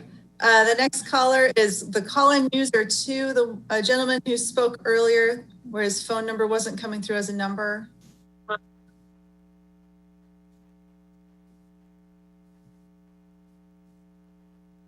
The gentleman who spoke early on, there you go. Your turn. All right, here we go. Sorry. Yeah, thanks for taking your time. This is Ryan Smith. I live in 2460 Hidden River Lane. Obviously, we're not out in that area, and understand where some of the concerns are coming from. My wife and I, we have 4 children, 2 that play hockey, and the other 2 that are active also. And I'm in favor of a sports complex like this. I do believe the developer is putting in an extreme amount of infrastructure to protect or a buffer for the homeowners over in that area. But Williamson County is in desperate need for an ice facility or sports complex.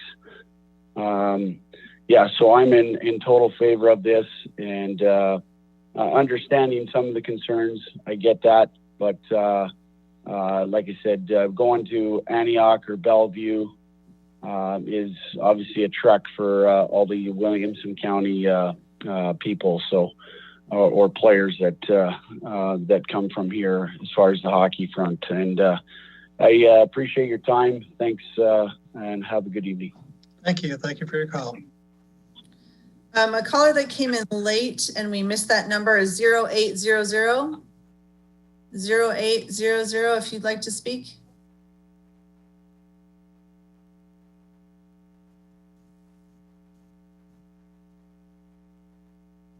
Okay, is there anybody else that we missed that didn't get a chance to speak that wanted to speak on this item?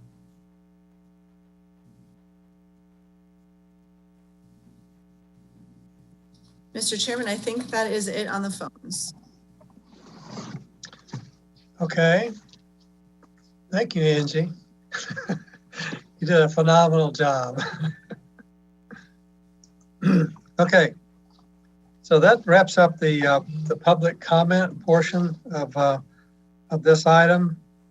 I'll turn it over now to a presentation by the applicant and ask that the applicant keep his comments to no longer than 10 minutes at the most.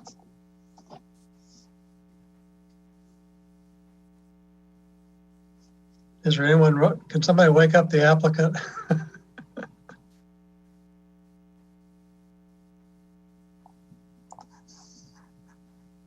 Hi, sorry, this is Greg Gamble. How are you? Greg. Good. I'm going to step away just for a second. I'm joined on the phone call tonight with Eric Carr. Eric, are you able to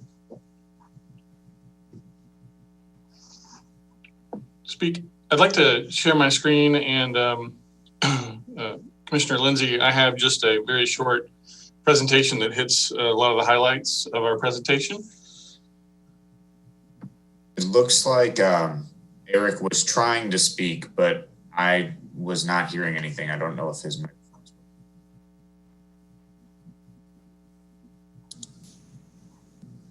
working. And Greg, you do have share screen. There you go.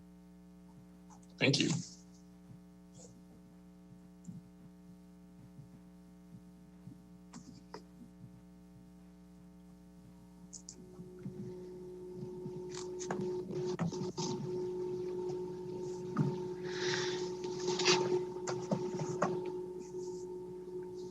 Eric, is he having some technical difficulties? Yeah. Can you hear me? Can you hear me now? Yeah, sure can, Eric. All right. Sorry about that. I think my phone got disconnected or muted somehow. Mr. Chairman, I appreciate the time. The commissioners, I appreciate the time. I know it's been a bit of a marathon.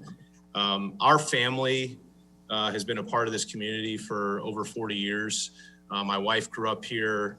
We've donated streetlights to the city of Franklin, moved homes from different portions of town to the other to try to preserve the character of Franklin. It's our desire to place a development within the community that betters the community and in so meets the criteria to amend Envision Franklin. We have brought on board one of the largest operators of sports facilities in the world to bring world-class facilities to Williamson County and Franklin. We're adhering to already set precedent with the open space for recreation just north of this site at Southeastern Park, which is directly adjacent to existing homes. Many have talked about the possibility that this could be placed on a future site at the Ag Center. But I would ask the Planning Commission why there would be a difference between moving the facility 500 feet to where we're proposing now, which provides a transition and equal massing. In many of the comments heard tonight, we have placed a considerable time and effort to meet the demands of the community and work directly with them, including offering lighting solutions and buffering areas. We've employed noise studies to show that we will not impact the community with noise. So I'll let Greg continue to present, but I appreciate your time and the patience. And also just quickly to show the overwhelming support that we received from the community, including those in and around Ladd Park. Over 175 people have voiced their approval of the project. And the emails that were submitted in the formal docket to the commission, there was 117 for and 64 against. I know the phone calls tonight may seem otherwise, but there is a massive amount of support and need for this facility in Williamson County and in Franklin that will create almost $8 million of economic impact. Thank you. Thank you, Eric. As previously stated, the Planning Commission must determine this request to amend Envision Franklin based upon 5 criteria listed here. Significant changes. The proposal is consistent with Envision Franklin. The proposal is compatible with the design concepts of the surrounding area. The proposal does not adversely affect health, safety, welfare. Substantial improvements in the quality of life of the city of Franklin residents will be achieved. This is a dynamic area of Franklin. It is an area of Franklin that has seen significant changes over the past 20 years and continues to change today. The Ladd Park PUD was approved in 2004, and since 2004, over 2,000 homes have been constructed along Crothers Parkway. Property located at Long Point Way and Carruthers Parkway has been rezoned to neighborhood commercial. And most recently, the city of Franklin has annexed over 800 acres directly south of Long Lane outside the urban growth boundary.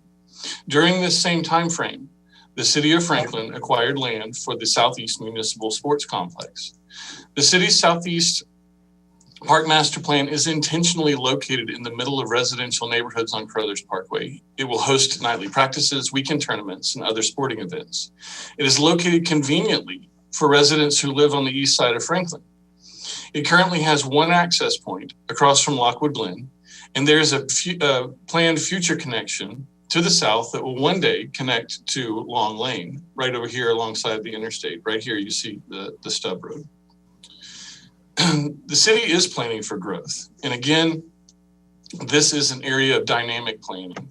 It wasn't until 2019 that these properties in the southeast were annexed into the city of Franklin.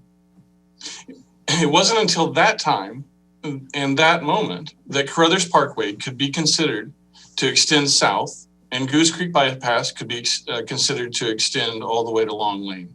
These two roads are critical to reduce traffic volume along Long Lane. Multiple properties are in planning in this area right now. The extension of these roads is becoming a reality. You saw the plans tonight for the Goldberg proposal, and it will track in front of the development plan submittal for the Franklin Sports Complex. There's no question that these roads need to be improved. There's no question that Long Lane needs upgrades. The fact that the flyover across I-65 has been funded by the city alderman and the design is underway certainly shows progress to the future infrastructure issues in the area, but it doesn't stop there. Franklin has a system in place where development pays for development and roadway impacts are mitigated. A traffic study is not required for an Envision Franklin plan amendment, but we wanted to make sure that we were addressing issues as it relates to traffic that has been submitted to the City of Franklin Engineering Department. The property currently has an Envision Franklin policy of single-family residential with a maximum of 3-story heights. It is directly across the street from Regional Commerce policy with a maximum height of 12 stories. There's a lot of speculation about what would or could be built at the Ag Center, but regardless, Envision Franklin calls for thoughtful and well-planned transition. As I stated, one of the determinations earlier, the proposal is compatible with the design concepts of the surrounding area and does not cause abrupt change in mass form or architecture. That's the determination. The policies that you have here are more abrupt than our proposal. Large buffers and intense landscape will create a much greater sense of privacy for existing homeowners than another single-family development adjacent to their backyards. Our proposal for recreation policy allows for buildings and development patterns that transition from the Ag Center and Regional Commerce to the existing residential homes. This was our initial master plan presented at the first neighborhood meeting.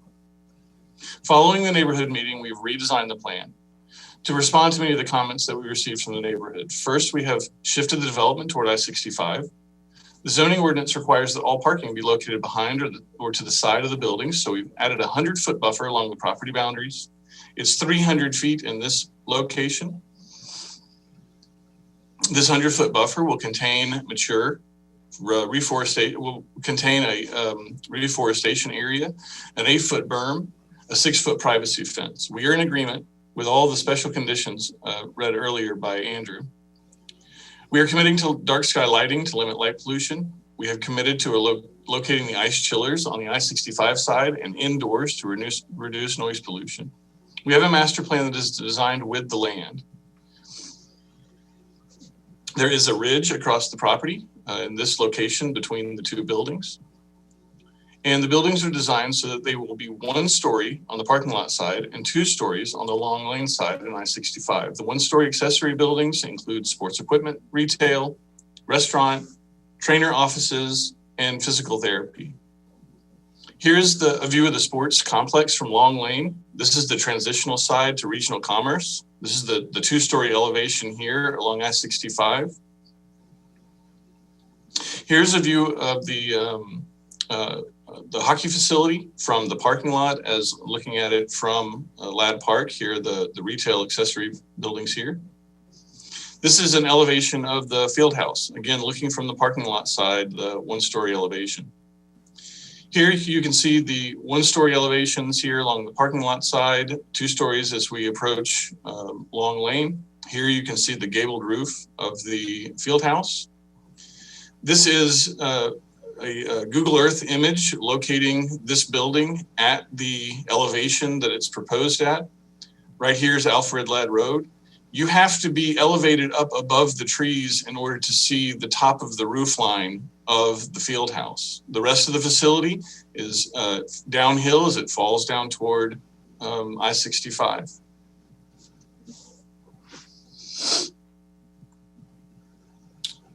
Again, there are specific items that have to be considered for an Envision Franklin plan amendment. Have there been significant changes? Yes. The city of, I just have just a few minutes, I'm sorry. The city of Franklin's annexation of over 800 acres to the southeast puts this property in the middle of the growth corridor of Carruthers Parkway and Goose Creek interchange area. In the same considerations that Franklin discussed in locating Southeast Park, the proximity to residential homes affords convenient access for the future residents and the existing residents of Franklin. The annexation of the new property south of Long Lane allows for future construction of Goose Creek Bypass and the extension of Carruthers Parkway to the south. This was not possible when Envision Franklin was initially drafted. This proposal is consistent with the overall intent of Envision Franklin. This use is a better transition between residential and regional commerce that would have been very difficult to imagine or contemplate at the time Envision Franklin was considered. This facility should be positioned close to berry farms, hotels, restaurants. It should be located near existing and future residential homes, just like Southeast Park, and close to future development in the Ag Center. Regarding compatibility, the existing design policy is an abrupt change. Designing with existing terrain of the site and the proposed uses will transition in low profile to the existing homes in Ladd Park. Regarding health and safety and welfare, this use is a great benefit to the city of Franklin residents by promoting healthy lifestyles. This location will certainly reduce travel times for residents who would otherwise be traveling to other counties or even other cities for sports, giving them more time with family. Lastly, the quality of life. The addition of these facilities within the city of Franklin greatly increased the recreational opportunities for our families. Quality of life is improved first by making these opportunities available in our city, and second by locating the facilities on a site that is easy to access. We're happy to answer any questions that you may have, and I'll flip over back to our plan. Great, thank you, Greg.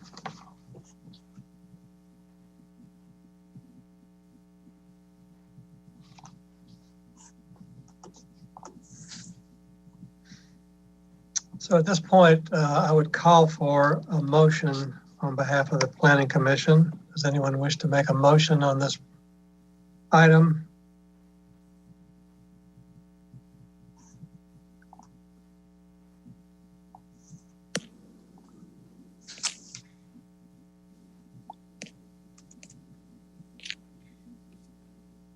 Mr.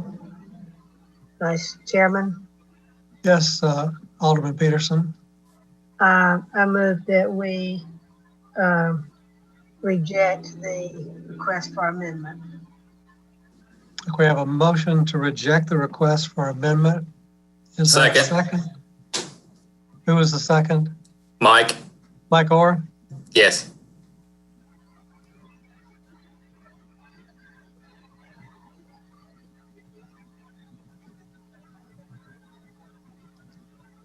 Okay, we have a proper motion and a second. Is there any discussion?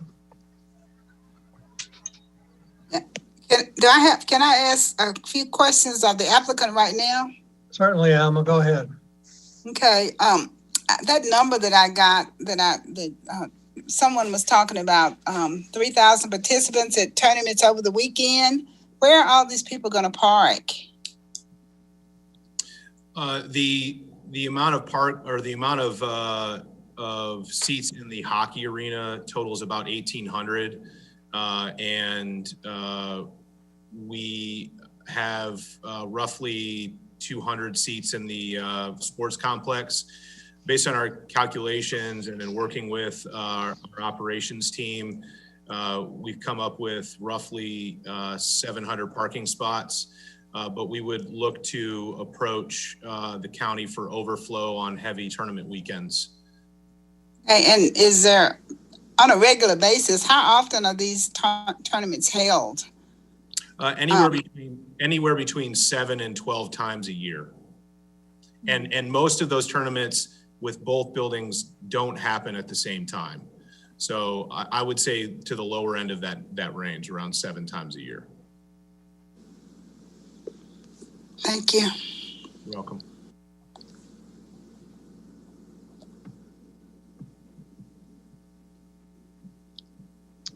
Any other discussion?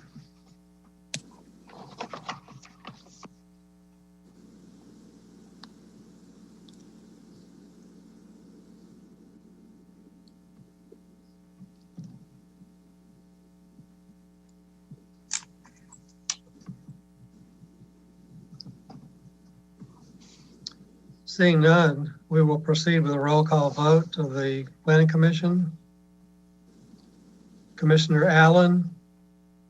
Now this is a motion to reject the request to modify the Envision Franklin.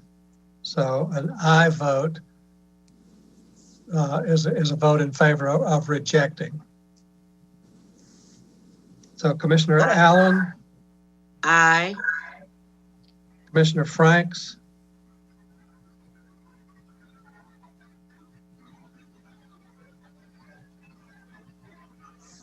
Are you muted, Commissioner Franks?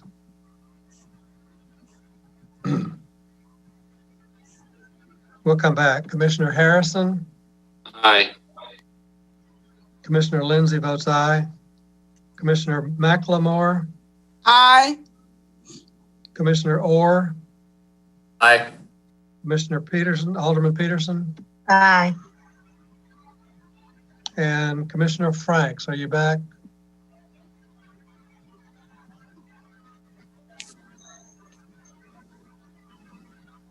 Don't have a vote from Jimmy.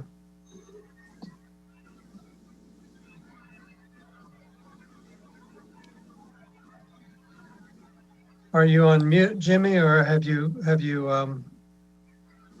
abandoned our cause here? I show I'm still on the call, but muted.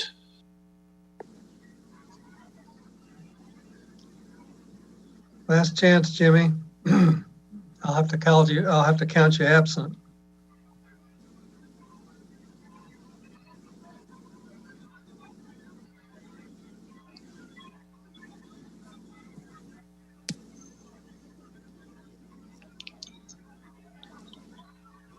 Are you there, Jimmy?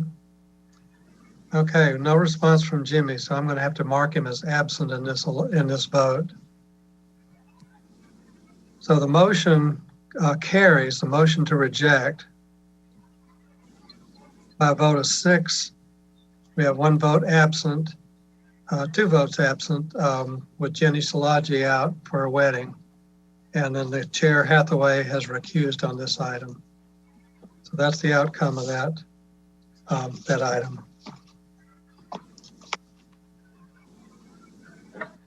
Thank you.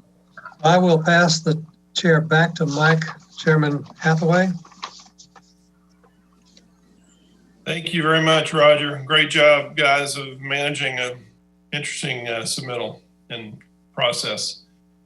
We'll move on to item number 7, consideration of resolution 2020-222, a resolution approving a revised development plan of Hufines Ridge PUD for the property located south of East McEwen Drive and west of Carruthers Parkway.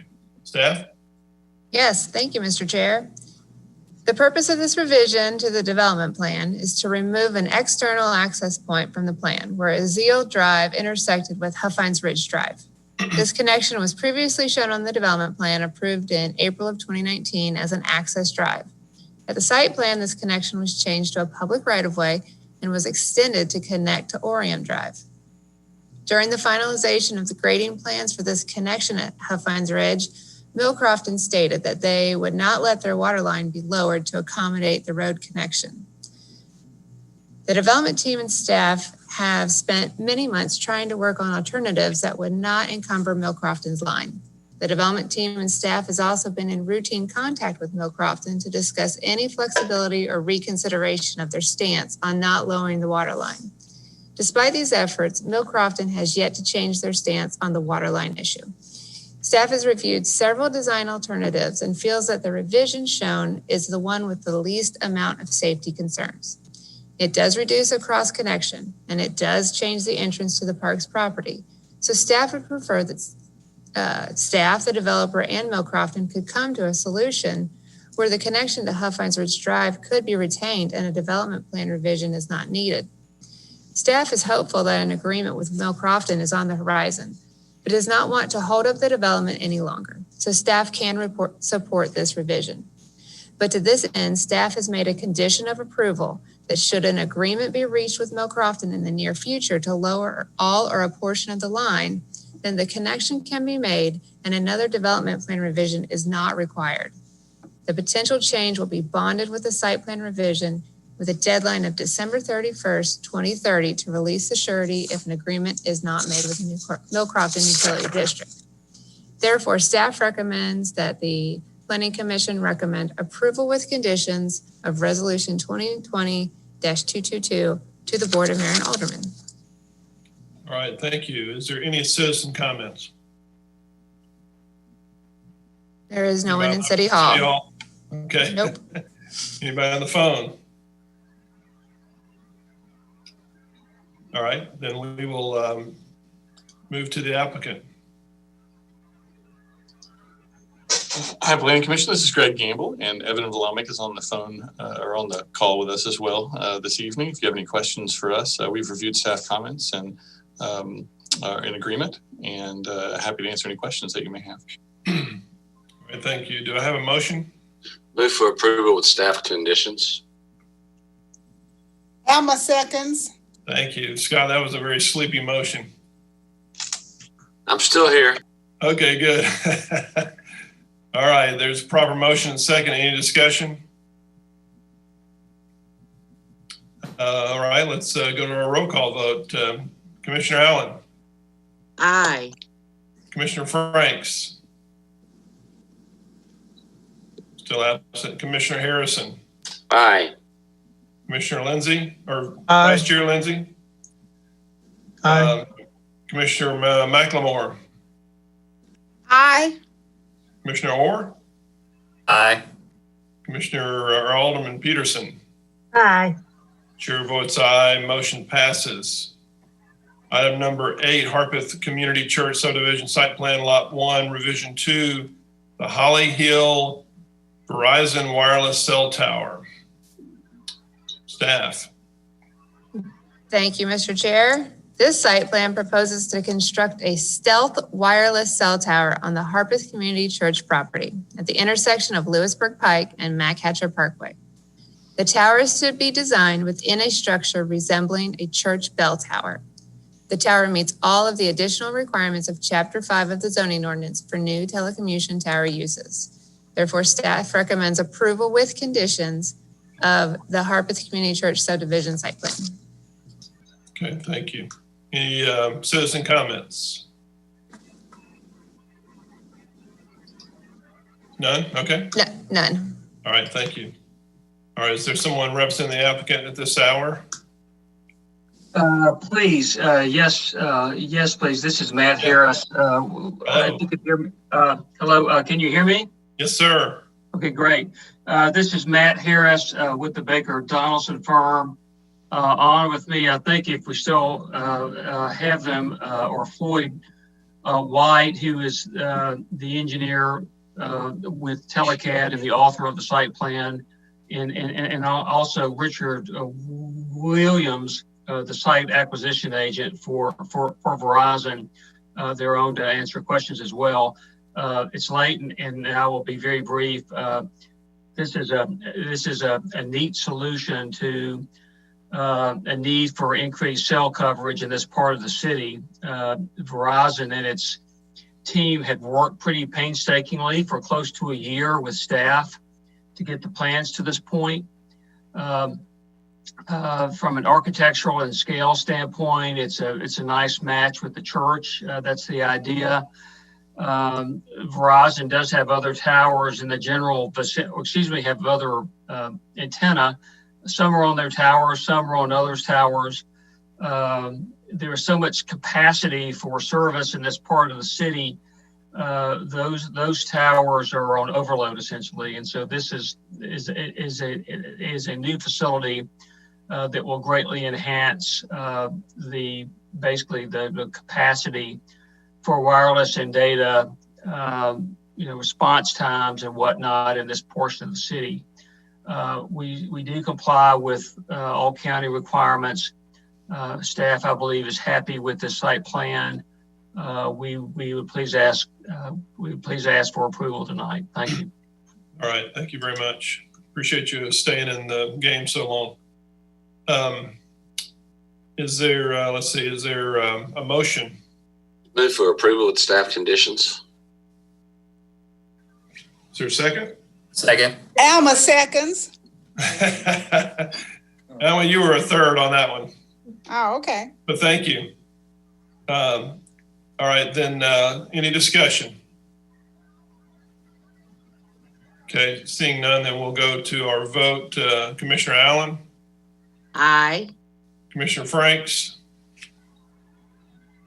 Still absent. Commissioner Harrison? Aye. Commissioner Lindsay? Or Vice Chair Lindsay, pardon me. Roger, you still with us? Yeah, it wouldn't let me unmute. I vote aye. All right, good, thank you. Commissioner McLemore. Aye. Commissioner Orr. Aye. Alderman Peterson. Aye. Chair votes aye, motion passes. Item number 15, consideration of resolution 2020-241, a resolution to reject a request from Boyle Investment Company to amend Connect Franklin, the comprehensive transportation network plan, to reclassify a roadway within the Berry Farms PUD subdivision Chadwell tract as a collector roadway. Staff? If it was 4 more minutes, I'd say good morning, but we can scratch it if we need to. Anyways, as I had mentioned during the joint workshop, the Boyle development team has withdrawn their request for reclassifying this road through their proposed Chadwell development tract. Okay, so the motion is to withdraw or defer? Withdraw. Withdraw, okay. All right, any public comments before we have a presentation or a presentation, have a motion?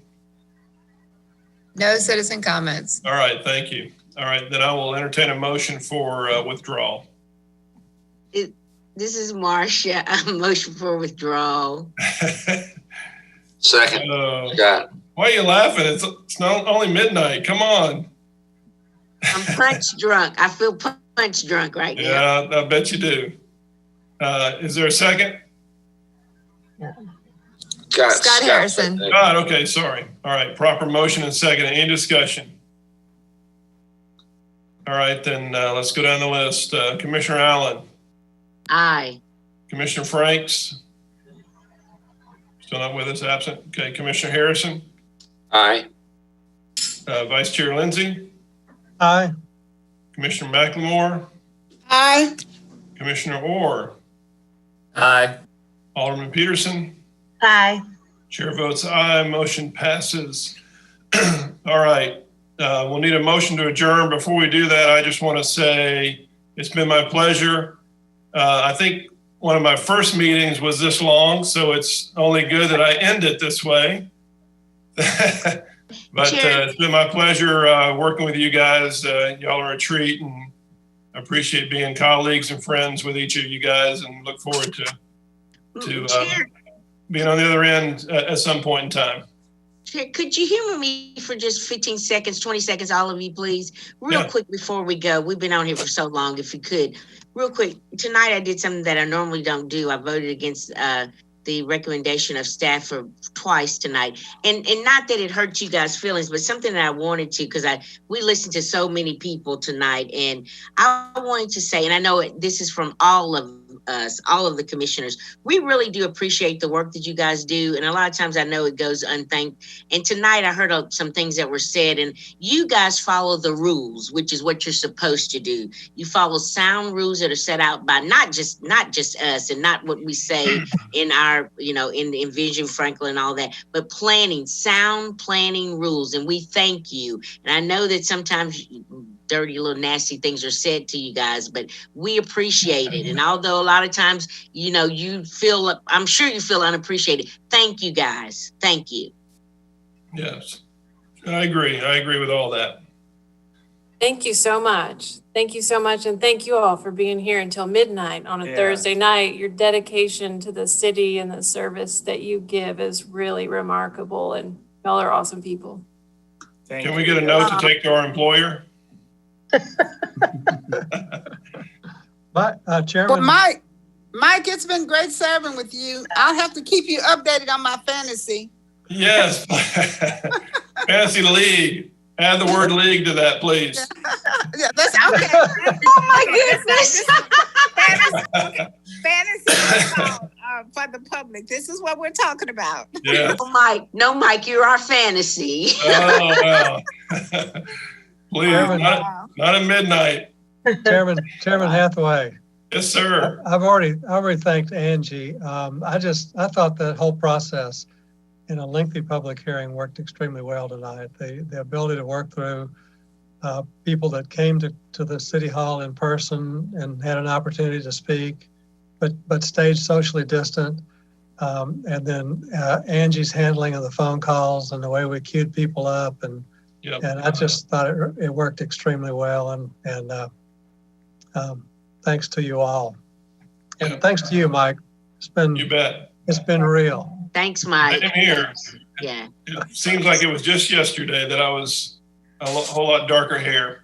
Oh, wow. Mike, I just want to say thank you. It was great working with you. Hope to see you soon. Same here, Scott. It really was, Mike, even though sometimes I know you wanted to kill me. It was nice working with you. No, I just miss the chicken minis that we used to have. And Scott, you've been on here for what, 30, 40 years? I think about 42. Yeah, good. Keep up the good work. I've been 50. I know. It's Alma and Ann cumulative. Ann had a short hiatus, but came right back. So I think Ann and Alma are the longest. Yeah. I was thinking about all the planning directors I've worked through, from Bob Martin to Gary Luffman to Jamie Gross and Catherine Powers, and back to Bob Martin again, and Emily. It's been a great ride. It has. I've been through several mayors. And speaking of that, I saw the notification tonight that Mayor Miller passed away this evening. Oh, no. I heard about that. Oh. Who did? Mayor Miller. Mayor Tom Miller. Tom Miller. He's the one that appointed me to the commission. As did me. And Tom and I talked about 3 weeks ago. This is off the record, but he had brain surgery. He had some tumors. Right. And then he went into a coma. He was in a coma 4, 5, 6 days. He had COVID pneumonia on top of that.